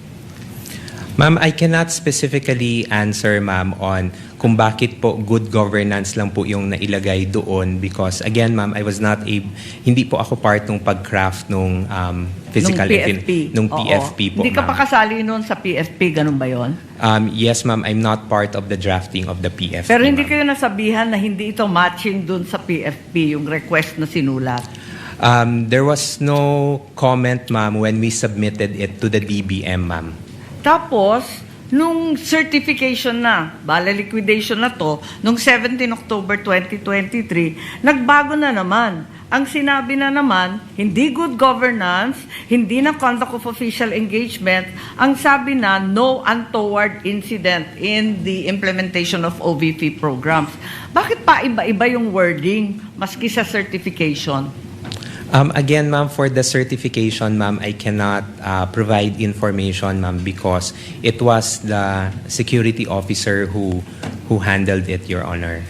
Akala ko may supervisory and administrative power ka kasi nga assistant kayo ng Vice Presidente. Hindi ba nagre-report sa inyo yung mga security officer kahit papano? Kasi madadamay ka rin yan sa COA. Bakit pa iba-iba? From PFP to budget request to certification, hindi nagtutugma. First, ma'am, on the matter of the different wordings, ma'am, if I can recall, Your Honor, it was never raised also in the audit observation memo, ma'am. So it is something na we did not anymore look into when we were preparing the replies. And then for the second concern, ma'am, if the security officer is reporting to me, ma'am, unfortunately, ma'am, the security officer does not report to me. I only handle overall supervision for the Administrative and Financial Services and Strategy Management Office in relation to regular funding po, ma'am. I see. So yung security officer, kanino nagre-report? The security officer, ma'am, directly reports to the head of agency, Vice President. Kaya sa iyo, Mr. Ortonio, at saka kay Attorney Lopez, hindi na nagre-report yun? In the performance po ni Colonel Chica as security officer, no longer, ma'am. So masasabi mo ba na wala kang personal knowledge kung saan ginastos ni Colonel Chica dun sa confidential funds? No, ma'am. I would have no personal knowledge, ma'am. Okay, that will be all. Maraming salamat po. Thank you, Your Honor. Thank you, Senator Judge Marcos. Senator Judge Rafi Tulfo, you are recognized, sir. You may proceed when you're ready, and you have 2 minutes.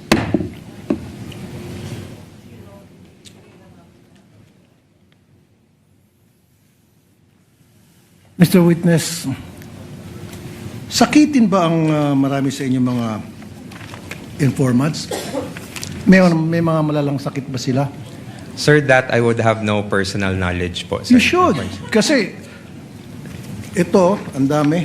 170,000, 50,000, 200,000 each informant.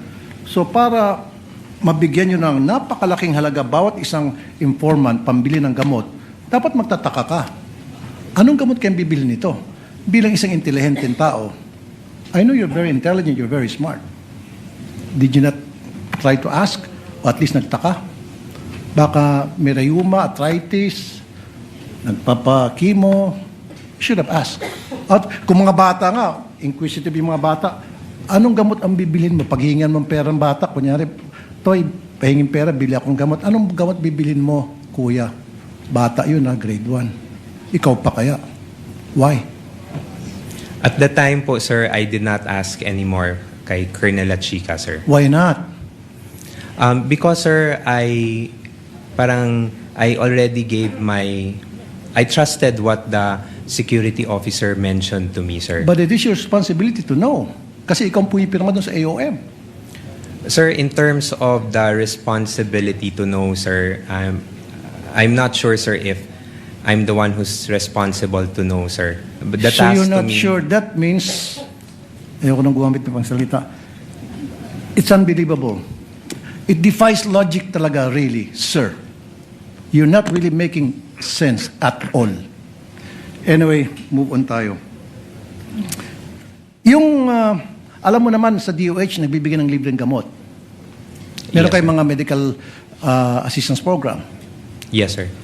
Oh, ba't di nila kayo humingi sa DOH? In fact, by the hundreds of millions and billions, nag-expire lang dyan sa bodega ng DOH, natatapon lang. Sayang. So dapat humingi na lang kayo sa DOH. Bigyan nyo lahat ng informant nyo ng kung anong klaseng gamot. Libre pa. Nakalibre kayo. The wisdom behind how the confidential funds were implemented, sir, I cannot answer, sir, because again, sir, I am not the main implementer for the said activities. Kaya sir. nga, Mr. Smart Guy, nung makita mo na ang dami mga informant na binigyan ng mga hundreds of thousands each para sa gamot, you could have asked La Chica and said, La Chica, bakit di tayo pumunta sa DOH, maghingi tayo ng gamot para makalibre, makatipid sa confidential funds? Libre naman sa DOH. Pag Office of the President maghingi, may budget, meron kayo allocation doon, I'm sure. In fact, sa Davao, ginagawa nyo na yun eh. Sir, that I cannot answer, sir. So again, it defies logic. Hindi po kapani-paniwala ang mga pinagsasabi mo. Sir, for me, it really defies logic. Sayang po yung pagkatalino mo rito. Nasira po yung pagiging isang matalino mong tao. Nakakahiya po dun sa mga eskwelahan na kung saan ka nag-aral at nag-graduate. Because ngayon, pinakita mo na nagsasalita ka na para kang, sorry sir, nagtatanga-tangahan. Salamat po sir. Pasensya na sir. Your Honor, with all due respect, Your Honor, I personally take offense of that comment, sir. I actually just did my duty, sir. At the time, sir, I believe na yun po yung kailangan kong gawin bilang isang empleyado po, sir. And I did my work, sir, based on what was tasked of me, sir, including the limitations that I can do to the duty that I will be doing, sir. So you're talking about limitation. Ikaw ang Deputy COS, and then malapit ka kay VP Sara, and then pirma mo ang nakasaad doon sa AOM. So karapatan mo po magtanong. Okay? Now, you're talking about taking offense. Paano naman po yung mga taong bayan? They're being offended sa paglulustay nyo ng pera. Lumilito na parang nilulustay ang pera dito eh. Pera ng taong bayan po ito ang pinag-uusapan natin. If you're taking offense, mas lalo pong offended ang napakaraming Pilipino ngayon. Kasi hindi mo pa naibibigay ang tamang sagot. Pero kung naibigay mo ng magandang sagot, logical na sagot, then mawawala po yung sama ng loob ng taong bayan sa inyo.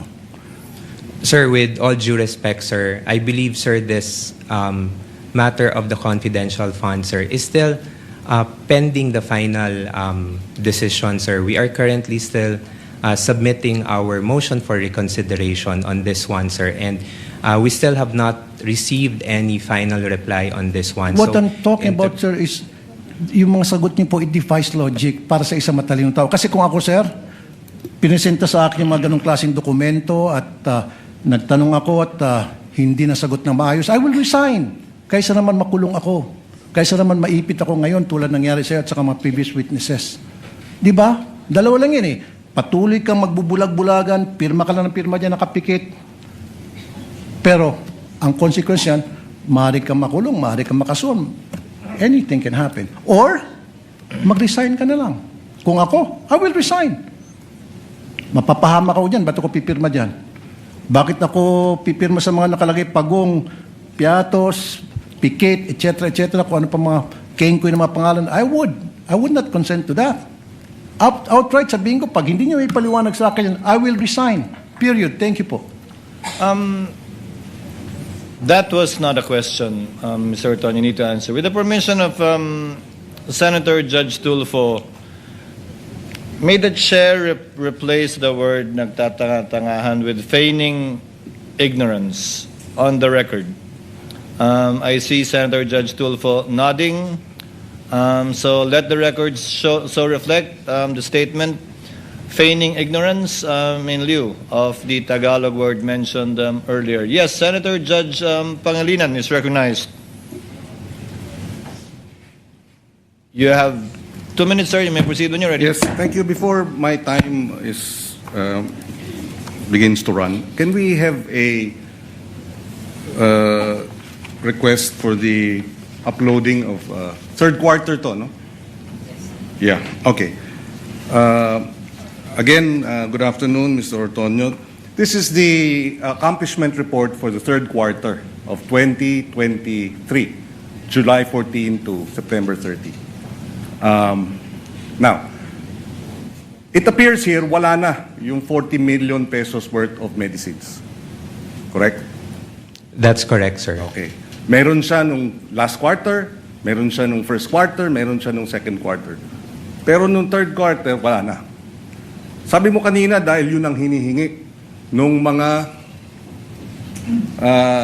informant. So, nung third quarter, wala nang hiningi. Ano yun? Gumaling na silang lahat? That I cannot, again, sir, I cannot answer, sir. Yes. At hindi ba you received the AOM on October? Sometime in October? October 4, 2023, okay. Sir. Ito October 9. So doon sa October 4, when you receive the AOM, nandun na yung findings na dinidisallow or pinapasubmit ang additional documents, tama? For medicines, etc. That's correct, sir. Okay, so mukhang hindi gumaling lahat nung binibigyan ng gamot. Ang nangyari, mukhang dahil nakita ninyo yung AOM at ipinagbabawal, binago ninyo. Tama po ba yun? Sir, again, sir, I cannot answer kung binago yung accomplishment report, sir, because it's something that I personally did not prepare also, okay. sir. Now, I move on to another point. Sabi nyo, nung natanggap nyo yung AOM, you went point by point sa mga issues, tama? Yes, sir. Ang tanong, bakit di nyo binuksan yung sealed envelope dun sa ARs? Kasi andun lahat ng mga acknowledgement receipt. Bawal ba? Sir, I did not open, sir, because at the time, sir, the AOM indicated that we are requested to submit the documentary evidence of payments. And that is the acknowledgement receipts. That is what you are being required to submit. To submit, sir. So Yes, should sir. you not have gone through the acknowledgement receipts to check, because you are being asked to submit the documentary evidence of payment, and to check if the ARs are actually documentary evidence acceptable? Sir, yun na po yung nabigay sa akin ng special disbursing officer, sir. So, No, okay. The question is, why didn't you open the envelope? Sir, I did not open anymore, sir, because at the time, sir, I also have a designation as Were you instructed not to open it? Sir, as liaison officer kasi, sir, I am not in the position, sir, to open yung sealed na But you were DEP, instructed to submit documentary evidence of payment. So in other words, you complied without going through the documentary evidence of payment? How can you now tell if it was documentary evidence of payment that you were submitting when you did not open the envelope? What were you submitting? I personally did not open it anymore, That's sir. why, but you were being required by COA to submit, to comply. So Yes, sir. So would you say that was substantial compliance? Sir, yun po kasi yung na-require ng AOM, sir. So we submitted the documentary evidence Kasi of ang payment. sitwasyon dito, dahilan mo o depensa mo na hindi mo na tiningnan o hindi mo nakita. Pero tama bang depensa yun? Na hindi mo nakita, kaya hindi mo masasagot? Kasi ganun din ang sinabi mo, wala ako doon, wala ako sa ground, I'm not in the implementation, kaya hindi ko masagot. Is that compliance with, the requirements of COA? Sir, the duty po, sir, to ensure that the DEPs... There was nothing to stop you from opening the envelope, right? There was nothing. Sir, the JC, sir, indicates, sir, that there are only certain individuals who have access You could to get clearance, could you? Sir, Of that's course. what... Of course you can. I did not ask anymore, sir, because I parang respectfully in-acknowledge ko na kung ano yung nakalagay sa JC, sir. In other words, you really did not go point for point as you earlier testified to. Kasi pag sinabi mo we went point for point, parang masinop yung naging trabaho ninyo, di ba? Thorough, point for point. Pero ang lumalabas dito ngayon, hindi nyo binuksan yung documentary evidence of payment, hindi nyo binusisi, di ba? Sinabmit lang ninyo. Again, we're talking of hundreds of millions of pesos. And I'd like to think, being an intelligent Ateneo graduate, diba, that you would have exercised greater diligence as you tried to monitor, check on, supervise financial services head how government money was being spent. Yun ang tinatanong ng mga kababayan natin, mahirap paniwalaan, I'll wrap it up here, na kayo ay gumastos ng 122 million para sa gamot na reward dahil nag-surveillance yung mga informant at nabigyan ng reward at hiningi nila gamot at hindi niyo binigyan ng gamot, binigyan niyo ng pera para sila nang bibili ng gamot. Sabi niyo usual yun. Kindly wrap up, Senator Judge Pangilinan. No further questions, Mr. President. Thank you, Senator Judge Pangilinan. Finally, Senate President Gatchalian. Thank you. And then Senator Judge Padilla. Thank you, Mr. Presiding Officer. To wrap it up. Merong binabasa ko itong reply ninyo, Mr. Ortonio, to COA, dated November 30, 2023. At nakasulat dito, I'll flash it on the screen. Paki-flash na lang. Hence, the 125 million CF was fully utilized for expenses planned, implemented, and paid during the 3-month period covering October to December 2022. So, sino nagbayad ng 125 million in advance? Sir, there was no payment in advance that was made, sir. All payments were made between the period of December 21 to December 31, sir. But very clear kasi dito na binayaran na siya paid 3 months in advance. In fact, mayroon pa siyang months. And ito yung kadugtong ng sinabi ng ating presiding officer, obligation incurred. So, ang basa ko dito, nabayaran na siya. Kaya rini-reimburse na lang ng 125 CF. Sir, if I may be allowed, sir, to clarify, Your Honor, yung parang explanation from yesterday, sir. For the period of October to December 2022, sir, based on the information that was shared by the security officer, once we have already submitted yung PFP sometime in September, the security team, sir, meaning si Colonel Lachica, sir, already made coordination with informants or agents on the ground. As to the extent of the coordination that they did, sir, I am not privy to that anymore. However, when we received the SARO in December 13, 2022, which already indicates that we already have the funding for the confidential funds, that's the time that they were able to make definitive agreements with the informants on the ground. And once the payment, once the check has been encashed already, that's the time that payments were made between the period of December 21 to 31. Mas realistic pa kasi kung in advance tapos reimburse kaysa 125 million gagastusin in 11 days.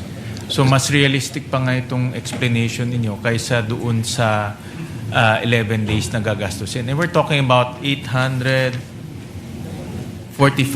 acknowledgement receipts scattered all over the country.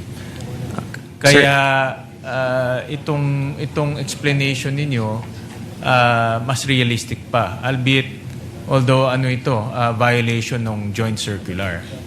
So I'd like to point out lang, Your Honor, that there were no reimbursements made, sir, based on what was relayed to me, sir. There was no reimbursements But made. this was information relayed to you by Lachica. Colonel Lachica, sir. And itong si Colonel Lachica, kanina naririnig ko, hindi nyo alam yung direct na ginagawa niya, hindi rin alam ni Acosta. So, sino lang nakakaalam sa opisina ninyo tungkol sa confidential operations or itong paggastos ng confidential operations? For the confidential operations, sir, again, sir, I have no personal knowledge, sir. I would assume, sir, because meron po siyang designation from our head of agency, then the reportorial duties, I would presume, would be directly to the head of agency. Which is si Vice President Sara. Which is so the head dalawang of tao agency. lang sa opisina ninyo, si Vice President Sara at si Colonel Lachica lang, ang alam kung paano gastusin itong 500 million. Sir, I would have no personal knowledge again, sir, kung sila lang pong dalawa, sir. Kasi ikaw yung gumawa nung reply, pero galing sa Colonel Lachica yung information, si Gina naman kahapon, ganun rin, hindi rin niya alam. So I'm trying to understand, sino nakakaalam nung paggastos ng 500 million dahil hindi siya maliit na pondo eh. No, but based on your information, 2 tao lang ang parang nakakaalam nito. No? Si Vice President at si Colonel Lechica. My last question, Mr. Presiding Officer. Kanina nasabi nyo na based sa information, meron pang mga tao si Colonel Lechica. Tinransfer ni Acosta yung pera, o dinisburse ni Acosta yung pera kay Colonel Lechica. And si Colonel Lechica, dinisburse niya ulit dito sa mga tao niya. So, double handling ang nangyari dito sa pera. So, paano natin malalaman kung talagang yung pera ay pumunta sa mga activities o tao na kailangan puntahan dahil ni yung accountable officer hindi niya na alam kung paano na-disburse yung pera doon sa mga informants. Anong kwento sa'yo ni Colonel Lechica na umabot talaga dito sa mga informants? Sir, based on what was shared to me, sir, Ms. Gina Acosta disbursed the amount to the security officer and then the security officer implemented it on the ground. Yeah, but violation na kasi in disbursement to Colonel Lechica. And then there's another violation na from Colonel Lechica to some people who disperse the amounts. Ibig sabihin, ang daming taong humahawak ng pera bago umabot sa mga informants. So, in that sense, ang daming violation o tinakbuhan ng pera.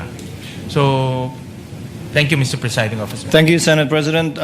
With the indulgence of Senator Judge Padilla, Senator Judge Camille Villar will be availing for a first round opportunity to interject. So I will recognize her first.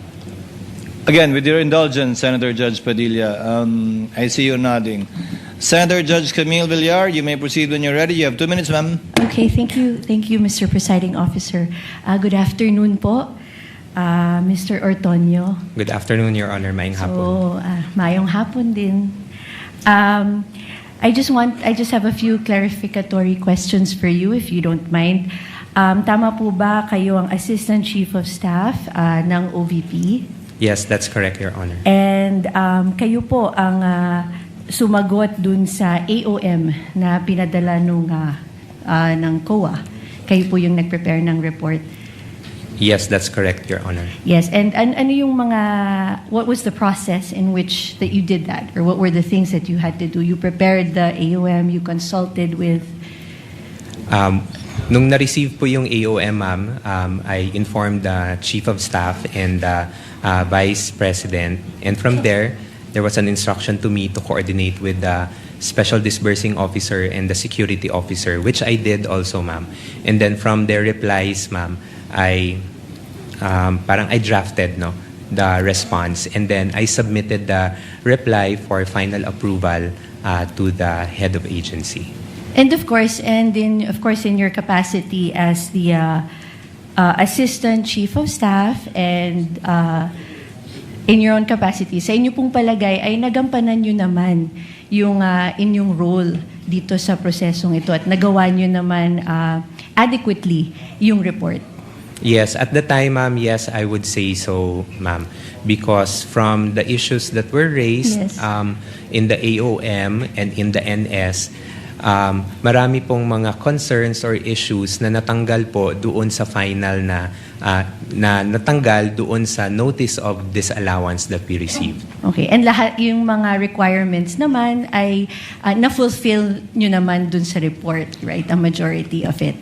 Yes, lahat po ng mga concerns that were raised, we were able to provide answers and supporting documents. And doon naman doon po sa AOM, anywhere in the AOM did it say that there was a misuse or misappropriation of the funds? No, there was no mention po, ma'am. Okay, and are the findings of the AOM final? No, ma'am. It is subject for comments, ma'am. And right now, for ano po siya, ma'am, motion for reconsideration. Okay. Yun lamang po. Maraming salamat. Daghang salamat po. Thank you. Thank you, Your Senator Honor. Thank Judge you, Mr. Camille Orton. Villar. Thank you, Mr. Presiding Officer. Senator Judge Padilla. You Maraming may salamat proceed po. with your interjection, sir. You have 2 minutes. Maraming salamat po, Ginoong tagapamahalang hukom. Tuloy ko lang po yung ating tanungan. Opo. Pagkatapos po niyong sumagot, pwede pong pati na rin sa depensa. Meron din po akong tanong. Kanina po, nahinto tayo kay Before Marshal you continue, Bonifacio. Senator Judge Padilla, next time, Attorney Christine, do you need a platform similar to it was Senator Lor. It was Attorney Lorna first asked for it, but I noticed the prosecution has one. Would you wish one to be provided for you at a future time, Attorney Christine, or Yes, Your the Honor. side of the respondents? Yes, Your Honor. I would appreciate having that platform too. Okay. Thank you. In the next hearing, Attorney Christine. Yes, Senator Judge Padilla, you may Opo. proceed. Balikan ko po, naputol po tayo kanina. Opo. Naniniwala po ba kayo na ang confidential fund para yaan po ay makakuha tayo ng informasyon para makasave ng buhay, para makakaroon tayo ng law and order? If used properly, yes, Your Honor. Okay. Opo. Kayo po, sa defense, naniniwala po ba kayo? Yes, Your Honor. Opo. Kung sa palagay niyo po, nung panahon na si Marshal Bonifacio ay may confidential fund at nalaman niya na merong magtatangka sa kanyang buhay, sa palagay niyo po ba buhay pa si Senator Benigno Aquino ngayon? Well, assuming, Your Honor, that the foreign occupants were those lone threats to his life, then probably yes, Your Honor. Salamat po. Kayo po? Actually, Your Honor,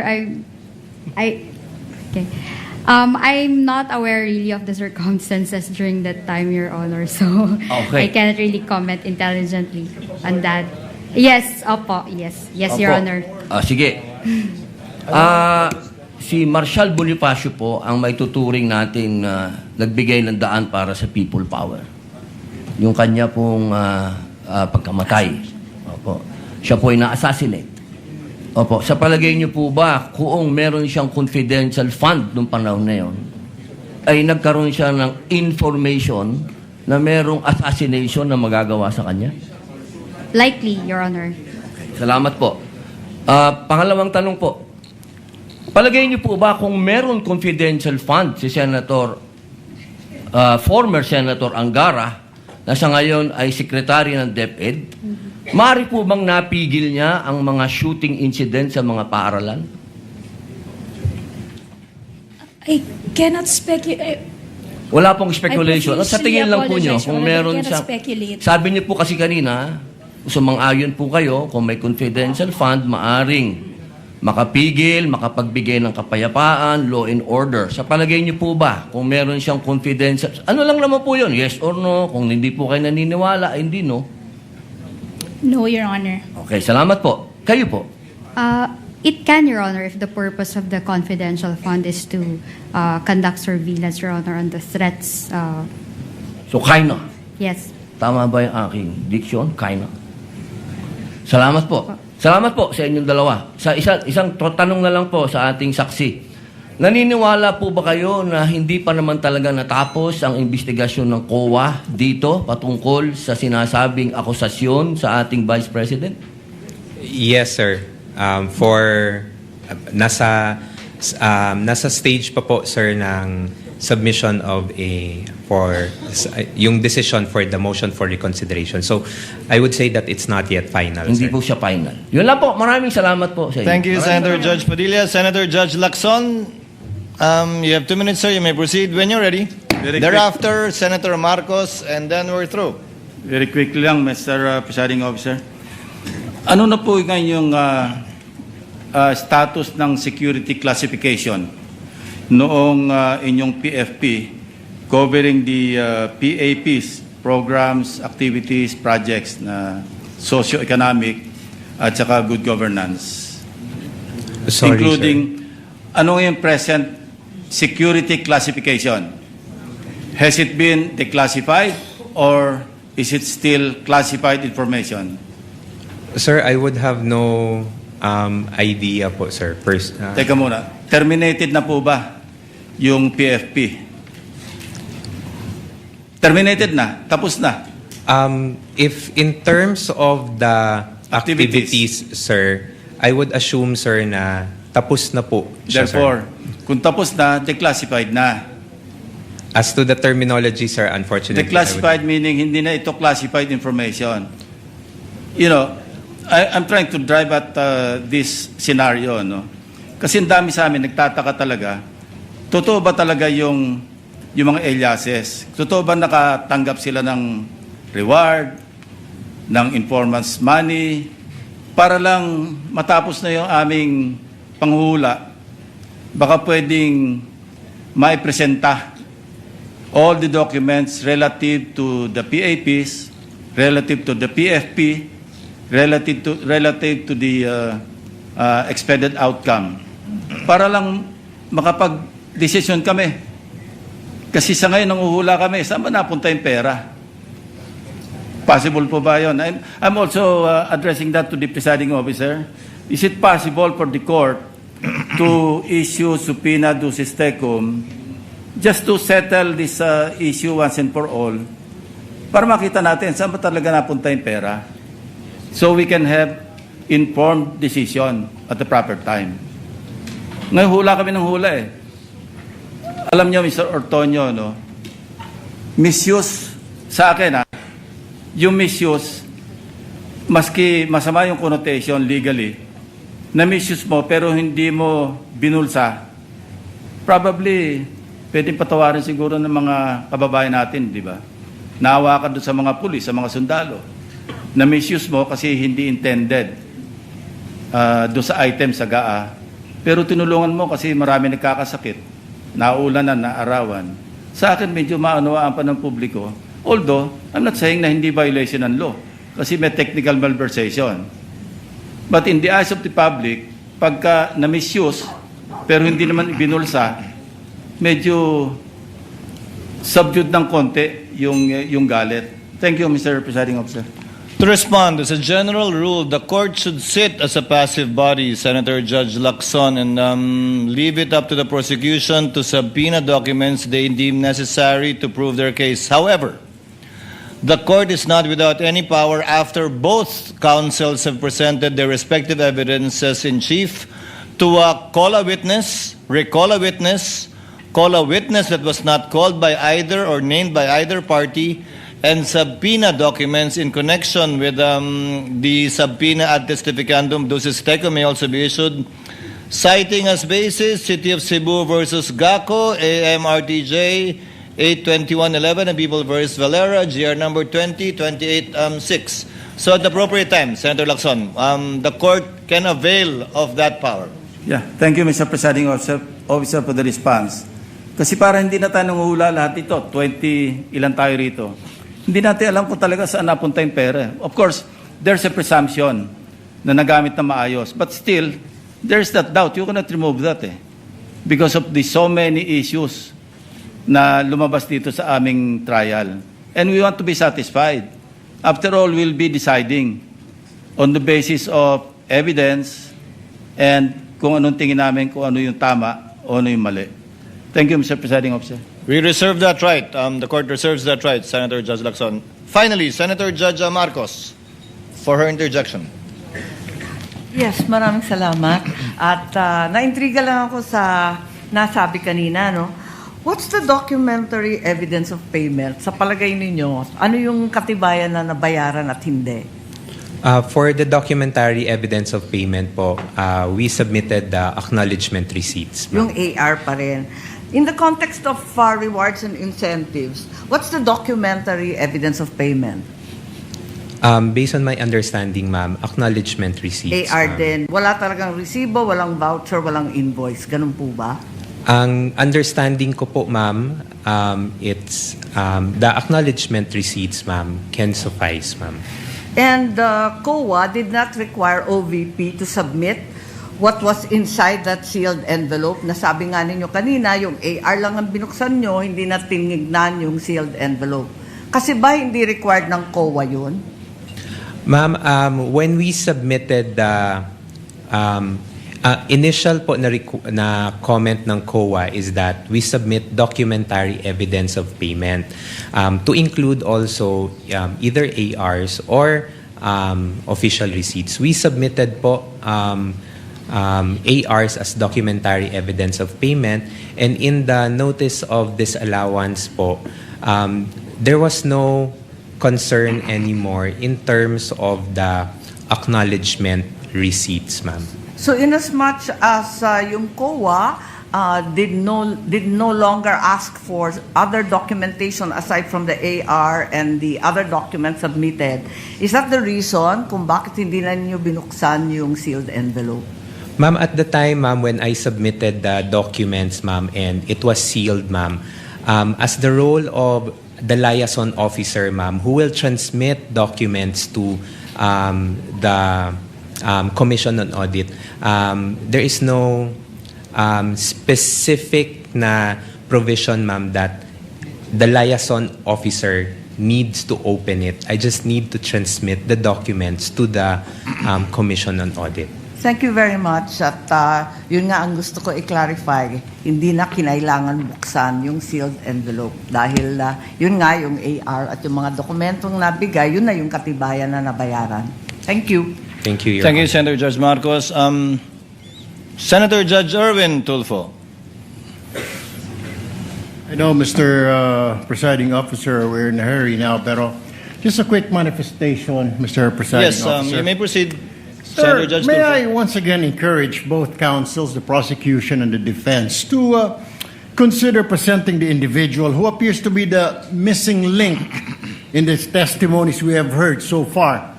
Ilang araw na po ito, Colonel La Chica, Colonel La Chica, La Chica, La Chica. Even Colonel La Chica, sa mga TV po kanina, kagabi, willing po siya mag-testify dito. Maging si Defense Secretary, sabi niya gano'n, pinaubayan na namin sa Senate, si Colonel La Chica. I understand, Mr. Presiding Officer, we cannot compel him to appear, but he has been repeatedly named by several witnesses, and it may be helpful to this court to hear directly from that individual so that gaping holes in the testimony may be clarified and the facts may be properly connected. I'm sure lahat po ng Senator judges would like to ask him, ano ba, saan mo ba dinala? Totoo bang inutusan ka ni BP? O sarili mo lang yan, binulsa mo? I have a lot of questions, Mr. Presiding Officer. That's why I am praying that one day we will be able to talk to Colonel La Chica para matapos na ho ito. Iniiwan ho natin parang hanging po yung question. Matatapos na po tayo dito sa hostile witness. Babalik na tayo sa witnesses ng prosecutors. Hindi pa natin narinig si Colonel La Chica. Mr. Presiding Officer, yun lang po. The manifestation is noted, but as earlier ruled by the presiding officer, we cannot compel either party to call a witness. However, after the presentation of the party's evidence in chief, the court may exercise its discretion to call a witness based on the Supreme Court ruling cited by the chair earlier. That time will come should Colonel La Chica not be called by either party. So ordered. Just a few questions, Mr. Antonio. To wind up, kayo po ang nagsagot o sumagot sa lahat ng AOM, notice of suspension at notice of disallowance. Tama po? Yes, I'm one of the signatories po. Wala po doon sa AOM o kahit anong notice of suspension at disallowance, yung issue tungkol sa mga alias sa acknowledgement receipt, na-raise po ba yun doon? It was not raised in any of the observations from COA, sir. So hindi nyo kinailangan sagutin yun? We did not answer, sir. Did not need to answer because there was no question posed? Yes, Your Honor. There was no issue also raised by COA with respect to spending it for 11 days. Correct? That's correct, Your Honor. Wala rin kayong kailangan sagutin kaugnay nun? Yes, Your Honor. Now, the notice of disallowance for the 3 quarters of 2023, it was disallowed dahil base sa testimonya ni Gina Acosta, binigay niya yung pera kay Colonel La Chica. Tama po ba? That's one of the observations po, Your Honor. It's not an observation anymore, Mr. Ortonio. It's a notice of disallowance. Yes, that's correct, Your Honor. So, sa tingin ng COA, bawal, illegal, hindi sang-ayon sa JC 2015-1 yung pagbigay ni Gina Acosta kay Lachica. Based on the notice of disallowance, Your Honor, it indicates na the transfer from one agency to another, sir. Kayo po, alam niyo po ba yun na binigay ni Gina Acosta yung huling quarter ng 2022 at tatlong quarter ng 2023 kay Colonel Lachica lahat? At the time, sir, no, I did not, sir. At the time na binigay niya o at the time na nangyari na? At the time na nangyari lahat, sir. I would have no personal knowledge, sir. Hindi, pero nung ginawa mo yung AOM, unang sagot sa AOM, alam mo na binigay ni Gina kay Lachica? Yes, sir, because they were introduced as the special So, officer. October mo nang nalaman na binigay lahat ni Gina Lachica, October 2023, nung sinagot mo yung unang AOM para sa huling quarter ng 2022, doon mo palang nalaman na binigay lahat ni Gina kay Lachica yung pera. That's correct, Your Honor. Now, is Lachica an accountable officer based on the definition of the JC? Based on the JC, sir, he is not an accountable officer, sir. It's the SDO. And that is the reason why his signature does not appear in any of the documents submitted by the Vice President in relation to the AOM, NS, and Notice of Disallowance. Dahil hindi naman siya empleyado ng OVP, di ba? Yes, sir. He's not an employee, sir, although he's designated as the security officer. Is that allowed, designating someone as a security officer who's not an employee of the office and being given that much money to disburse? Sir, based on my understanding, sir, on the JC, when I read it, sir, there's no specific guideline, sir, on who to designate as security officer. But there is a provision po, sir, that the head of agency may designate a security officer to implement different programs and activities. Now, you keep on mentioning that Lachica implemented and that Acosta disbursed. Ano pong definition nyo ng implement? Implement, sir, would be to perform the different activities on the ground, sir. Which entails what? How will he perform the different activities on the ground? In relation to confidential funds? Possible, sir, to coordinate with the different informants or agents, sir. Yun po yung pwede kong mabigay na information, sir. Mr. Ortonio, sa mga salitang perform at coordinate, saan po doon yung paggastos ng confidential fund? Perform, coordinate. Yun ang definition mo na implement. Yes, sir. Asan doon? Ba't binigay kay Colonel Lachica yung pera at ba't siya gumastos kung perform at coordinate lang pala? Did Colonel Lachica spend the money? I would say so, sir, that being the implementer of the different activities, sir, he spent the money for the different confidential activities. So Colonel Lachica disbursed the money for various confidential activities? I would say, sir, na he implemented the different activities, sir. Mr. Ortonio, nasa spent na tayo. Binago ko lang ng konting disburse, bumalik ka na naman sa implement eh. Again, spent, disbursed. It means the same thing. Ang Sir, gumastos na nung pera na binigay ni Gina, si Colonel Lachica o mga tauhan niya. Sir, based on my understanding, sir, it's Miss Gina Acosta who disbursed the fund, sir. And then si Colonel Lachica po yung implement or conduct ng mga confidential activities. Hindi nagbayad si Colonel Lachica? Part of his duties as the implementor, sir, nagbayad siya doon sa mga... So is it your theory that Gina disbursed to Lachica as an end user? Yun po yung ano ko, sir. That's my understanding po, sir. Kung end user si Lachica, bakit niya binawi yung acknowledgement receipt niya nung nagbigay na siya ng mga acknowledgement receipt para sa di umano binayaran niya? Hindi ba dapat tinago niya yun? Kasi nag-disburse si Gina, tinanggap ni Lachica, kung siya ang end user, tama lang na may acknowledgement receipt siya, ba't niya binawi? Ba't hindi tinago sa file? Sir, in terms of binawi po yung AR, sir, I do not know of that, sir, because that's what Gina said. The AR, sir, were given to me by Miss Gina, and then that's what I submitted to the Commission on Audit. The ARs of the various aliases na binanggit, yung kanina pa sinasabi, ng iba't ibang apelido, kasama yung apelido ko, yun yung sinubmit ni Colonel Lachica. Ayon kay Gina, nagbigay siya ng pera kay Colonel Lachica at bilang katibayan, nagbigay na acknowledgement receipt si Colonel Lachica.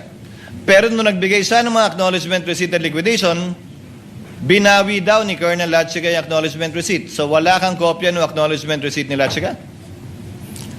Sir, I'm sorry, sir. Ang pagkakaalam ko, sir, is that I got the box with acknowledgement receipt, sir, from the Special Disbursing Officer. And So that's you're what not aware of any acknowledgement receipt signed by Lachica? No, sir. So if Gina disbursed to him, ba't hindi mo hinanap yung acknowledgement receipt kay Lachica? Sir, the request, sir, was for the DEPs for the implementation, If your sir. theory is, dinisburse kay Lachica, in-implement ni Lachica, hindi ba kailangan may papel yung dinisbursan na tinanggap niya yung pera? Sir, I did not request for it anymore, sir. That's the final question, sir. So this is your story. You placed in the PAP, or you know that what they placed in the PAP, Good Governance Program, Socio-Economic Delivery Program, pero gagastusin yung confidential fund para sa informants, para tiyakin na ligtas ang ikalawang Pangulo saan man siya magpunta sa bansa, kaugnay ng trabaho niya, at ginamit itong confidential fund para bumili ng impormasyon, pera binigay para ipambili ng pagkain, ng silya, ng computer, ng gamot, kapalit ay impormasyon para matiyak ang kaligtasan ng VP at napatunayang matagumpay yon dahil walang nangyaring masama sa ating Vice Presidente hanggang ngayon. Yan po yung buod summary ng paggamit ng confidential fund ng OVP base sa inyong presentasyon. Sir, with due respect, sir, just you can correct me, sir. Just one correction lang po, Yes, sir. It's for the to ensure that the activities of the OVP will be implemented safely and that no untoward na mga mangyayari in the performance of walang mangyayari sa mga different activities ng OVP. That's what I Walang understand. mangyayaring masama sa kanya at dun sa makikilahok. That's an accepted For the office and the for the people who will be, say for example, attending mga events, sir. Kaya hindi lang kay VP, pati sa mga taong makikilahok dun sa event para ligtas silang lahat doon. Yes, Your Honor. Yan po yung sinabi sa inyo ni Colonel Lachica na rason kung bakit siya namigay ng pera sa iba't ibang informant sa pamamagitan ng reward o pera pambili ng gamot, ng silya, ng computer, ng pagkain. Yes, Your Honor. That would be all, Mr. Tonyo. Senator Judge Zubiri, to avail of the first round. Thank you very much, Mr. President. I was not going to ask any more questions. I won't be asking a question to the witness, more to address the court. Can we make, because this is a recurring theme, halos sa lahat ng mga testigo, ang sinasabi po nila at minsan mga tanong ng prosecution or defense and prosecution ay ito bang finding ng COA, hindi pa siya final. It is yet under my motion for reconsideration, ika nga, binanggit nga kanina ng ating testigo. Can this court make representation with the COA? If possible, during the duration of this trial, so that we may be guided as judges. Can they make their finding already with finality? Who knows, they may say na wala namang nangyaring kalokohan, itong article ay tapos na. Pag sinabi naman talaga nila ay masyadong glaring yung mga violations, then tayo bilang mga judges will also be clarified kung meron talagang misuse of funds. Kasi yung arbiter talaga nito is COA. Di ba? Lahat ng misuse of funds ng government agencies, it is the COA that makes that determination. And then before it is taken up to another court, which is Sandigan Bayan, the Ombudsman. Pero sana po, Mr. Presiding Officer, this is an appeal to the COA. I know there is what you call a due process for the parties, but I think the filing for the motion for consideration was done a few months ago, or I think it was in 2000. The findings came out 2024 or 2025. Medyo matagal na. And if there was a motion for reconsideration on the part of the Vice President, maybe it will be prudent that they already come up with a decision of finality, Mr. Presiding Officer, and copy furnish this impeachment court because it will be very important. Kasi ang sagot palagi ng testigo, may motion for consideration pa kami. Hindi pa final po yan, Your Honors. So, for the guidance of each and every one of us here, may we appeal to the Commission on Audit, I'm sure they're listening, can they already come out with finality on this issue so that we may be guided by the arbiter, the final arbiter when it comes to issues of misuse of funds. Yun lang po, Mr. Presiding By way Officer. of reply, Senator Judge Zubiri, the Commission on Audit is an independent constitutional commission, and I doubt if we would be well within our rights to compel them, similar to a mandamus, to act one way or the other on this matter. Secondly, That's why it is a request, Mr. I Presiding think the Officer. period Yes. to file an appeal under 45 or under 65 by certiorari of the ruling of the COA Commission and Bank has not yet lapsed, and the period to file a reconsideration has not yet lapsed too. It is yet to be, the respondent I think has until October to file a motion for reconsideration. So it's not yet in the hands of the Commission at this point in time. But having said that, thirdly, yes, Mr. President. there are cases decided by the Supreme Court to the effect that a final determination of COA is not necessary for a case to be heard and tried. So this does not preclude the impeachment court, if at all, from deciding based on available evidence in regard to the articles of impeachment pending before us. Pero Mr. Presiding Officer, napakabigat na mga akusasyon na binabanggit natin dito na yung araw na ito sa Vice Presidente. Napakabigat. Does not that weigh on to the Commission, although it's an independent body, that prudence dictates that they must act with of course, following the what you call due process. Kung October, sinasabi nga natin, di nga ito matatapos ng December. So it is well within the period. I myself, as one of the judges of this impeachment court, want to see the final observation report or findings of the Commission on Audit. That is an appeal to them. As I said, we cannot compel them. They are a independent constitutional branch of government. But for example, budget season starts next week. They will come. Maybe we can ask that question to them. How long will it take before this finding comes out? Because we want to know. I cannot make that. It's very difficult sometimes to make a decision without the final decision made by the Commission on Audit. I think it would be very important, Your Honor. Just putting that on the record. Thank you. The manifestation of Senator Judge Zubiri is noted.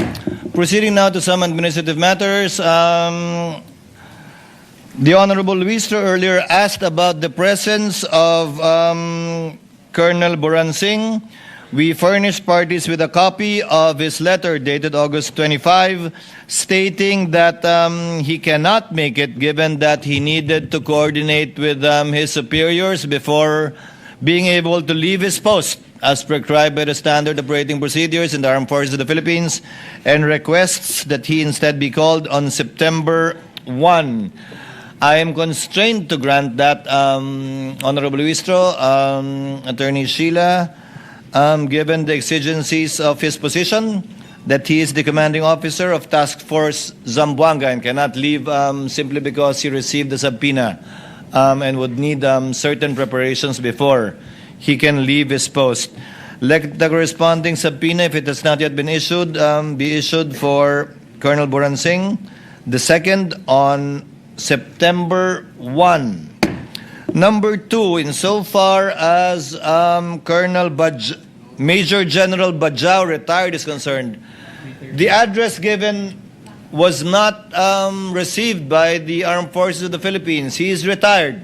So may I instruct the prosecution to kindly coordinate with either the Philippine Veterans Affairs Office, PIVAO, or the AFP Pension and Gratuity Management Center to get an address. I'm sure he's receiving his pension from somewhere, and that would be a good place to look. The court cannot issue a subpoena properly to Major General Bajao without an address, counsel. Bahaw. In regard to the third, sitting third? Panopio, Your Honor. Yes, in regard to Colonel Panopio, he was subpoenaed to appear on September 1, thinking that Colonel Buransing would be here today. Therefore, there are no other witnesses to be presented by the prosecution today. So, next week we are expecting Colonel Buransing, Colonel Panopio, and hopefully we would be able to find Major General Bahaw, if you will still persist in those three witnesses, Honorable Luistro. Your Honor, we respectfully inform the Honorable Impeachment Court that we are now dropping the presentation of Colonel Bahaw. Nevertheless, we maintain... Major General. Major General Bahaw, Your Honor. We maintain the position to present both Colonel Buransing and Colonel Panopio, to whom the subpoenas have been ordered to be issued for September 1, 2026, Your Honor. But in addition to that, Your Honor, and in order to maximize the schedule that is given to us by the Honorable Impeachment Court, for September 2, that is next Wednesday, Your Honor, we would like to respectfully move for the issuance of subpoena ad testificandum to Attorney Michael Wesley T. Powa, if the same should be necessary, as well as to Ms. Marisa B. Grande of the Philippine Statistics Authority, Your Honor. If given opportunity next week, these two shall likewise be presented on September 2, Wednesday, Your Honor. Subject to the colatilia that should the other witness not appear, given that Attorney Powa is here and more than willing to testify as intimated earlier, then we jump to Attorney Powa. Should the other earlier two witnesses fail to appear on September 1, without need of issuing a subpoena to Attorney Powa. He is so informed in open court. We submit to that, Your Honor. So ordered. Other matters, yesterday afternoon, the prosecution filed a motion to set a conference for the marking of additional exhibits, particularly documents received from the Philippine Statistics Authority. The prosecution seeks to set the conference at 4 p.m. today. This is quite a simple motion, Attorney Sheila. The motion is granted. The clerk of court is directed to conduct the marking of additional exhibits at 4 o'clock this afternoon at Rector Room, and counsels are directed to send representatives to attend the conference. The presiding officer is also in receipt of a request from the respondent to be furnished with copies of the prosecution's pre-marked exhibits for Article 1, which counsel for respondent is likewise marked with the specifics. These being common exhibits, the request is hereby granted. The clerk of court is directed to furnish counsel for the respondent with copies of the requested pre-marked exhibits, with the understanding that the panel of prosecutors will be accorded the same courtesy should a similar request on the respondent's marked documents be made in the future. So ordered. Your Honor. Yes, Attorney Sheila? Given that opportunity given to the prosecution to mark additional documents, we would like to avail of the same opportunity. And if the situation calls for it, we will ask for an additional setting for conference to mark additional documents in preparation for our presentation, so that in the interest of time, we can take advantage of these additional settings ordered by the court. Let it so be granted without Thank need you, of Your an order being issued by the court, subject to the availability of the parties and the clerk of court. Thank you, Your Honor. So ordered. Finally, we are in receipt of a prosecution's request for supplemental subpoena for other banks and financial institutions. I presume, Attorney Sheila, you got a copy of the subpoena? We did, Your Honor. The chair will simply adopt and apply its ruling last July 20, 2026 concerning the subpoena issued to certain banking institutions involving the same subject matter, and the same limitations will apply accordingly. The request for subpoena directed to the concerned banking institutions, I won't specify anymore because both parties have a copy, and financial institutions covering the respondent, her spouse, Attorney Manasseh Carpio, as well as 20 entities allowed by this court in which the spouses hold an interest, is hereby granted. It is clear that the subpoena does not include foreign currency, is limited only to peso-denominated accounts and not to foreign currency deposits, as these are excluded without the written consent of the depositor. The clerk of court is directed to cause the issuance and service of the subpoenas to the entities requested to so submit, who shall produce the required documents before the clerk of court in 7 calendar days from today, or on September 2, Wednesday, next week, 2026. So ordered. Your Honor. Yes, Attorney Sheila. Given the position that we had articulated on this matter of the subpoena with respect to bank records and other materials subject of that subpoena, we will just want to place it on record that we will be, or we are reserving our right to comment and to put our appropriate objections at the proper time. Thank you. On the record, Attorney On the Sheila. record, Your Honor. Yes. Your Honor, please. And or seek further remedies as is available to you. That's correct, Your Honor. Outside of this court. Yes, Honorable Listro. We would like to respectfully manifest to the Honorable Impeachment Court that almost simultaneously to the reading of the ruling of the Honorable Impeachment Court on the issue of sub judice rule, the respondent Vice President made a public statement I know where you're leading at, Counsel. Naunahan mo lang ako. I thought you were going to take up another matter, so let me cut you short. Yes.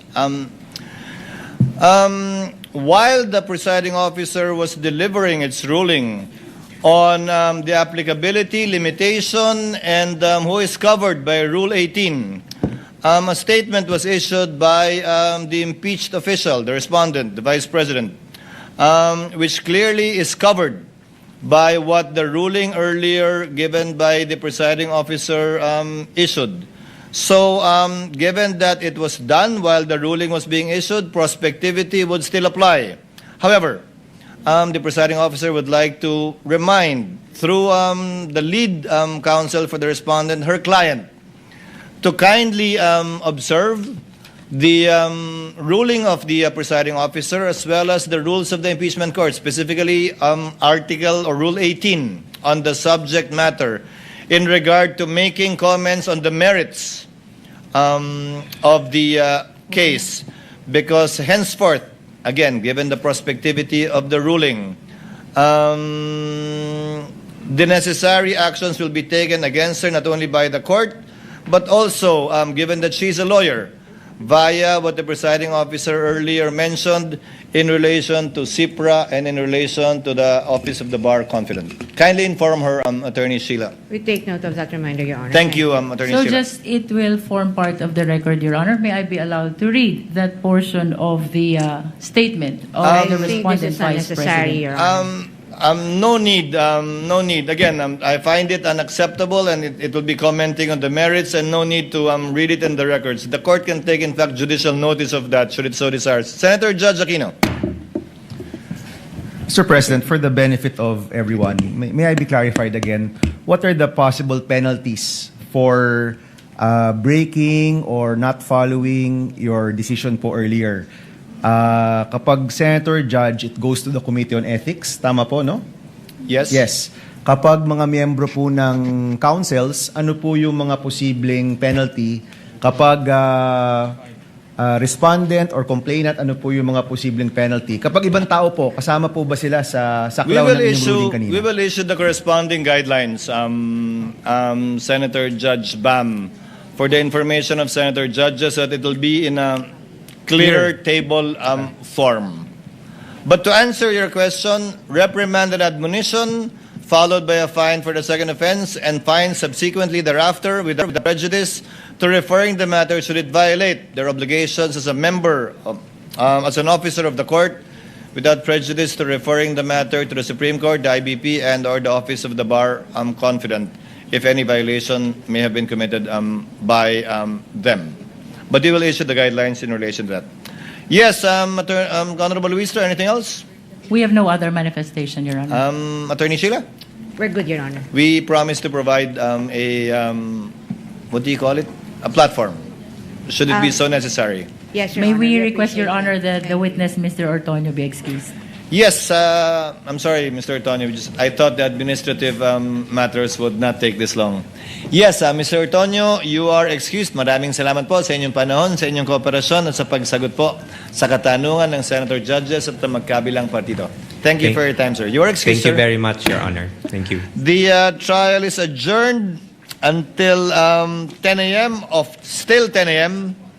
on Tuesday, given that Monday is a holiday, September 1, 2026. Thank you. Session will be at 3:30 according to the Senate President.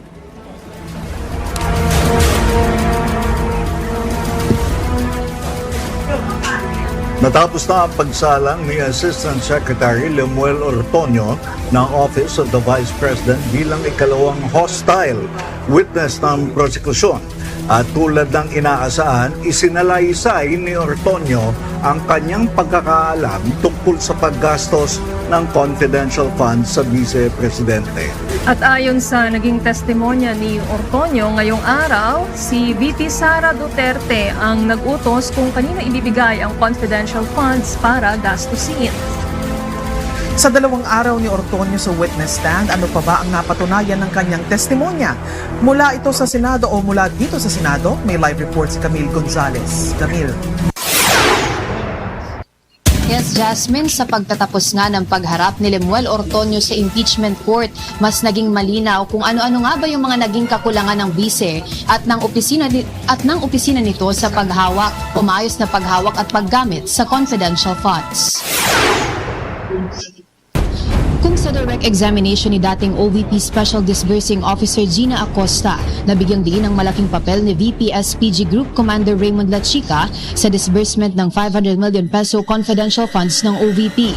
Sa testimonya naman ni OVP Assistant Secretary at Assistant Chief of Staff Lemuel Ortonio, mas naidiin na mismong ang Bise Presidente ang utak sa likod ng bawat galaw ng naturang pondo. Inamin ng ikalawang hostile witness ng prosekusyon na naunang nag-request ng confidential funds ang ikalawang Pangulo bago nagpasa ng plano para rito. Magdadalawampung araw matapos itong hingin ng DBM. Ito ani ay dahil walang nadat ng confidential funds ang bise sa predecessor nitong si former VP Leni Robredo. Dahil mismong nanggaling kay Ortonio na kinopya lang ang mga nilalaman ng OVP PFP 2023 sa isinumitin nitong mga plano para sa taong 2022. Nakumpirma ring bagamat pinopondohan na ng regular funds ng tanggapan ng Good Governance Program na malaking bahagi ng mga naisumiting PFP sa request na cash advances ay inilista pa rin ito sa ilalim ng pinaggamitan o paggagamitan ng confidential funds. Bukod dito, kinumpirma rin ni Ortonio ang sinabi ni Acosta na siya ang kasama nito sa pag-encash ng pondo. Pareho ring malalim ang koneksyon ng dalawang hostile witness sa bise, lalo na't naninilbihan na ito sa ilalim ng kanyang pamumuno mula pa sa kanyang termino bilang mayor at vice mayor sa Davao City. At kahit na si Ortonio ang naghanda ng letter response at attachments ng OVP sa inisyong AOM at notice of suspension ng COA, tulad ni Gina Acosta, itinanggi rin ni Ortonio na mayroon siyang personal na kaalaman kung saan dinala o ginasta ang confidential funds. Ngunit si Colonel Lachica na itinuturong pinagkatiwalaan ng bise para sa disbursement nito ay nakumpirmang hindi naman organic employee ng OVP. Kaya hanggang ngayon, palaisipan ang kanyang espesyal na koneksyon sa Bise Presidente. Sa uli, malinaw ang naging pag-amin ni Ortonio at Acosta na si VP Sara ang mastermind at lubos na nakakaalam tungkol sa pinagamitan ng confidential funds. Jasmine, dahil nga hindi nakadalo iyong former STO ng DepEd na si Edward Fajarda, maging iyong isa sa mga tatlong AFP officials na ipinasabpi na sana ng prosekusyon doon sa schedule ng kanilang nakatakdang pagharap sana sa impeachment court, inaasahang sa susunod na linggo ay haharap naman o sasalang naman sa witness stand ang isa sa mga defense counsel na si Attorney Michael Wesley Poa. So yan po yung ating aantabayanan para naman sa susunod na linggo. Jasmine? Maraming salamat, Camille Gonzalez, live dito sa Senado. 500 million pesos. Diyan pa rin sa metro ang paglilitis ngayong araw. Marami sa mga kababayan natin ang hindi lubos maisip kung gaano ba kalaki ang pinag-uusapang perang ito para maintindihan natin kung gaano ba karaming pera ang kalahating bilyong piso. Narito ang live report ni Carms Magliluan. Carms? Trisha, ilang lungsod ang masasakupan kapag inilatag natin ng 500 million pesos sa kalsada kung puro ito 1,000 peso banknote. Para sa masaktong paglalarawan, narito po ang aking report. Sa 500 million pesos na confidential funds ng Office of the Vice President noong 2022 hanggang 2023, 125 million pesos ang inilalabas kay OVP Chief Security Officer Colonel Raymond Lachica per quarter o kada encashment. Ayon yan mismo kay dating Special Disbursing Officer Gina Acosta sa kanyang pagharap sa impeachment trial ng Bise. Ano nga ba ang itsura nito in cash? Kung tig-1,000 pisong banknote ang na-encash na 500 million pesos, tinatayang aabot ito sa humigit kumulang 500 kilograms. Katumbas yan ng 10 kaban ng bigas.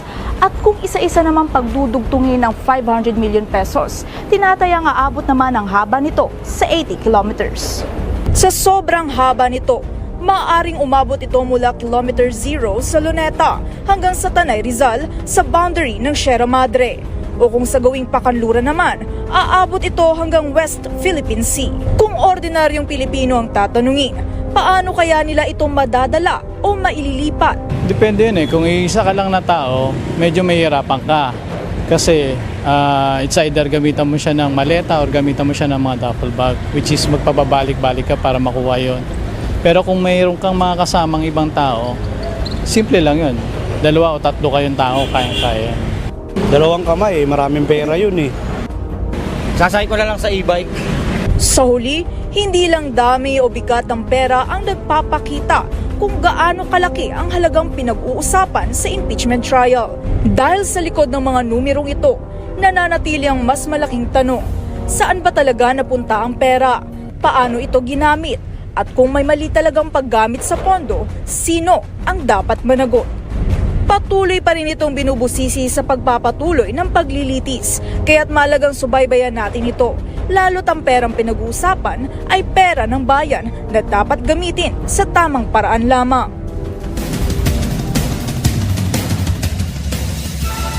Trisha, gaano man kabigat o karaming cash ang 500 million pesos at gaano man ito kahirap dalhin o bitbitin?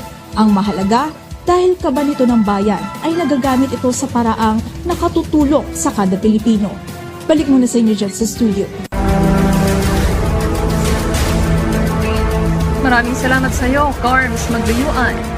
2 witness ang napakinggan natin ngayong linggo. Balikan natin ang impeachment highlights ngayong araw. Sa pangalawang araw ng hostile witness na si OVP Assistant Secretary at Assistant Chief of Staff Lamuel Ortonio sa witness stand, sinabi niyang hindi niya alam kung saan galing ang mga acknowledgement receipt ng mga individual na may questionabling pangalan na nakatanggap ng pera mula sa confidential funds. Nilinaw ni Ortonio na tanging ang Vice Presidente at ang Security Officer na si Colonel Raymond Dante Lachica ang nakaalam kung paano ginamit ang confidential funds. Aminado si Ortonio na bagamat may mga tanong siya noon kung paano ginagamit ang confidential funds, nagtiwala umano siya ng lubos kay Colonel Lachica na tama ang pinaggagamitan ng pera. Sa interjection naman ng mga Senator Judge kanina, tila hindi napigilan ni Senator Judge Erwin Tulfo sa kanyang pagtatanong kay Ortonio ang tila kanyang pagkainis dahil sa ilang ulit na pagsagot ni Ortonio na wala siyang alam kung paano ginamit direkta ang confidential funds. Samantala, nag-ruling na si Presiding Officer Senator Chisa Escudero patungkol sa reklamo ng defense team na paglabag sa sub judice rule ng prosecution team. Sa ruling ng impeachment court, pinagbawalan na nito ang prosecution at defense team, lawyers, at maging ang mga senator judge na humarap sa media at magbigay ng mga komento ukol sa impeachment trial. Kailangan nang magkaroon ng spokesperson ang dalawang panig at malaya nitong sabihin ang gusto niya tungkol sa paglilitis pero may mga limitasyon. Paalala ni Escudero na kailangang maging neutral ang mga senator judge sa gitna ng paglilitis. Ang mga lalabag sa sub judice rule ay hahainan ng show cause order at pagmumultahin ng 30,000 pesos. Kanina sa live report nung kasama nating si Carms Magluyuan, nakita natin na napakaraming pera talaga ng 500 million pesos. Napakaraming pwedeng paggamitan. Kalahating bilyon yan. Totoo, kalahating bilyon. No? Pwedeng paggamitan, yung mga eskwelahan na lumubog sa baha. Ang daming lumubog sa baha. Tapos palagi tayo nakakakita, Trisha, Jasmine, ng mga kwento sa social media, yung mga bata naglalakad hanggang eskwela. Ba't hindi doon ibigay yung pera? So, bukod doon sa pag-address lang ng mga issues, no? Minsan nakakalimutan nating mga Pilipino na mangarap.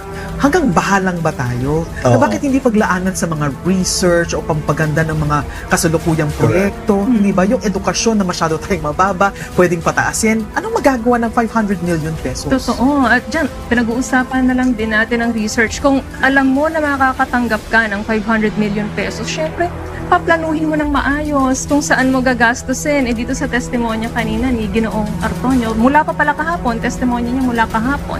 Hindi ba lumalabas na rin sa fiscal and financial plan ay walang malinaw na plano kung ano-ano talaga yung paggagastusan noong 500 million pesos, maging yung physical target. Kanina, ipinunto ng isang senator judge, ni Senator Judge Lacson, na parang template, copy-pasted, no? Yung mga physical targets doon sa plano ng pagkakagastusan. Kaya nga, alam mo sa huli, no, nakakalungkot. Trisha, Jasmine, kaninang umaga, napaaga ako ng punta dito. Habang nagmamaneho ko papunta dito, nakikinig ako sa balita, 135 na pala ang kaso ng leptospirosis dahil sa dami ng baha. Tapos naubusan na ng higaan ang Philippine General Hospital. Nagkakaubusan na rin daw ng gamot. Nagkakaubusan na ng gamot. So, ang pumasok sa isip ko, ang pinag-uusapan natin dito sa impeachment court, 612 million pesos. So, naisip ko, hanggang saan kaya aabot yung 612 million pesos kung susuportahan mo ang mga pasyente na nagpupunta sa PGH, hindi lang dahil sa leptospirosis, kundi dahil sa cancer, dahil sa iba pang sakit. Palagay ko, madaming matutulungan yung perang yun. Tsaka masyadong hirap. At hindi hirap. So nakakalungkot isipin na 612 million pesos, pag tinanong mo yung mga taong dapat humawak ng pera at dapat alam kung saan napunta yung pera, ang nasasabi lang as far as I know, sa aking alam, dito po ginamit at ibinigay ko po dun sa isang taong yon at ang sabi niya sa akin, yun na ho yun. Yun yung mga sagot sa testimonies simula kahapon. So nakakalungkot, no? Kung ilalagay mo sa context ng kung gaano kahirap ang ibang Pilipino, habang pinag-uusapan dito ay halos 1 bilyong piso. Naku, marami pa tayong pag-uusapan pero yan ay sa mga susunod na araw at yan po.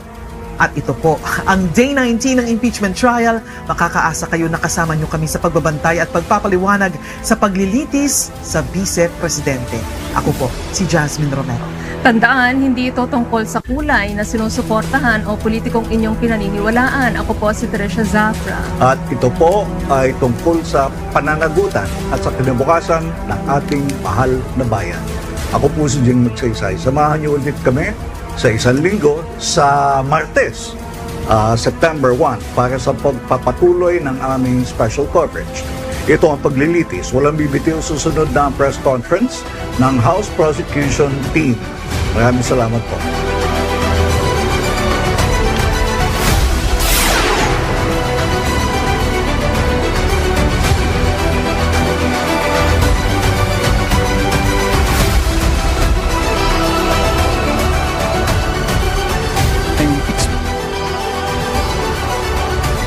Para po mas maintindihan natin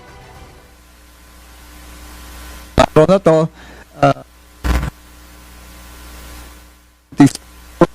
si Attorney Hes Montalan ang isang PowerPoint presentation.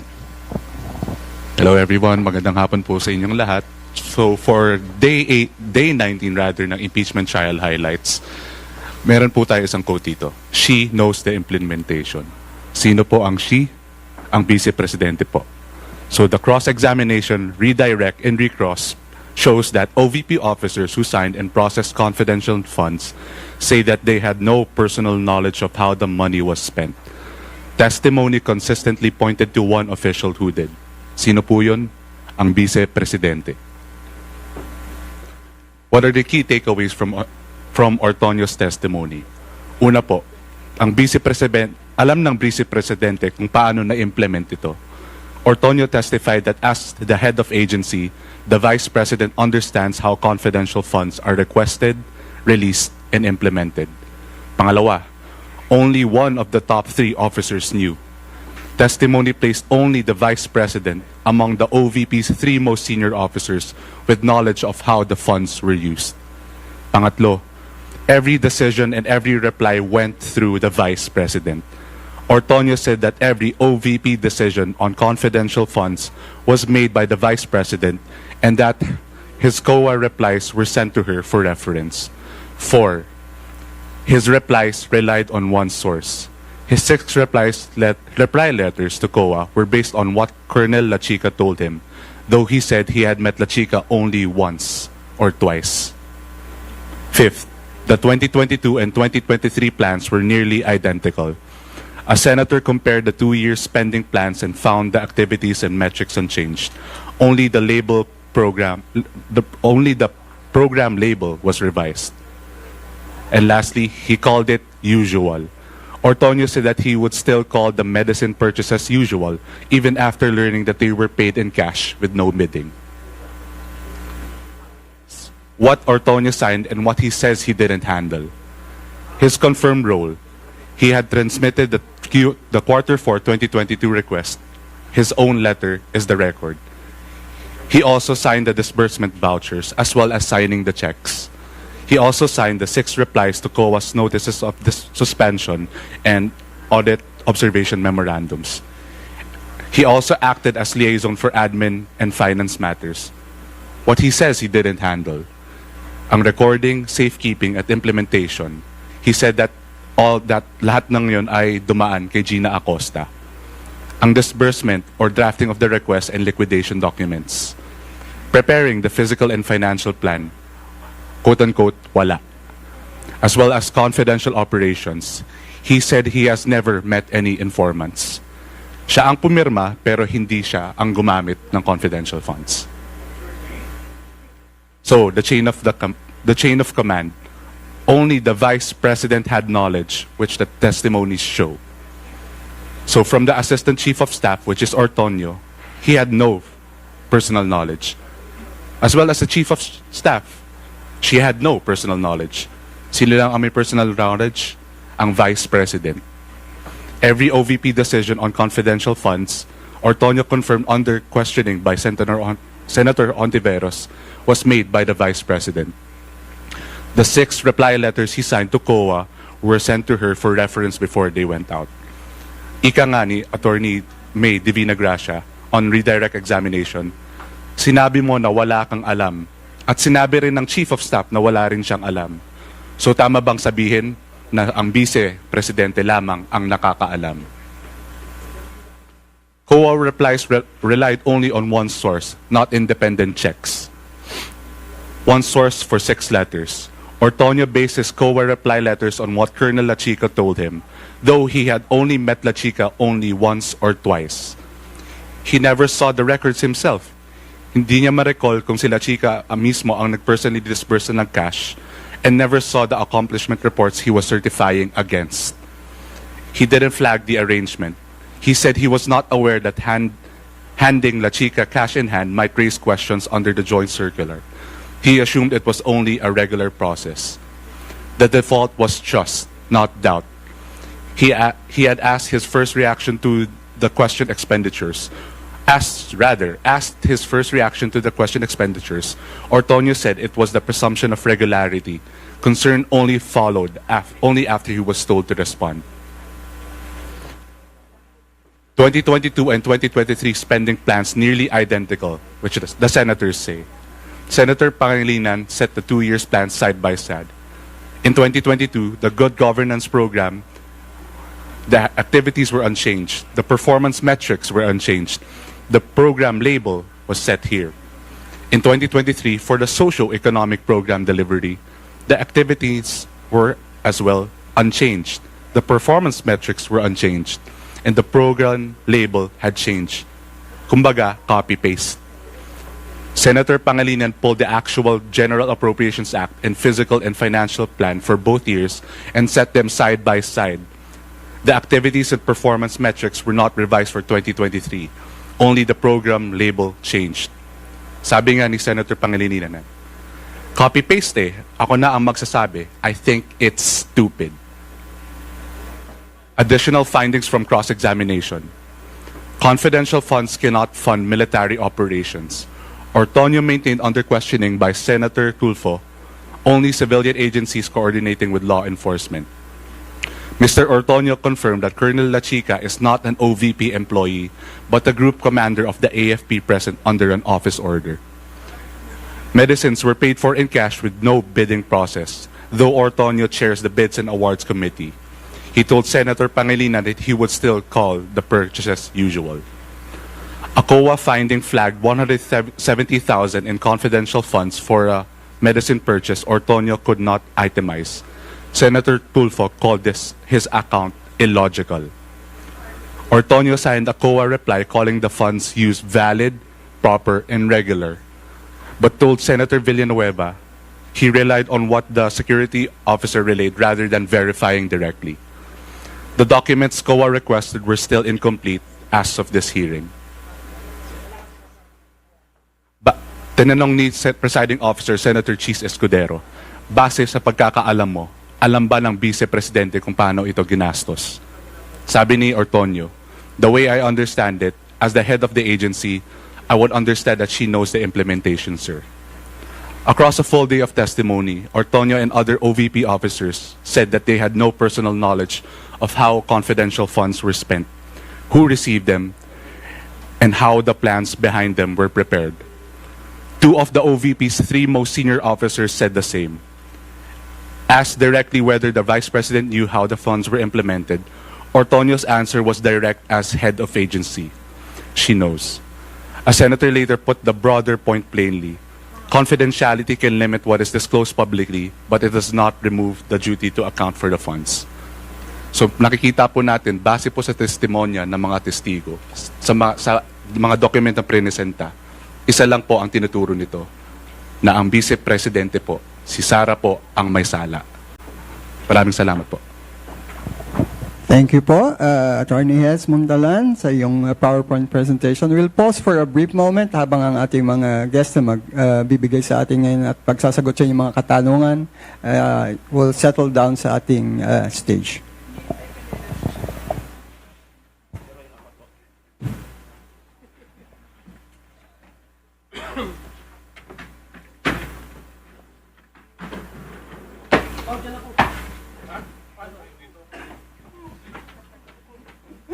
Hindi, ikaw gitna.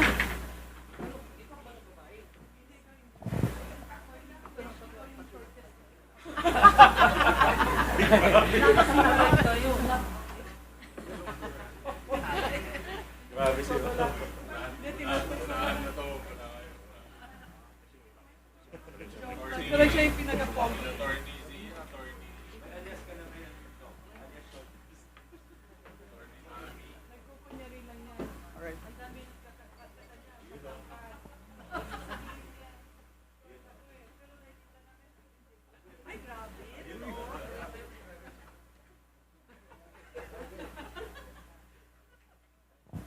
Muli po, nagbabalik ang ating mga miyembro ng House Prosecution Panel para po sa pagpapatuloy ng ating press briefing ngayong hapon na ito. Makakasama po natin ang dalawa sa ating Deputy Speaker, si Deputy Speaker Janet Garin ng Iloilo, si Deputy Speaker Paulo Ortega ng La Union, Ortega V ng La Union, at ang ating spokesperson, walang iba kundi si Congressman Zia Alonto Adjong ng First District ng Lanao del Sur. Para po sa pasimulan ng ating press briefing, nais bang magbigay ng paunang pananalita ang ating mga panauhin? Go ahead po.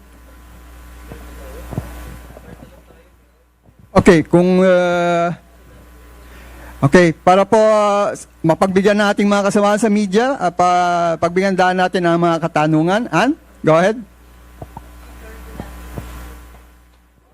Sir, good afternoon, ma'am. Good afternoon. Ann Soberano po ng Bombo Radio. Sir, sinabi po kasi kanina ni OBP Assistant Chief of Staff Limuel Ortonio na sina BP Sara at Colonel Lachica lamang ang nakakaalam kung paano ginamit ang confidential funds ng OBP kahit hindi si Lachica ang empleyado ng OBP. So ano po yung komento nyo dito at paano nyo ito sinusuportahan batay sa ebidensyang iniharap po?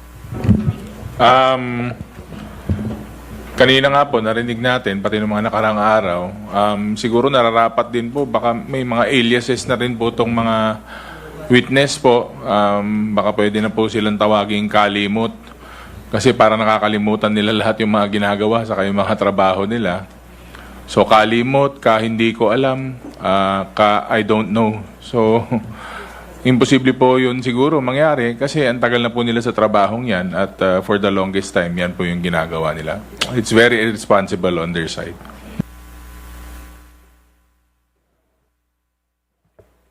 Ang masasabi ko lang dyan, tila ping-pong. Hindi natin alam kung ito ay estratehiya ng depensa. Hindi natin alam kung ito ay estratehiya ng ating hostile witnesses. Pero very glaring na nagkakaroon ng ping-pong, na kung sino nakaupo ay sasabihin niya hindi niya alam at itutulak niya sa iba. Pero balikan natin, ano ba ang nailantad ng ating hostile witnesses ni Ma'am Gina Acosta at ni Sir Lemuel Ortonio? Ang sinabi ni Ma'am Gina Acosta, sa kanya nakapangalan ang tseke, kinuha niya ang pera, binigay niya kay Colonel Lachica sang-ayon sa direktiba ng kanyang superior, who is the Vice President, Vice President Sara Duterte. Ang sabi naman ngayon ng Assistant Chief of Staff ni Sir Lemuel Ortonio, may mga pinirmahan siya, alam niyang may pinagkagamitan, ngunit hindi niya alam ang details ng mga ito. Subalit, kung titingnan mo, ang mga posisyon na hinahawakan nila ay napaka-importante. At ito ay hindi basta-bastang situation. Pero ang commonality at ang nakikita natin, hindi pababa, patakilid, pakaliwa o pakanan ang pinupuntahan ng direksyon. Ito ay paakyat sa taas. Ang common factor ng ating mga na-generate na information galing sa ating mga witnesses ay pumupunta sa isang tao. Ang head of agency, ang ating pangalawang Pangulo, ang Bise Presidente ng Pilipinas. Ihalin tulad natin na kunyari, si Kong Zia Adjong, nung unang panahon, nung siya ay binata pa, ang daming ang nagkaka-crush sa kanya eh. Kaya ayaw man naming sabihin, pero may asawa na siya at mahal na mahal niya ang kanyang asawa. So hanggang tingin na lang muna yung mga tumitingin kay Kong Zia. Pero ibalik natin, kunyari ikaw ay magpapakasal. Siyempre, itong mag-asawa ang magpapakasal, meron silang babayarang damit, make-up, photographer, videographer, caterer, iba pang mga gastusin, souvenirs. Marami yon. Ito bang magpapakasal ay ibibigay yung buong budget dun sa kanilang kanang kamay o sabihin ng katulong at siya ang mamimigay at mamamayad?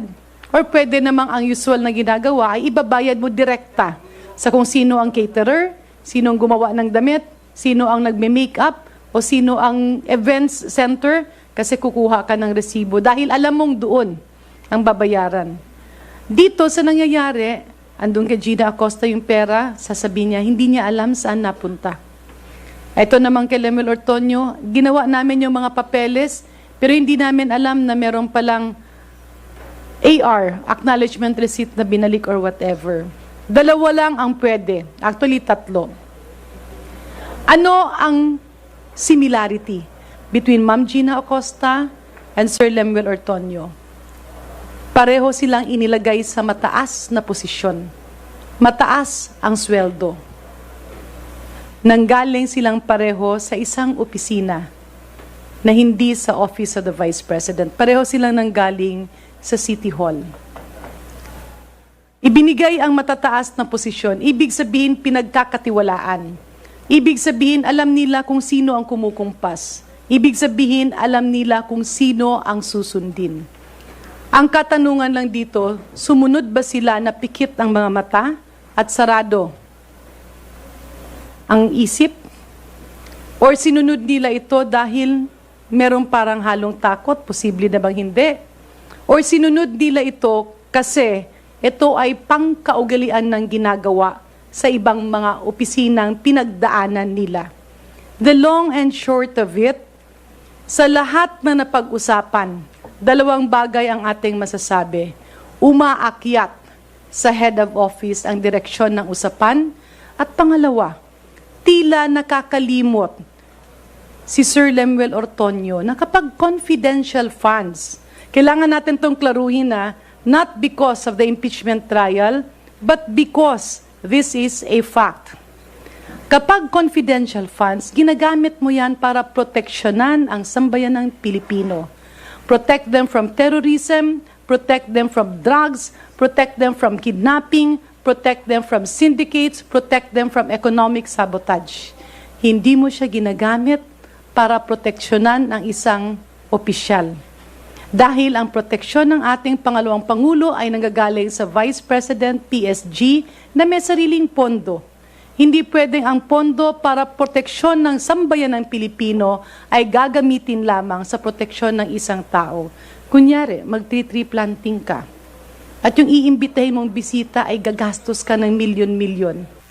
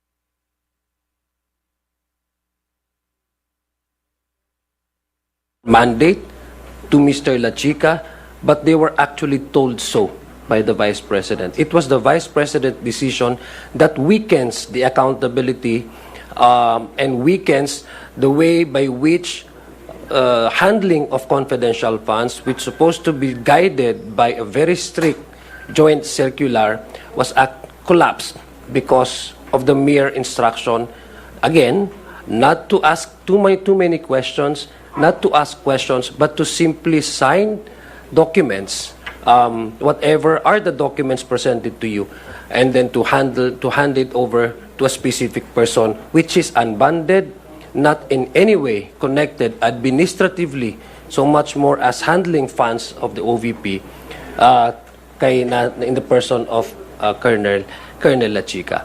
So kung ako yung personal observation ko, hindi ako naniniwala sa mga template na sagot ni Ms. Gina Acosta tsaka si Mr.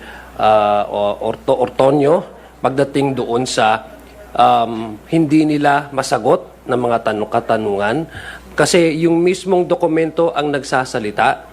Ang mismong dokumento ang nagpo-prove na talagang meron at the very least, kung sila man ay tunay na kawani ng gobyerno, meron at the very least negligence of their duty, dereliction of their duty. And again, what makes it worse is these are not done by personal choice, but this was actually ordered by their superior. In this case, the Vice President Sara Duterte. Okay, salamat po. Pakinggan naman natin ngayon ang katanungan ni Haji. Go ahead. Magandang hapon po, Haji Kaamin, yung Brigada News FM. Susugan ko lang yung paunang statement ni Kong Pao kanina. Kalabuyo, kasinigang, kaadobo, Marshal Bonifacio, ilan po sa mga alias na binanggit ni Senator Judge Robin Padilla kanina. But how do you take these type of questions from a Senator Judge na yun nga po, parang ang dating dinidefend yung paggamit nga ng confidential funds and even yung prosecution tinatanong din po niya direkta kanina. Tapos pumunta pa dun sa point na yung kung may confidentials daw ba noon si Senator Ninoy Aquino hindi siya na-assassinate. Ikaw, anong gusto mo na alias mo kung sakaling magkaka-alias ka? Ako kasi wala akong confidential. Ganun ba? Hindi, ano naman, nasagot naman actually eksakto pag turnover nung time, si Senator Bam yung sumagot. Sinabi niya na, yes, may alias po si Ninoy, pero wala po siyang confidential funds. And klaro naman po siguro yun, no? Hindi ka naman po babansagan na bayani o hero kung gagamitin mo sa hindi maganda at maayos na paraan ng confidential funds. So kahit pondo naman po ng gobyerno. Hindi ko po alam kung meron ng confidential funds nung mga panahon na yun. Pero I doubt if papayag itong mga tunay na bayani at mga bayani para gamitin yun. Then yung pangalawang tanong mo, ano na ulit yun, Haji? Yung parang follow-up niya? Ayun nga po, kung yung mga ganitong types of questions nga po from a Senator Judge, ayun nga. Anong niyo doon? Anong take niyo doon sa mga ganong klase ng tanong considering na parang dinedefend nga po yung use of confidential funds? Hindi, nasagot din po yan ni Attorney May, no? Na wala pong problema sa aliases or dun sa confidential funds. Basta nagagamit po ng tama, nasusunod po yung proseso, complete staff work, liquidation. Kung sa umpisa pa lang, pag-request mo hanggang sa financial plan, hanggang sa liquidation, sablay ka na, may problema na talaga. Malaking question mark na. Kaya po sila nafa-flag. Kaya po tayo nandito ngayon sa impeachment. So siguro yung pagtatanong nila ng gano'n, baka gusto nila ng fun facts o history lesson o meron silang gustong tumbukin sa kanilang mga pagtatanong or they're preaching to acquire, siguro po okay lang yun at total nasasagot naman po at nabibigyan naman po ng kalinawan. Kasi madalas po prosecution po ang tinatanong ng ating Senator Judge. Nasasagot naman po ng maayos. So wala naman po akong pag-aalala sa part po ng prosecutors. Ako may tanong. Ano bang ibig sabihin nun, hinahalin tulad nila ang pangalawang pangulo sa isang bayani? Yung ba? Or balikan natin, ulitin natin. Ang confidential funds ay ginagamit para proteksyonan ang sambayan ng Pilipino against terrorism, drugs, kidnapping, at iba pang karumal-dumal na krimen. Hindi siya ginagamit para proteksyonan ng isang mataas na opisyal. Iba ang pondo para dyan. So wag nating ilihis ang usapin dun sa impeachment trial, ibalik natin dun sa pinag-uusapan. Walang problemang gumamit ng alias because we would like to protect the personalities involved. Pero tila dito, bakit mo gagawa ng isa, medyo mga bastos pa yung mga pangalan. Parang ginawang katawa-tawa, ginawang laro. Pero ang pinakamalaking tanong dito, ano ang naging punto? Because while the informants can have aliases, yung punto dulo, yung output ay hindi pwedeng maging confidential. Ang tanong, saan ba ginamit? Kasi kung confidential yung mga pangalan, alias yung mga pangalan, alangan namang alias. Kapag alias ang output, kung alias ang isang programa, isa lang ang ibig sabihin doon. Ghost ang naging paggastos ng confidential fund. Well, with due respect to my brother in faith and sitting senator, I think those national heroes whose aliases were referenced would be probably rolling in their graves, no? After their nom de guerre, no? I think these are nom de guerre, no? Were mentioned in the same context as the allegation of misuse of confidential funds, no? To be mentioned with the same breath as Mary Grace Piatos, Mr. Pagong, Miss Pusa, Miss Bilat is no, but that's what the name reflected in the AR, di ba? Kaya nga sinasabi natin, Miss Bilat is already a way, a travesty to the memories and to the legacy which these national heroes have imparted to benefit the Filipino nation. No? To be put them on the equal footing as Miko Harina, as Andilim, as Miss Ngit-Ngit, is already again an insult to the sacrifices they have made for this country. And their death, no, the sacrifices they have made, kasi malapit na pong National Heroes Day, the sacrifices they have made is actually diametrically opposite to the very practice of which these confidential funds were handled. So hindi po dapat yun ang analogy ang gamitin natin. And let us be specific about this. This is about auditing problem. This is about whether or not aliases are necessary in order to maintain confidentiality of a operation that requires safety and security of whoever is involved, not a test of anybody's patriotism. So dapat po makontextualize po natin yan. Una, ang problema po dito as explicitly explained by Deputy Speaker Janet Garin, ang usapin po dito ay audit problem. May problema po ang OVP sa sinubmit nilang mga liquidation. At sinabi po nila, inassume nga po ito na Miss Gina Acosta kasi wala nga po talaga siya doon sa ground kung totoo ba na si Miss Ngit-Ngit ay nakakuha ng 200 million worth of confidential funds, hindi niya masabi, ang assumption niya is confidentiality. That's why si Senator Judge Ping Lacson stood up because knowing him, yung background po niya, nasa investigation po siya, alam po niya kung paano a confidential or intelligence activity are being conducted, and after the success of this activity, meron pong disclassification period where yung security access nitong mga aliases are actually debundled and disclassified for auditing purposes. Kaya nga po tatanungin natin, if ever granting na tama yung sinabi ni Ms. Gina Acosta ng mga aliases ito, dapat may pangalan na tunay. Kasi for the purpose of auditing, hindi ibig sabihin na confidential ito, again and again, ay dapat habang buhay na nating hindi iitatanong.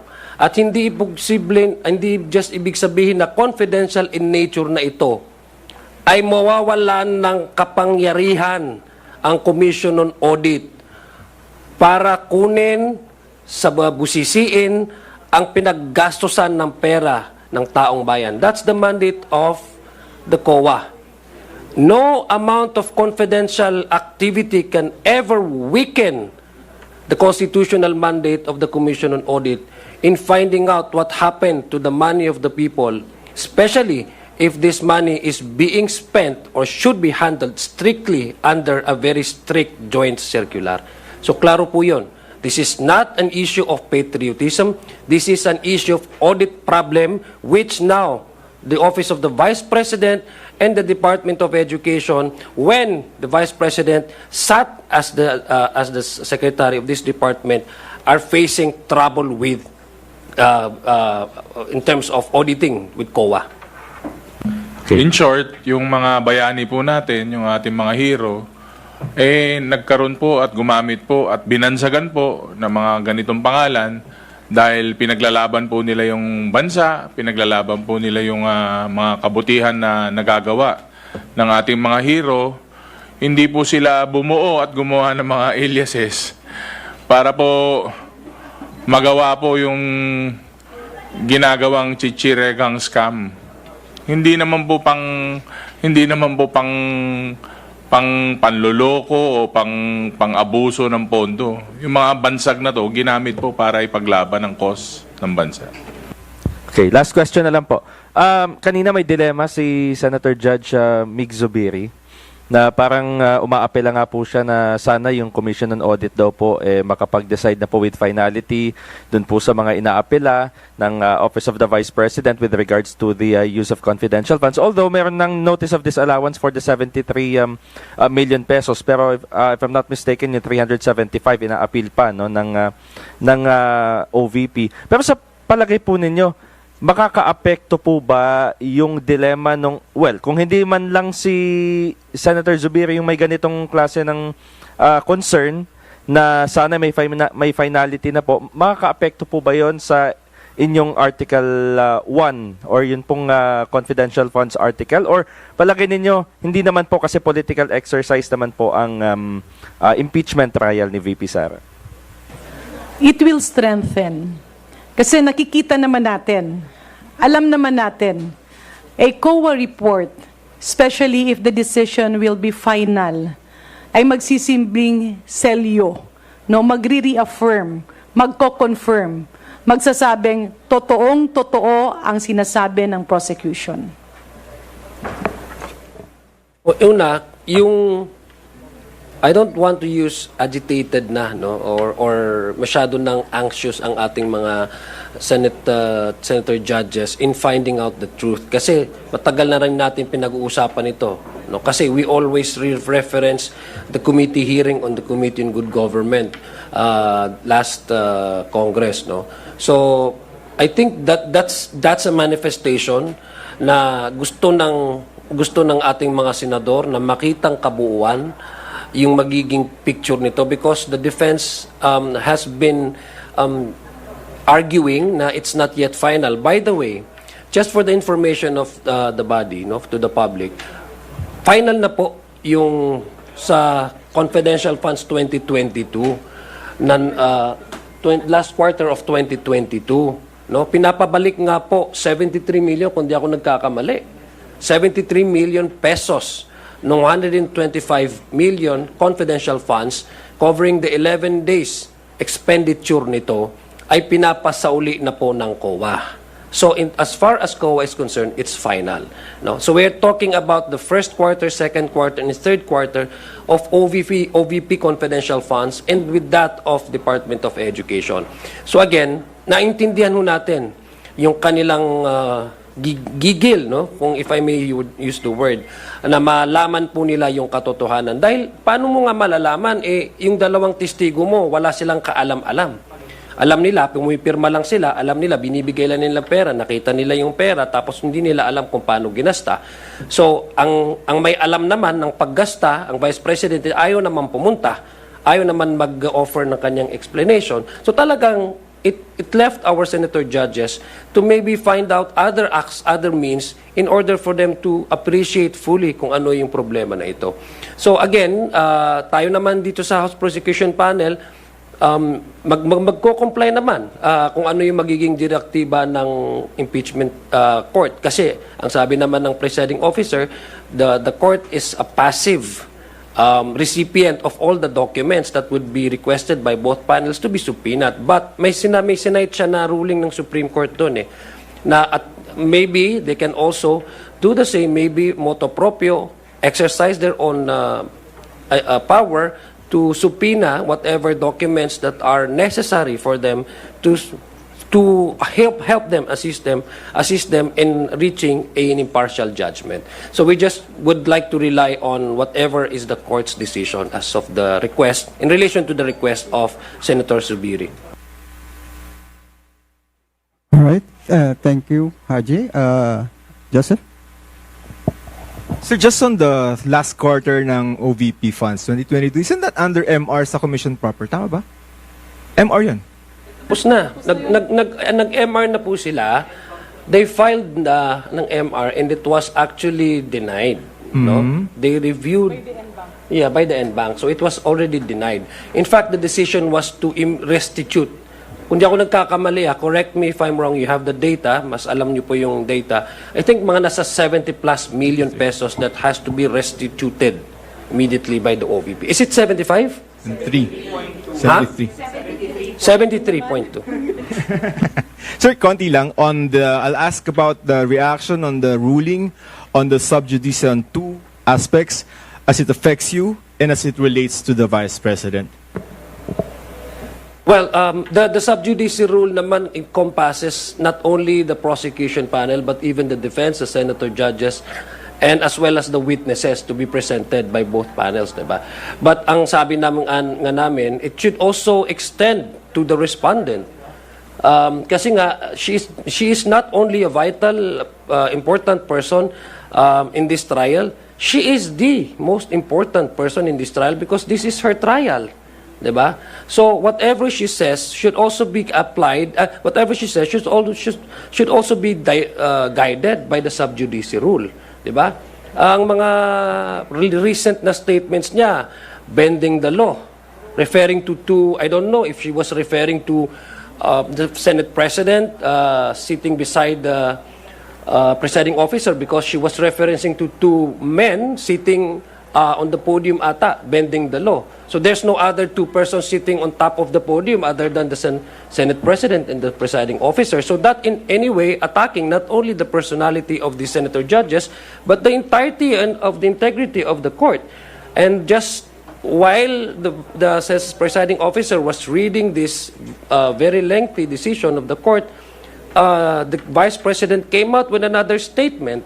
Sinasabi niya, just to judge the evidence, hindi lang daw magdrama-drama. So the way she looks at this impeachment trial is just an episode of series of drama. So she trivializes the discussion in the impeachment court by describing it as a drama. I mean, siya lang ata yung hindi ata nakukumbinsi sa mga ebidensya na pinapakita ng prosecution. In fact, as a matter of fact, yung confidence ng prosecution panel is so high that we thought that we needed to reduce the number of potential witnesses on the first article that we have presented before the court, diba? Just to save time for the court's time, diba? I mean, so describing it as a drama, as a is also in a way an attack on the integrity of the court. So I think consistent lang ang ating Vice President that she, being a lawyer herself, she may very well know, I presume, she is very well conscious about the sub judice rule. Even without this trial of hers being conducted in the Senate, she already familiar with the principle of sub judice rule. So, having known that, being a lawyer, still, she came out with these statements, no? I think consistent lang siya. Na wala talaga siyang, para sa akin, na fina-follow na rules. Wala siyang nirerespeto na proceedings. If you go back to the time that we were conducting the hearing in the House of Representatives, she's questioning the jurisdiction of the House, even went up to the Supreme Court to question the jurisdiction, while she was also saying, and her team, that they were only answer this allegation at the proper forum. So ngayon na nandito na tayo sa proper forum, sinasabi naman niya drama. So I think she's just being consistent about not respecting any legal processes. which just to which to me only manifests the kind of attitude that she has, that she holds herself above our laws. Balikan ko lang yung katanungan. Yes, ma'am. Go ahead. Ang tanong niyo po is, ano ang komento namin doon sa sub judice rule na sinabi ng ating presiding officer? We respect the impeachment court. We respect what the presiding officer has said. We will abide. May epekto ba ito sa prosekusyon? Somehow it will have an effect, but we will do the necessary innovations kasi hindi kami papayag na hindi maabot ng bawat Maria at Juan de la Cruz ang impormasyon, ang totoong impormasyon, the facts that are happening within the impeachment court. Just curious, by innovation, we will announce it at the proper time, no? Siyempre, meron naman tayong, marami naman, 11 ang prosecutors. So, kung mawalan man ng isa o dalawa para maging spokesperson or taga-update ng mga nangyayari is hindi siya it will not affect the presentations of the prosecutors dahil kumpiyansa kami na andun yung lahat, kumbaga kumpiyansa kami sa impormasyon na hawak ng buong team. So there will be probably announcements in the next few days. Hindi pa ba kayo busog kay Zia?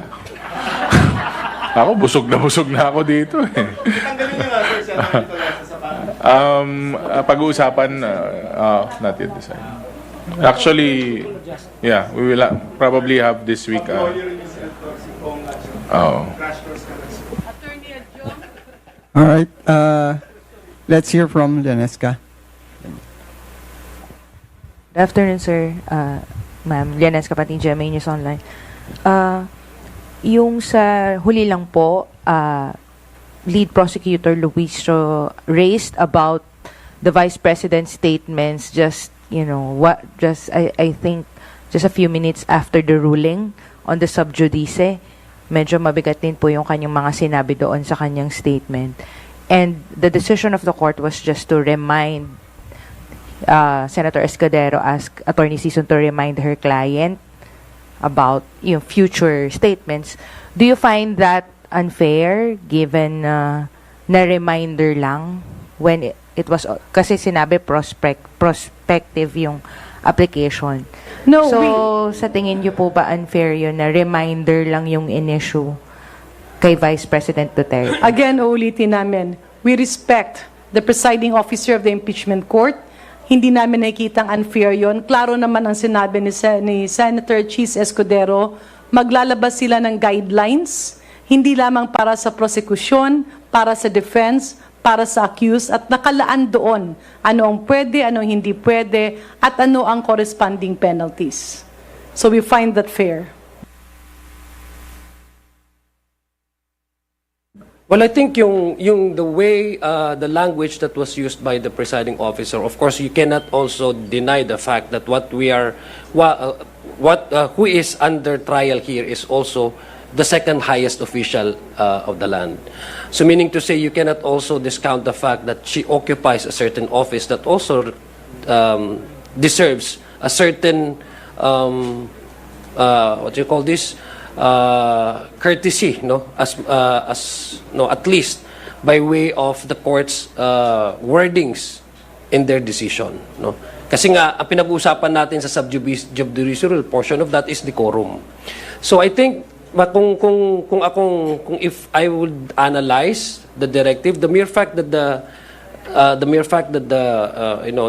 presiding officer was requested to also channel that advice to the court, the defense, indicates really that there is something not right when it comes to the kind of sayings or attitude of the way the Vice President describes this ongoing impeachment trial, diba? So somebody really has to advise her to behave.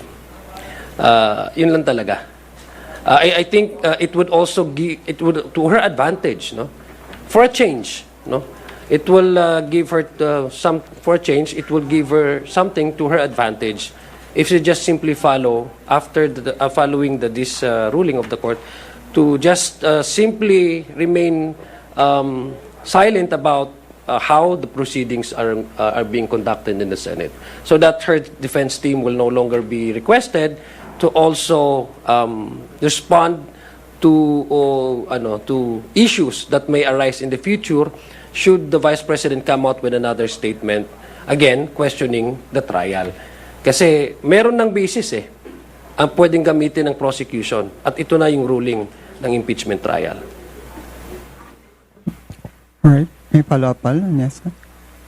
One follow-up lang po yung dun kasi towards the end sinabi yung questioning po ni Senator Raffy Tulfo. Ortonio said na I'm not sure if that is my responsibility to inquire kung saan napunta yung OVP confidential funds, prompting Senator Tulfo to say na it defies logic. Do you share the sentiments po of Senator Tulfo? Kasi sinabi niya, I'm not sure if it was my responsibility to know. Thank you. Ibabalik ko nga yung sinabi ko kanina. Nagulat kami doon sa testimonya ni Sir Lemuel Ortonio nung sinabi niyang tila pinapalabas niya na ang confidential fund is meant to protect the life of the Vice President. Uulitin po natin. Yung Memorandum Circular number 15, the use of confidential fund ay para sugpuin ang kriminalidad kagaya ng droga, terorismo, kidnapping, economic sabotage, at kung ano pang ibang mga bagay that will affect the general population of the Philippines. Doon naman sa sinasabi niyang hindi niya alam, syempre malaking it is inconsistent doon sa mga una niyang mga sinasagot dahil inamin naman niyang siya ay Assistant Chief of Staff, siya ang pumirma ng mga papel at ang pinirmahan niya ay vouchers at mga papeles. As Admin and Finance Officer, syempre kaakibat doon, alam mo kung saan paggagamitan, ano ang paggagamitan. Pero napakaklaro din dun sa sinabi niya na lahat ng pinaggamitan ay alam ng head of office. At walang iba yun, kundi yung ating pangalawang Pangulo, si Vice President Inday Sara Duterte.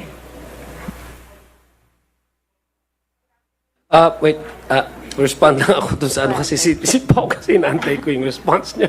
Anyway, again, I don't agree. I don't agree with Mr. Ortonio. Neither was he agreeing with himself. Kasi he was not sure. Ibig sabihin, hindi talaga siya din sigurado kung dapat or hindi niya dapat itanong. So, I don't agree with how he would think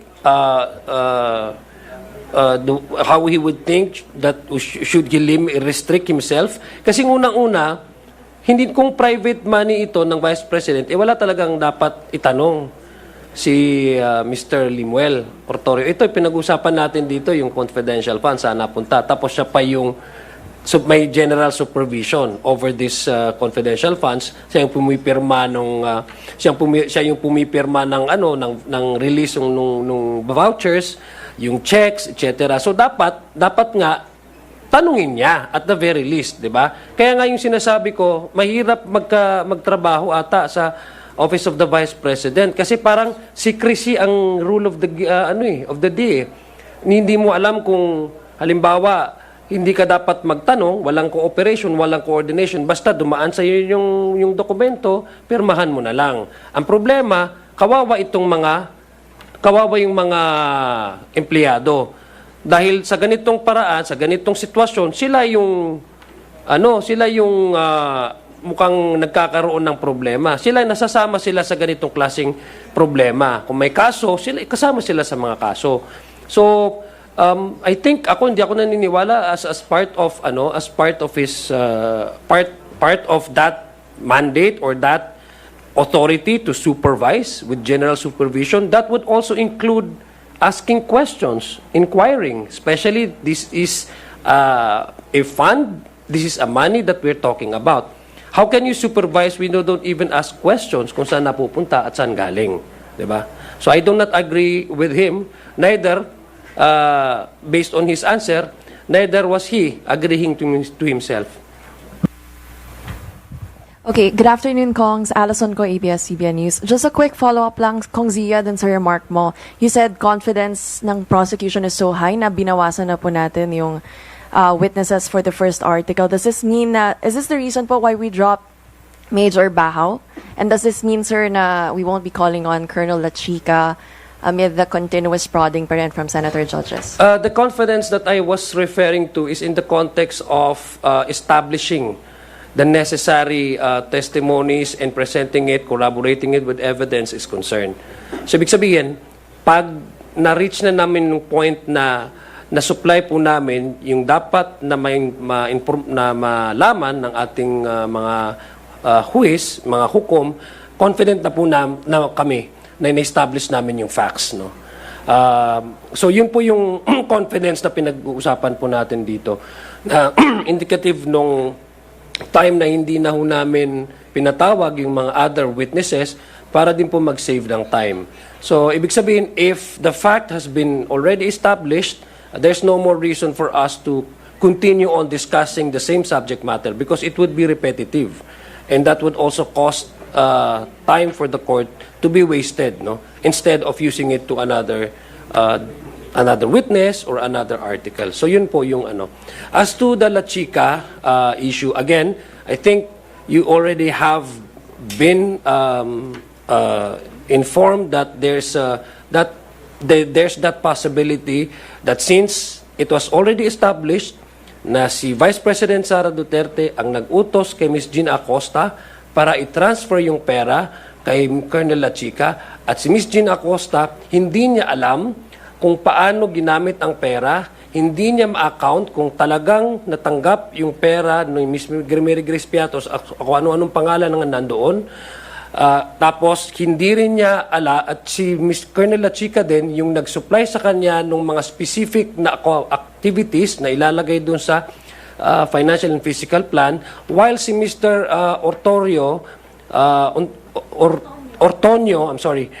Limuel Ortonio, sinabi rin niya na hindi niya si Colonel Lachica din yung pinagbigyan ng confidential funds, do pumirma siya doon sa liquidation yung checks, yung pag-release ng checks, pero hindi niya din alam kung paano ginamit. Nalaman lang niya nung meron ng AOM tapos ang nag-supply sa kanya ng information on how to respond to the AOM ay si Colonel Lachica. We already established that it was Colonel Lachica who implemented, disbursed. Again, it was clarified the presiding officer. They avoid the word disbursed kasi alam nilang malileche sila dun eh. But there's no other way to explain it kasi siya yung nagbigay ng pera. They disbursed the money to the informants, which is the very same topic that we are discussing here because the ARs are, again, bawal yung pagbibigay ng medisina, bawal yung tables and chairs, etc. So maraming bawal na violate nila. So na-establish na yon. So I think on that note, ang prosecution are still continuing to decide on whether to call Colonel Lachica. But the fact that he has already been, the fact that already been established that it was Colonel Lachica, hindi banded, hindi connected sa OVP, isa lang siyang commander ng VSPG, wala siyang mandato, wala siyang authority para gamitin ng pera, pero siyang gumamit ng pera dahil sa kautusan ni Vice President Sara Duterte. Accountability. Meron pa ba may mga katanungan? Joy? Go ahead. Good afternoon po, Kongs. Sir, yung niraise po ni Senator Pangilinan kanina na yung pagbabayad ng mga informants, na mga sakitin po at hindi gumagaling. Meron po bang legal basis na magbayad ka ng confidential funds sa mga informers na mga sakitin, hindi gumagaling? Hindi po ba makukompromise naman yung operation kung ang pipiliin may mga sakitin po? Walang pinili. I mean, to be honest, hindi naman ibig sabihin kapag may sakit ka, ay hindi ka na pwedeng maging informant. The bigger question here is, meron ba talagang nagawa or nabigay na information? Yan yung pinaka-importante. Kasi minsan pwede yan na may sakit, may hypertension, may diabetes, pero gamay niya ang mga galawan dun sa probinsya, dun sa mga bundok-bundok, dun sa mga bayan. Pero ang bigger question kasi is, talaga bang may informant? Talaga bang may binigyan ng gamot, na yung binigyan ng gamot ay nakapagbigay ng impormasyon na nasugpo ang droga, karahasan, sindikato, kriminalidad at terorismo at kung ano pa yung mga legitimate purposes of confidential fund expenditure. Siguro kailangan din idagdag dun kay Kong Janet Garino na meron pong 75 million pesos ng medical supplies na walang resibo. So kung meron man binibigay na gamot, anong klaseng gamot yun? Pang cancer o pang terminal illness? 75 million yun na walang resibo. O baka Monjaro lahat yun. Yung pampasexy. Diba? So, isipin nyo yung number na yun. 75 Hindi million kaya na, ng medical supplies na walang resibo. hindi kaya na, joke lang, hindi kaya na gamot din yung pera? Na kapag medyo hindi... Well, ang mas apart from yung violative na siya nung sa GMC, ang titingnan natin doon yung timeline. Remember nung sa last quarter of 2022, meron doon na medical reward medical supplies. On the first quarter of 2023, nandoon pa rin yon. On the second quarter, andun pa rin may medical supplies as a form of reward. Pero on the last quarter, tinanggal doon sa utilization or liquidation report. Bakit? Dahil lumabas na yung AOM. Diba? Lumabas na yung Audit Observation Memorandum na, uy, teka lang, mukhang hindi tama yung paggamit ninyo. So, ibig sabihin, kung talagang ginagamit ito dahil alam nilang merong choice yung mga informants to choose yung gamot ang gusto or sila nang bumili ng mga gamot, hindi nila yung ginawang reason kung bakit ganon, but to just simply remove that to avoid any possible technical problem or legal problem that they may face in relation to the auditing process that is subject to these confidential funds per quarter. So yun ang titingnan mo. Meron talagang, uy, teka lang, tanggalin na lang natin to kasi baka sabi nga ni Senator Kiko Pangilinan, baka naman talagang walang may sakit or hindi lahat gumaling. Baka naman nakita lang ng COA, kaya tinanggal nyo yung mga ganitong klaseng pamamaraan ng pagbabayad ng reward through medical supplies. So yun ang tatandaan. Again, always go back to the auditing problem that is now being faced by the OVP and the Department of Education. Yun ang pinakamalaking punto na kailangan nating malaman. Sir, yesterday po sinabi po ni Colonel Lachica, ready na po siya to tell the truth. Since na siya po yung missing link dito sa disbursement of confidential fund, do you believe him po? What can you say? Alam mo, we welcome, no? Unang-una, hindi namin alam kung talaga bang sinabi niya yon kasi post no? Sa nakita ko lang. Yung pag-invite kay Colonel Lachica as a witness is being seriously discussed. Pero titingnan rin natin, kasi sa pagkakaalam rin namin, is baka ipatawag din siya ng defense. Or ng impeachment. O ng korte mismo. At sa pagkakaintindi nga namin, nung naririnig namin, meron naman din kaakibat na parallel investigations na ginagawa yung Office of the Ombudsman. So, hinihintay namin at tinitingnan yung lahat ng bagay na ito, na unang-una is ayaw naman namin makadistract. So, dapat yung schedule ng pagpatawag sa kanya ay hindi makakaistorbo dun naman sa mga patawag sa kanya sa Office of the Ombudsman, if ever meron ng ganung mga schedule. But that was what we gathered yesterday. Pero tingnan natin ang mas malalim, no? Ang sinasabi ni Gina Acosta, binigay niya kay Colonel Lachica sang-ayon sa utos ng kanyang superior, in this case, the Vice President. Ang sinasabi naman ni Sir Lemuel Ortonio, pinirmahan niya yung mga papel, hindi niya alam yung lahat ng bagay, pero yung saan paggagamitan, ang pagkaintindi niya ay syempre alam yun ng nag-utos sa kanya, ang kanilang immediate superior. Totoo, maraming may sasagot si Colonel Lachica. Subalit, mas matutuldukan talaga ito, masasagot ang lahat ng mga katanungang hindi pa nasasagot kapag ang sumagot ay yung atin talagang Vice President. Again, the impeachment court is the best opportunity for the Vice President to clean her name, to vindicate her name, to prove the complainants wrong, and to put an end to this impeachment trial. Isa na lang po. Sabi po kanina ni Senator Padilla, kailangan daw ng confidential fund during the state of war. Wala naman po tayo sa state of war kasi armed conflict po yan. And wherein the AFP is shifting to external defense under the comprehensive archaeologic defense concept, since minimal na lang po yung numbers ng mga NPA dati. Tapos nabanggit nga rin po itong Siling Labuyo, si ano po yun? Na ano yung mga pangalan nila? Ano ba, World War II pa ito di masalang si Rizal po yan, Siling Labuyo, si General Luna, Fates American War Era, si Emilio Jacinto Tikbalang. Hindi po ba dapat bigyan natin ng due respect to mga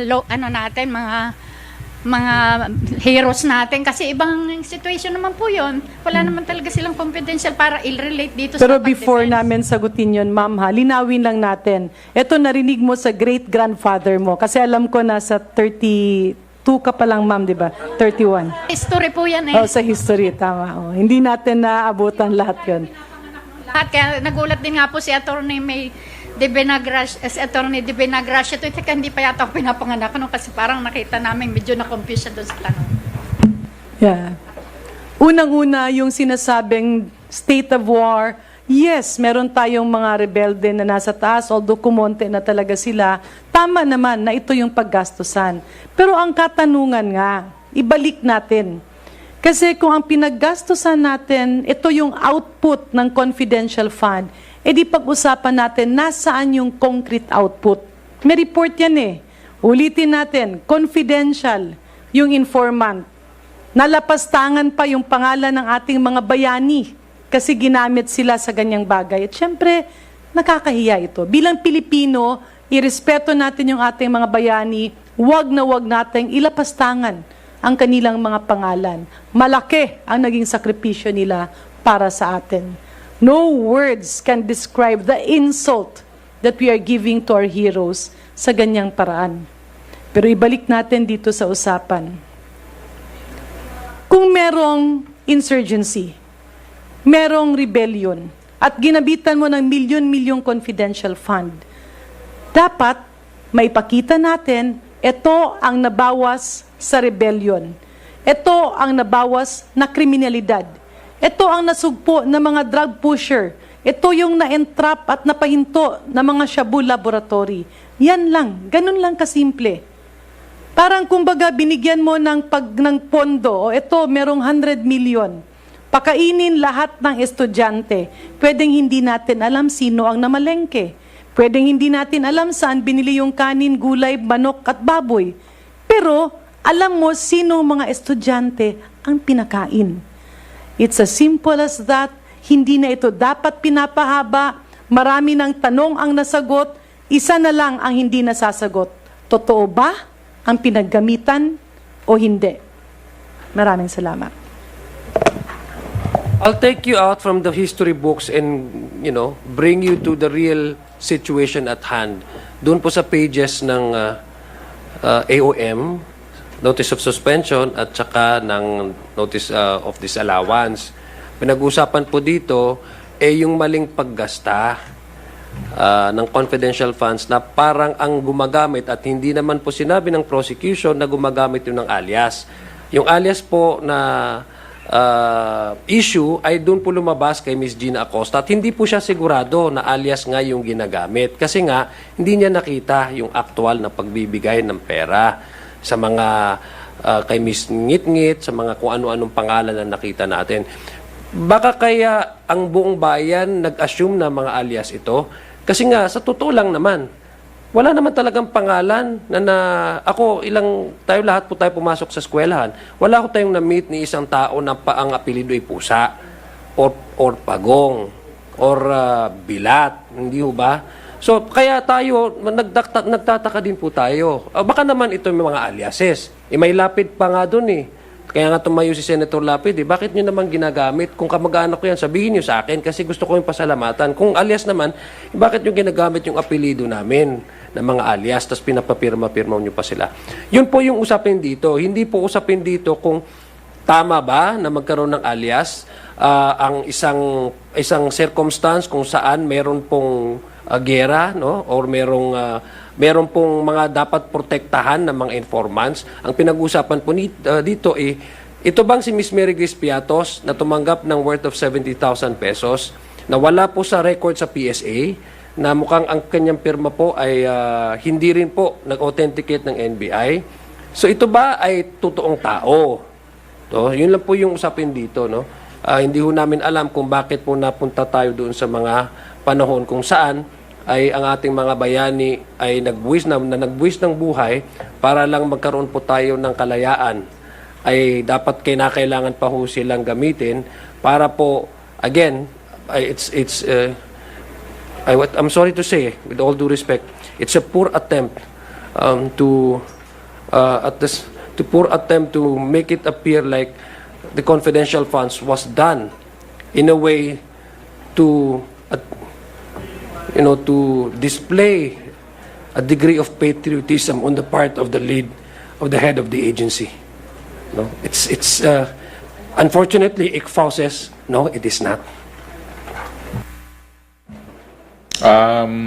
Sabi nga po ni Kong Zia, hindi po yun ang paksa. Ang paksa po yung maling paggamit at abuso po sa paggamit ng confidential funds.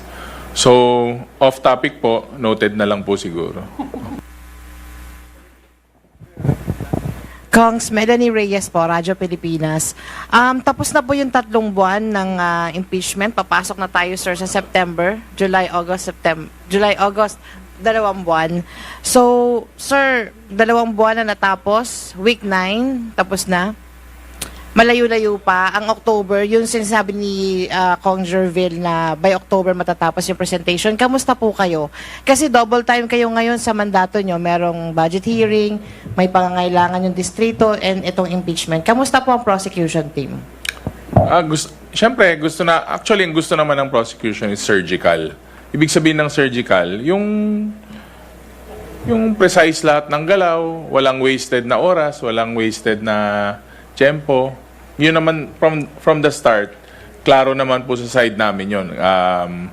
Kasi nga po, pag nakahanda ka, hindi mo kailangan mag-beat around the bush, di ba? Saka po, kaya tinatarget natin hanggang katapusan para po pagdating na November 1, November 2, makapagtirik naman din po kami ng kandila sa aming at makauwi na po sa aming mga probinsya kasi magbe-break na rin po ang House by then, magbe-break na po ang Kongreso. Sa tingin ko naman po, kaya po yung timeline na na-raise kahapon ni Kong Jinky. Kasi, sabi nga ni Zia kanina, pag satisfied na po at enough na yung sustansya ng nape-present po at nailalatag po ng prosecution, then we try to move on to the next.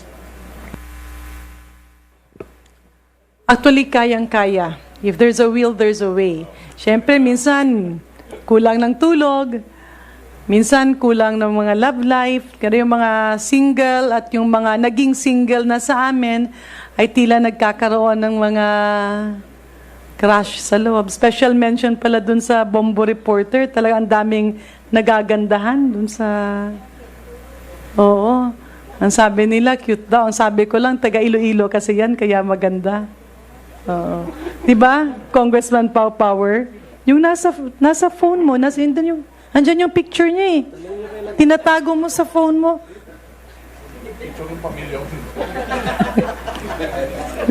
Ipakita ko mamaya. Oo. Ay, hindi ko pa pala pwede sabihin yun, pero talagang ayan Hindi, ano naman yan? Friendly admiration. Pero seriously, ganun naman talaga yung buhay natin, no? Pwede kang mag-multitask. At kakibat dun sa multitasking ay talagang tatapusin at ginagampanan namin ang trabaho namin sa Kongreso at dito sa impeachment court. So kayang-kaya dahil obligasyon namin yan, hindi lang sa aming kanya-kanyang distrito. It's our constitutional mandate to perform. Alright. Dahil sa kailangan pa nilang mag-multitask, kailangan natin pong putulin ngayon ang ating panayam. Maraming salamat po ulit kay DS Garin, kay DS Power Tega at kay Congressman si Alonto Adjong. Maraming salamat po sa ating lahat. Magandang hapon. Thank you.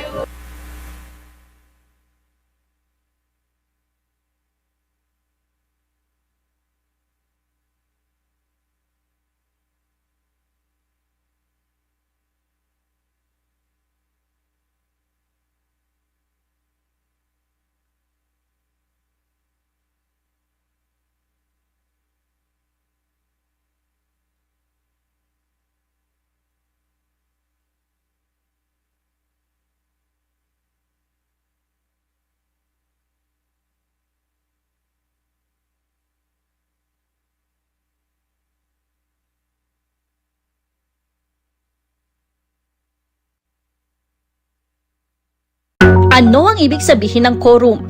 Madalas itong marinig sa isyu ng liderato sa Senado kamakailan. Ang quorum ay ang